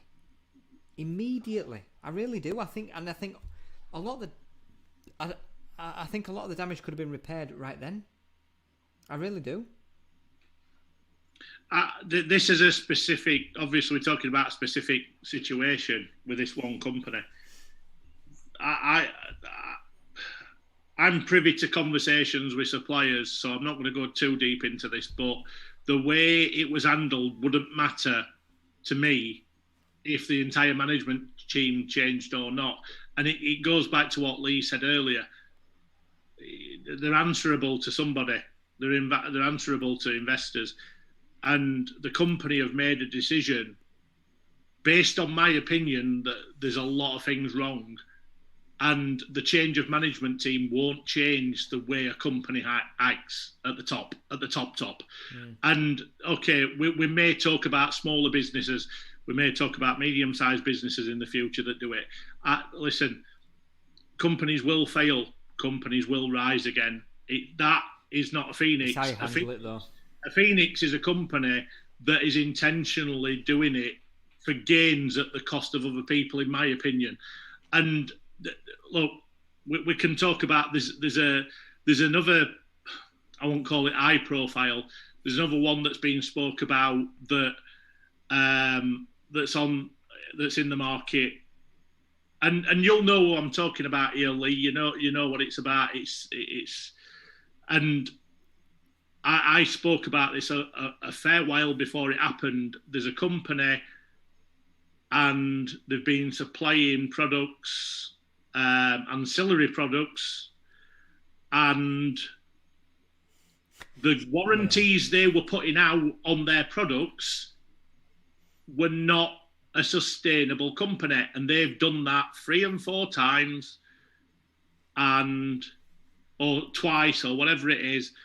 And anybody with the basic knowledge of any business knew that business was on an hiding to nothing, and leaving installers with long guarantees that they never had any intention of seeing out, and then to start again. That's a Phoenix company. That's a company that has had people's pants down, and there's a lot of that. And this is what I'm saying. A Phoenix, not a company failing. It's a company that are having people's pants down intentionally.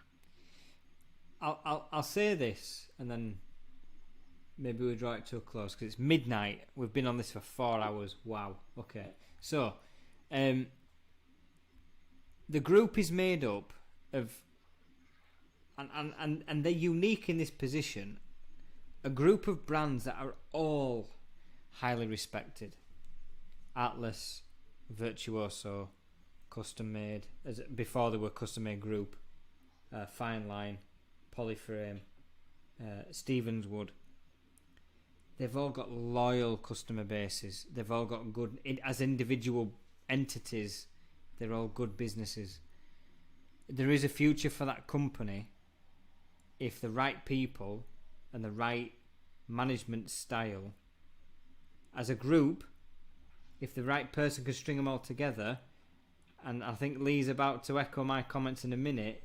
My personal opinion, after speaking with some others, is that individually I think they will actually do better. I think if the likes of Polyframe and Virtuoso and Atlas went on their own as standalone businesses to run their own affairs, I think Atlas and Virtuoso could become major businesses, because they were before and then they got bought into. But Atlas, I remember Atlas when the Atlas were just Atlas. They were stonking it. They were absolutely hammering it. As individual brands, my personal opinion, I think perhaps is the time the idea is to look at them as individual companies, let them go and let them fly on their own. And I suspect Lee might agree with me on that one. No, I agree. I think what happens is when you try and amalgamate too many companies together to save cost, actually all you do is incur cost, because you have too many people looking after the same roles and actually being jack of all trades and not master of none. The only way that group will properly work will be to actually put them under an umbrella company, but let the managers of those companies manage and carve their own destiny. Yeah, run autonomously. Totally, that's how it'll work. Calum, what do you think? Should we let Virtuoso and Polyframe run on their own? Independent running. I mean, Virtuoso and Polyframe are two completely different companies that need two completely different management styles and have two completely different customer bases. I've got clientele that will use Virtuoso, would never touch Polyframe, and I've got the other way around. I've got people that would use Polyframe and never touch Virtuoso, just because of their position in the marketplace of the part of the country that they're in. If you as Lee said, if you've got an umbrella company that wants to reap the benefits, essentially an umbrella company is there to make profits. And for an umbrella company to make profits, all of the companies beneath it have got to make profits. And the only people that can essentially turn profit are the people that know about the business that they're working within, not someone at the top saying, you need to make this much. It's like it's like a corporate pyramid scheme, I guess, but a legal one. You've got to let the people run the business that know what they're doing. I'd say speak to Bernie Madoff, but he's dead now, so I'll be old then. So, but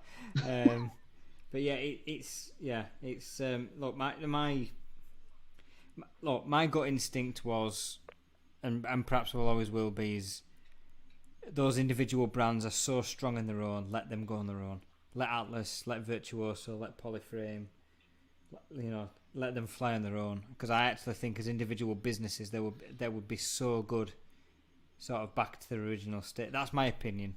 But I think they would be so good back to the original status rather than being part of a if group. Each one's got their own management style, exactly, they're all going to they're all going to work independently and differently, but they're still going to work to a profit margin that the umbrella company wants. When it was all happening last year, I mean, I was speaking to the people at Virtuoso and people who bought from Virtuoso, and do you know what? Do you know what struck me? Absolute rock solid brand loyalty by people who bought from them, and I got the same impression off the people Polyframe and Atlas. It's just the issue was the people running the group. That was it. That was the only issue. And then this comes back to my point: had the people running the very top just disappeared and let somebody else sort of take over and start fresh, a lot of that sort of venomous anger would have disappeared. On that, Chase, go on. It had them people at the top disappeared, the Phoenix might have not happened, and then everyone lost their job. is that a guaranteed outcome? I don't know. I don't know. We don't know, do we? But we don't know. We don't know. But then could the group been split off back in individual brands at that point? Could it have been split up and gone, do you know what, Polyframe, you go there now, Virtuoso, we're done, Atlas, see you later. And that's Nimbus's idea. And when they're paying 30, 40,000 or 40 million pound, whatever it is, we need Nimbus to come on. We should have invited Nimbus on. That's what we should have done. Won't happen. No, it won't have happened. You imagine that. So, well, look, we've been on for 4 hours, so I reckon we've taken up enough of your time, both of you. But do you know what? I've really enjoyed it tonight. I've enjoyed it. Thank you. I've probably enjoyed it. I want to thank you both for dedicating. God, we're into Saturday now, so your Friday night and Saturday morning. And do you know what, Lee? I'm looking at the figures on Facebook and YouTube. There's a lot of people still watching. This is probably the most watched we've ever had. How many got left, Game? Have they decided what I should drink now? Moonshine or whiskey? Oh yeah, you've finished off the bottle of JD already. I've got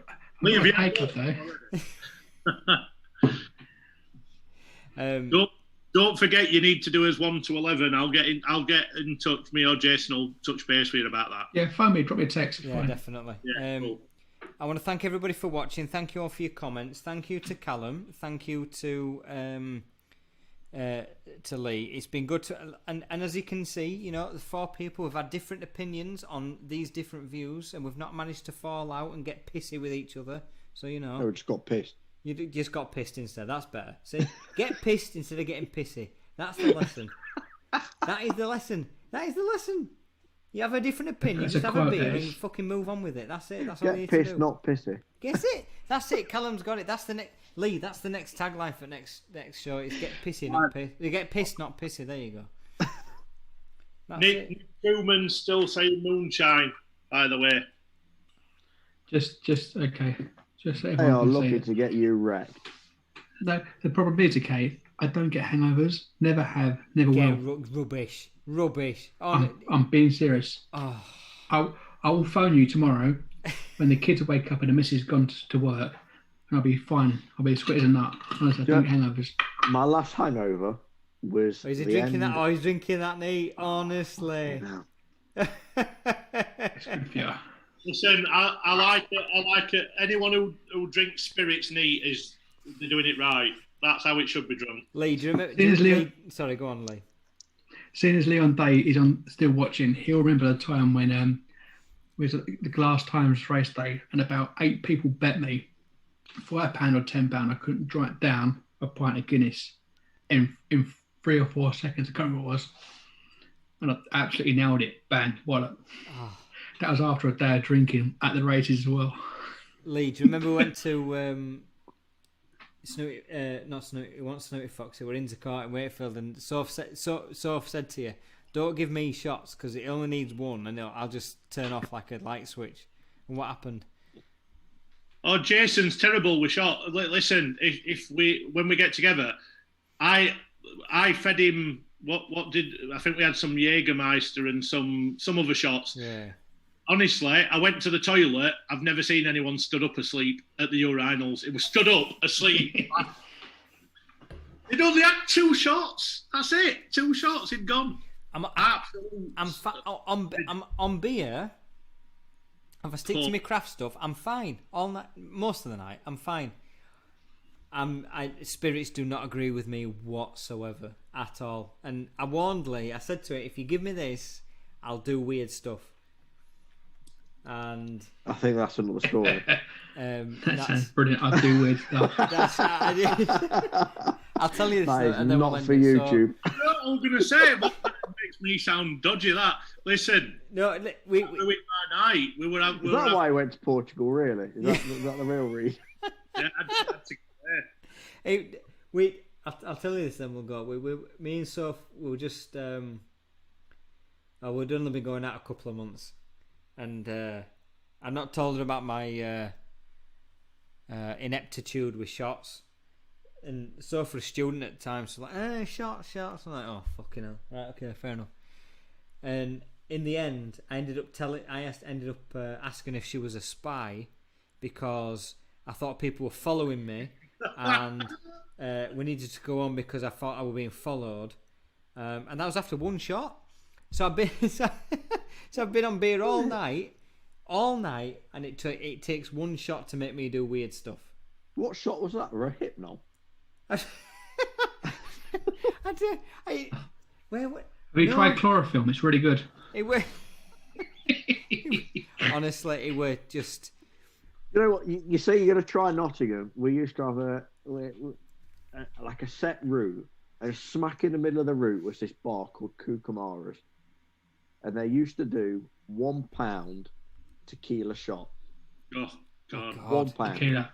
I love tequila. And me and my mate went in there on my 21st. We were like, right, we've got a tenner. Barman, 10 each, please. We lined up 10, and I'm not joking. I did 6. I was all right. The 7th literally just went in, and I'd like to say I don't know. I wouldn't like to say at all, but I puked on the barman, but I didn't really. This tequila just went in, hit the back of my throat, and just went, "No, I don't think so, mate," and just ended up straight back on the bar. That was number 7, but I still went 8, 9, 10, and then we went out to the next place. But number 7 was my limit for tequila. If it makes you feel any better, we used to do that. So when we just turned drinking age, there was a metal bar called Zone in Wakefield. It was every Friday, and there was a bar. So you had your bar crawl, and you used to end up in Zone to mosh out for sort of last 3 or 4 hours. And there was a bar just sort of next to it, and you used to get 6 shots for a £5. And you get them in, the shot holders, so you get a little sort of wooden plank of shots each, and we used to do the same as you. It was like you'd down your 6 shots, and the last one you had, you'd had to go outside to throw up, and they still let you in. They still let you in bar, but I remember though. Oh, honestly, it was just. Remember the different colour shots they did? Oh, we'll do your traffic light one. Why? They're all shite. They're all crap. You had the cream ones, you had the strawberry ones, your chocolate ones. They did your traffic light, your apple flavour. And they spent all that time pouring it in, a little bit of that, a little bit of that, a little bit of that, just to make that shot, and then you were just like, that's coming out in 10 minutes. Tequila's my kryptonite. It's horrible. I like it, but it's horrible. It does bad things to me. I want to know how Lee don't get an hangover. Training. I can train you all up. What we do is we book like Fentex, yeah? We'll go there for 2 weeks, and I'll train you up. Right, okay, that's a deal. We do America. You sign up for that. You have to train us up on the shots, yeah? Yeah, honestly, never have done, never will. It's weird. That's insane. I used to get over them quick, but now it's just a no-go. The last hangover I had was when it takes me 2 days now. We had a barbecue last week for a mate of mine, surprise barbecue, and that's why I emptied up my last lockdown box of beer. That's why I ordered a new one.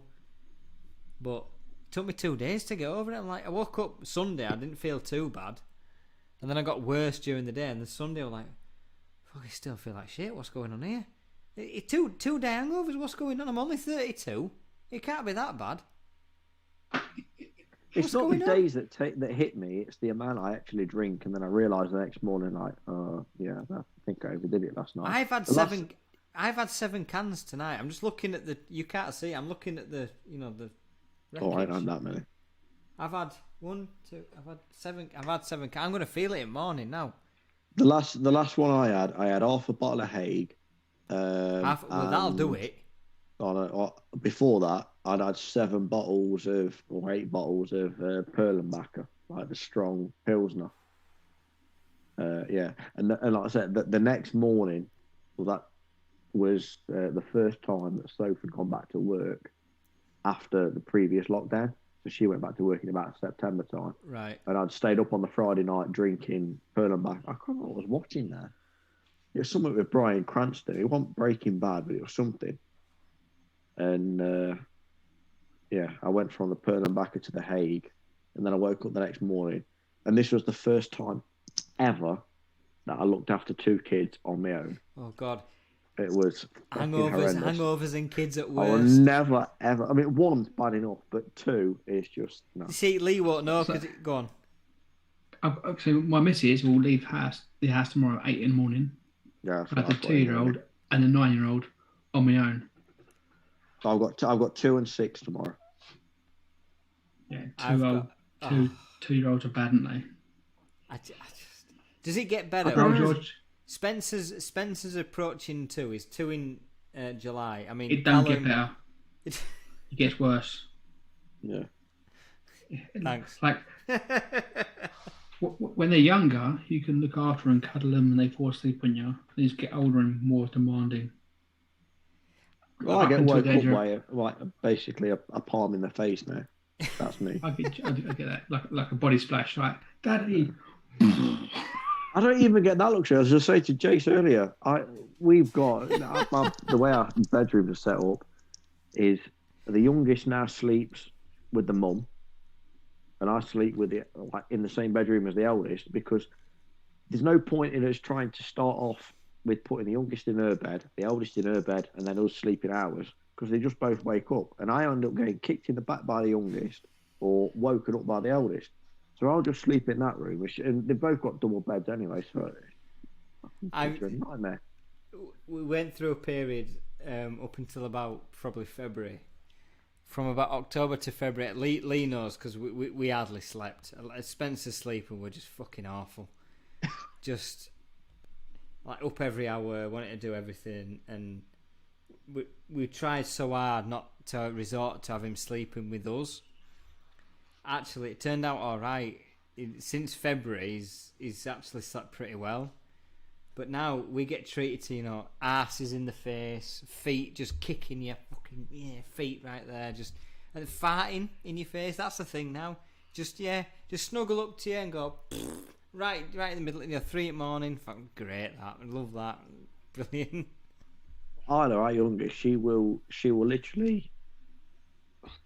She'll lay at like a 90-degree angle, so she'll perfectly with her in line with her mum, but her feet are in my back. Yeah. She's not just still. She's like, kicking the hell out of me. I'm gone. And her feet, her toes in the rib, right between them. In the kidney shot. Yeah. Like something that a boxer would be proud of. Like she absolutely, but the worst thing is honestly, I can get up and I think, I'm not having this anymore. I can go and stand in the bed next to her, and she won't move. She won't move at all. She won't move an inch. As soon as I get back in the bed, I'm going kick to shit. What she's saying is basically, piss off. I don't want you. This is my space. This ain't for you. Go on, next door. She's having none of it. Can't disagree with any of that. I've had 3 exactly. You've got 3, Lee. And I tell you what, it were like sharing a bed with multiple octopuses. You just get booted and punched in mouth, and oh God, it just. Lee, why are kids so warm? Why do they insist on not having covers? So there's the mum that side of the bed. There's me this side of the bed. We both want covers, and the one in the middle thinks, fuck it, I don't want no covers, Nicky, come on. Like, I'm freezing, she's freezing, but kid's happy as Larry. What's that about? I'm coming in. Listen, same's going to happen tonight. I'm going to finish this. I'm going to go upstairs. I'm going to be super quiet. Oh, he's in bed, yeah, fine. It's like that, okay. And like, oh, fine, I'll just move him. I'll just move him to the middle. It's like, and then when I get in, I'm on corner at bed. I'm butt naked because it's hot sleeping in bed. And he's only got his jammers on. I want to get me cover. I was like, and he's like, and then he turns, farts, and then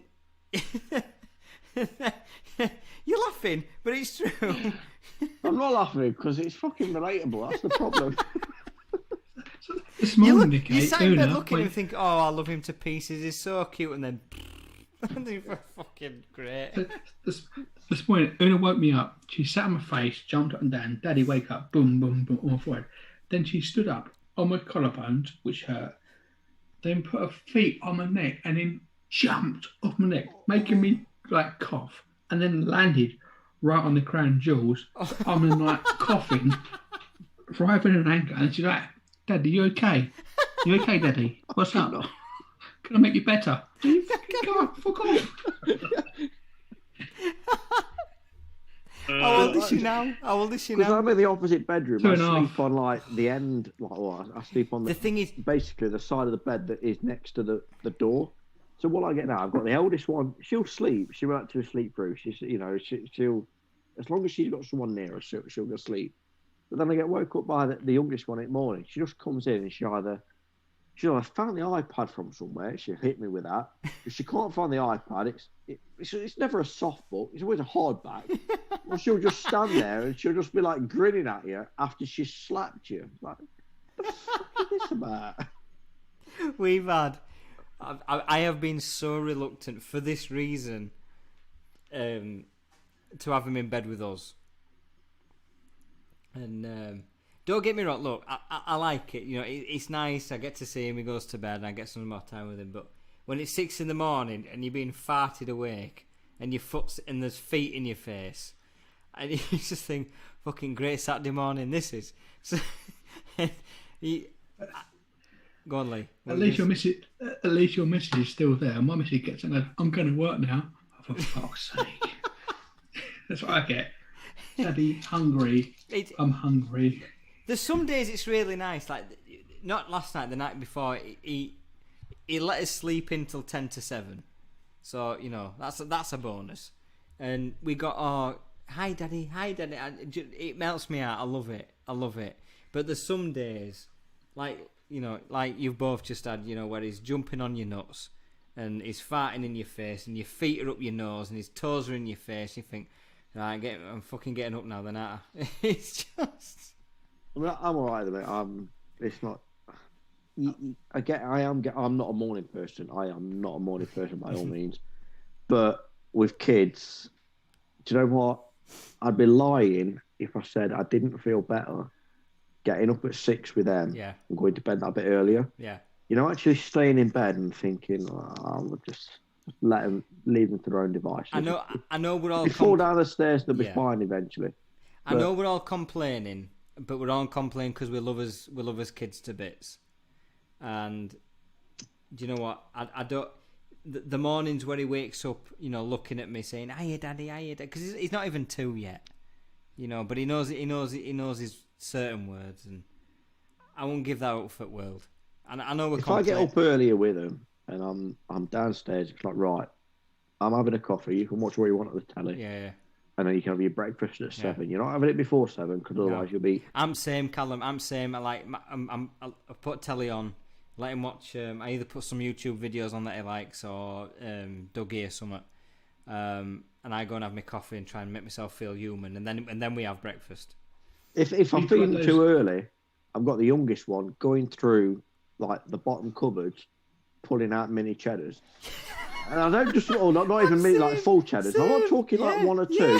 You come in with a fist of 5, and then she wonders why she's ill later in the day. Like, same. Put the biscuits down. Same. Spencer's in cupboards going snack.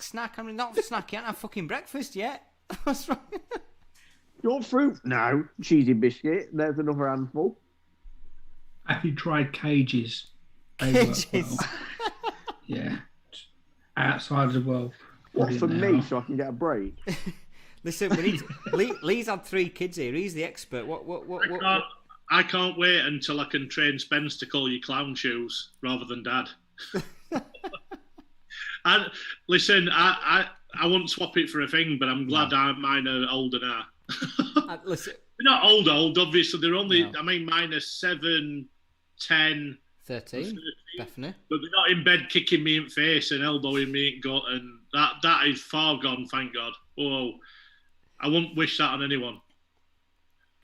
Don't get me wrong. Look, I actually do like, you know, when I go to bed and he's in bed, it's nice. But, you know, it's 10 to 6 in the morning and you've had 5 hours sleep because you're quoting Mr. and Mrs. Smith because they want the quote like yesterday. You think, oh. It is my favourite night, when I go to bed, I walk up the stairs and I'm just 10 minutes before I heard someone get up. And the eldest has gone into my bedroom. And I get a free bed in the spare room. fucking bliss. What's happening now then? Because it's what was it? It's about what midnight. What's going to happen tonight? Is your 2-year-old up now? No, she's fast off because Still fast off. Yeah, Soph went to sleep, but she went to bed about 10:30 because she'll be leaving the house at 7:45. You see, I heard Spencer an hour and a half ago. I already know he's in my bed. Our kids won't get up unless there's someone not there. Like, right. I mean, my biggest problem tonight is if I go upstairs and I wake the eldest up, but I'll just jump in her bed and I'll be like, right, you go over to the wall and I'll sleep here. Like I said earlier, they both got double beds, so it's just easy. What were we going to say? For me, I think Una's, my oldest is 9.5, so she's fine. She stays in her bed all night long, and generally all morning as well. But the youngest, I've not heard her yet, but quite often on like nights when you're playing FIFA or you're watching a film or watching the boxing, just as you're about to go up, you're tired, yeah, boom, boom, boom, boom, boom, yeah. boom. It's literally jumping in the bed, and then she's in your side of the bed. You're like, oh fuck. So I just sleep on the sofa. It's the best way. Luckily I don't have to do that because my eldest has got my old bed, which is a double. Yeah. And I'll open the door and I'll look and be like, yeah, she's on my side. I'm not having them cold feet on my back. I'm in the other bed. That's me done for the night. And then the eldest will stay asleep for the whole night as well because she won't get up at like 4 a.m. She had a habit of, when we were in the main room, she had a habit of getting up, even though the youngest was asleep. She'd get up and she'd come in our bed, and because the youngest slept in like one of these like next to me cots for a while. Oh yeah. You know that, yeah. And she'd come in, and she'd then wiggle away to the bottom of the bed, not be content with waking me and the mum up. She'd just go, oh, I'm just gonna go and wiggle next to the youngest as well and wake her up. I was like, oh, we're all up now, and it's 3 o'clock in the morning. Yeah, who needs to sleep? Who needs sleep? No, let's see what's on the film channels, aren't I've spent many a night on the sofa, many a night over 3 kids. But I don't want to spoil your nights, all of you. But while you're all snuggling up to your piss off, whatever. I'm telling you now, I've got the comfiest bed here in the world, and it's all mine. I can't wait to get in there tonight. I'm jealous of Lee. I've not been out. I mean, we've been given the okay, if you like, corporate way to go out and start doing like external visits again. Yeah. But I've not stopped in a hotel since last February. I've got meetings next week. It's where you can see it's open. So I've got meetings in in Warwickshire, Liverpool, Manchester, Portsmouth, Bournemouth, and Torquay next week. Wow! It's the first week I've got a full week on the road, and do you know what? I fucking can't wait. You'll love it. You'll get out there. You'll travel. You'll see. What do you normally stop in? You just stop in whatever hotel you can get in the area, or do you have a particular company that you go with? I normally I've got an account of Premier and Travelodge, but I always stay at Travelodge because it's cheaper for the company. Mm. And my job is obviously to keep the profits up for the company, but also when I'm in like different areas, it's a bed, isn't it? You don't stay in a hotel. I generally have a walk around, have a wander, go to a restaurant, have a bite to eat, go to a bar, chat to a couple of people, cut to a people, and then 11 o'clock, 12 o'clock, back in bed, head down. Literally the room is just the room, innit? Yeah, you just sleep. I found with the area that I cover, with it only being the southwest, travel lodges are few and far between, and they're in a real shitty area to get to. Whereas Premier Inn is very prevalent in the southwest, like huge. They are literally, they seem to be on the doorstep of wherever I need to be. And in all honesty, they're probably cheaper than Travelodge most of the time. Wow. I mean, I've had I've had Premier Inns down in Cornwall, because where I live quite central to my area. I only need to really stop away in Cornwall because it's like a 3-hour drive there and back, which I can't get much work done in the peripherals of that, and potentially Reading or Bournemouth. But the Premier Inns are stopping. I've had a Premier Inn down in in Cornwall for 35 quid. Bloody hell. Because it's mad price. It's mad price. But do you also, so here's one for you, Calum. I always have, like, if I'm going anywhere, so next Wednesday I've got to be down in Portsmouth. That's my book meeting. I will then speak to 3 or 4 customers in and around the area, let them know I'm in the area, and if I make it, I'll say I'll pop in. And it's not a cold call, but it's like an almost cold, warm call. Yeah. This is the first time that I've been accepted to do that. Whereas before, and everyone was like, no meetings, no visits. Is that how you do? How do you go about seeing your customers? And genuinely, I'm like, I was on furlough till July last year. I came back, and I think I've made visits to customers 5 or 6 times since then. Everything I've done since last August, returning from work, has been remote, whether it be Zoom or just on the phone. But again, what a lot of people don't understand and appreciate about when you're exclusively working in the Southwest is the Southwest is a seriously seriously laid back. They really are. They're so. I love the Southwest. It's a completely different aspect of business to anywhere else. They're very laid back.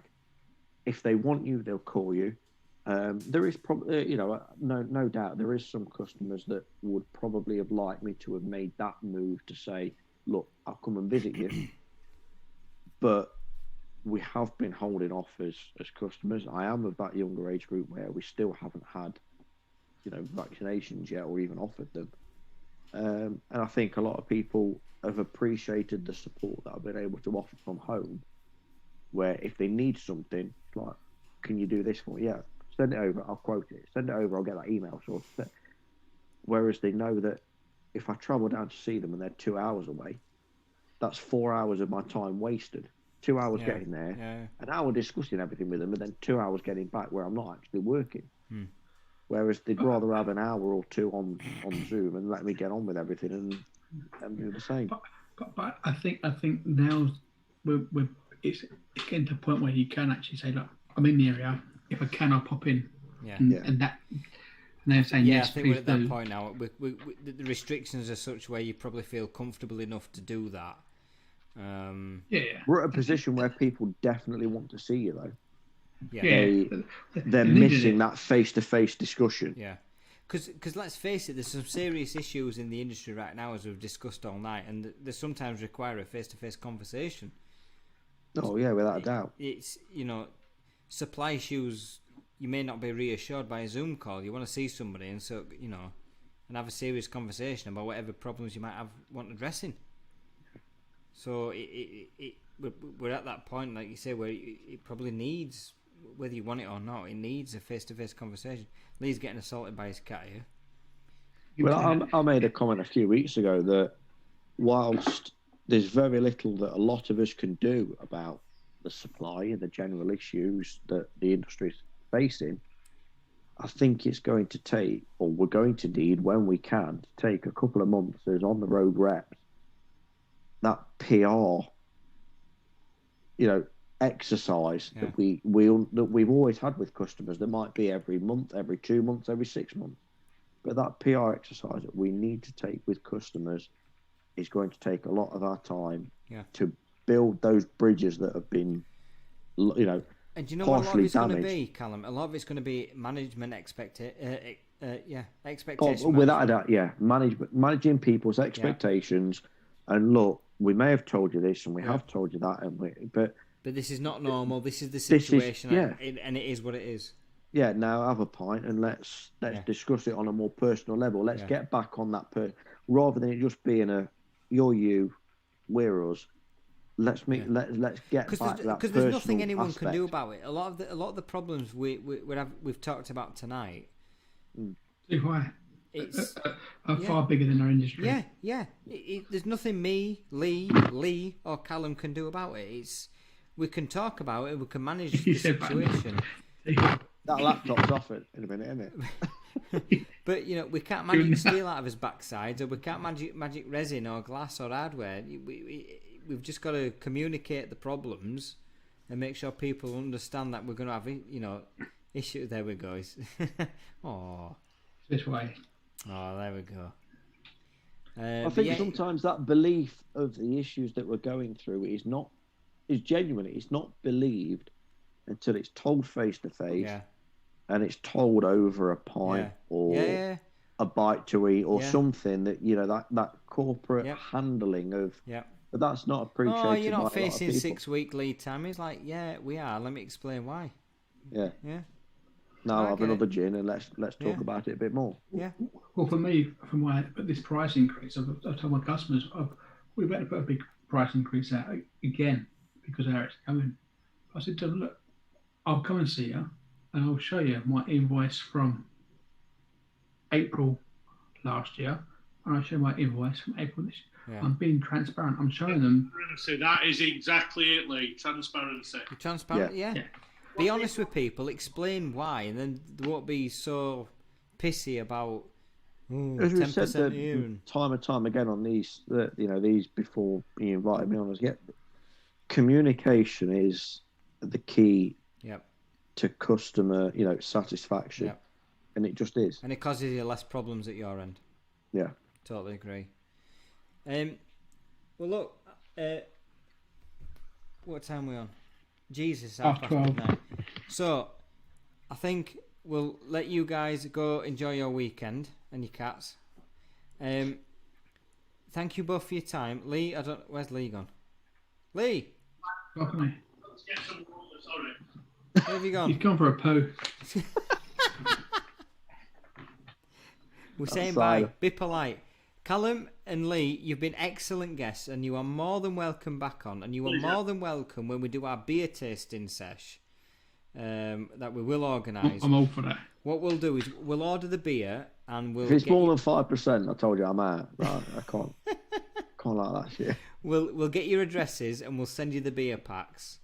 But I reckon we should do it to a wider audience and get someone to sponsor it and get us a. We'd all chip in. I ain't got a problem with chucking some quid in. But Lee, Lee, me and Mick might have a word with Magic Rock Brewery in Huddersfield. We might be able to do something there. But we'll do something on that front. But it's been absolutely fantastic having you both on. I've enjoyed the chat. We've had different opinions, which is always good. But I've really enjoyed it tonight.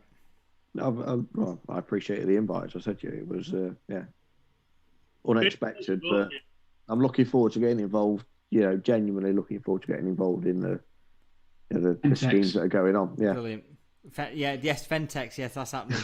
That's happening. Come on, Fentex. Anglo European's the first exhibitor. I'm telling you now. That's what's happening. So. They're gonna have to change the name, aren't they, if we go over there? Yeah. Oh God. Yeah. Definitely. Right, everybody. We will. Thank you all for watching. Enjoy your weekends. And we will see you in a couple of weeks' time. And we're going to have Alan Burgess next time from Masterframe as a special guest. So enjoy your weekends. Be safe. Yeah, thanks for watching.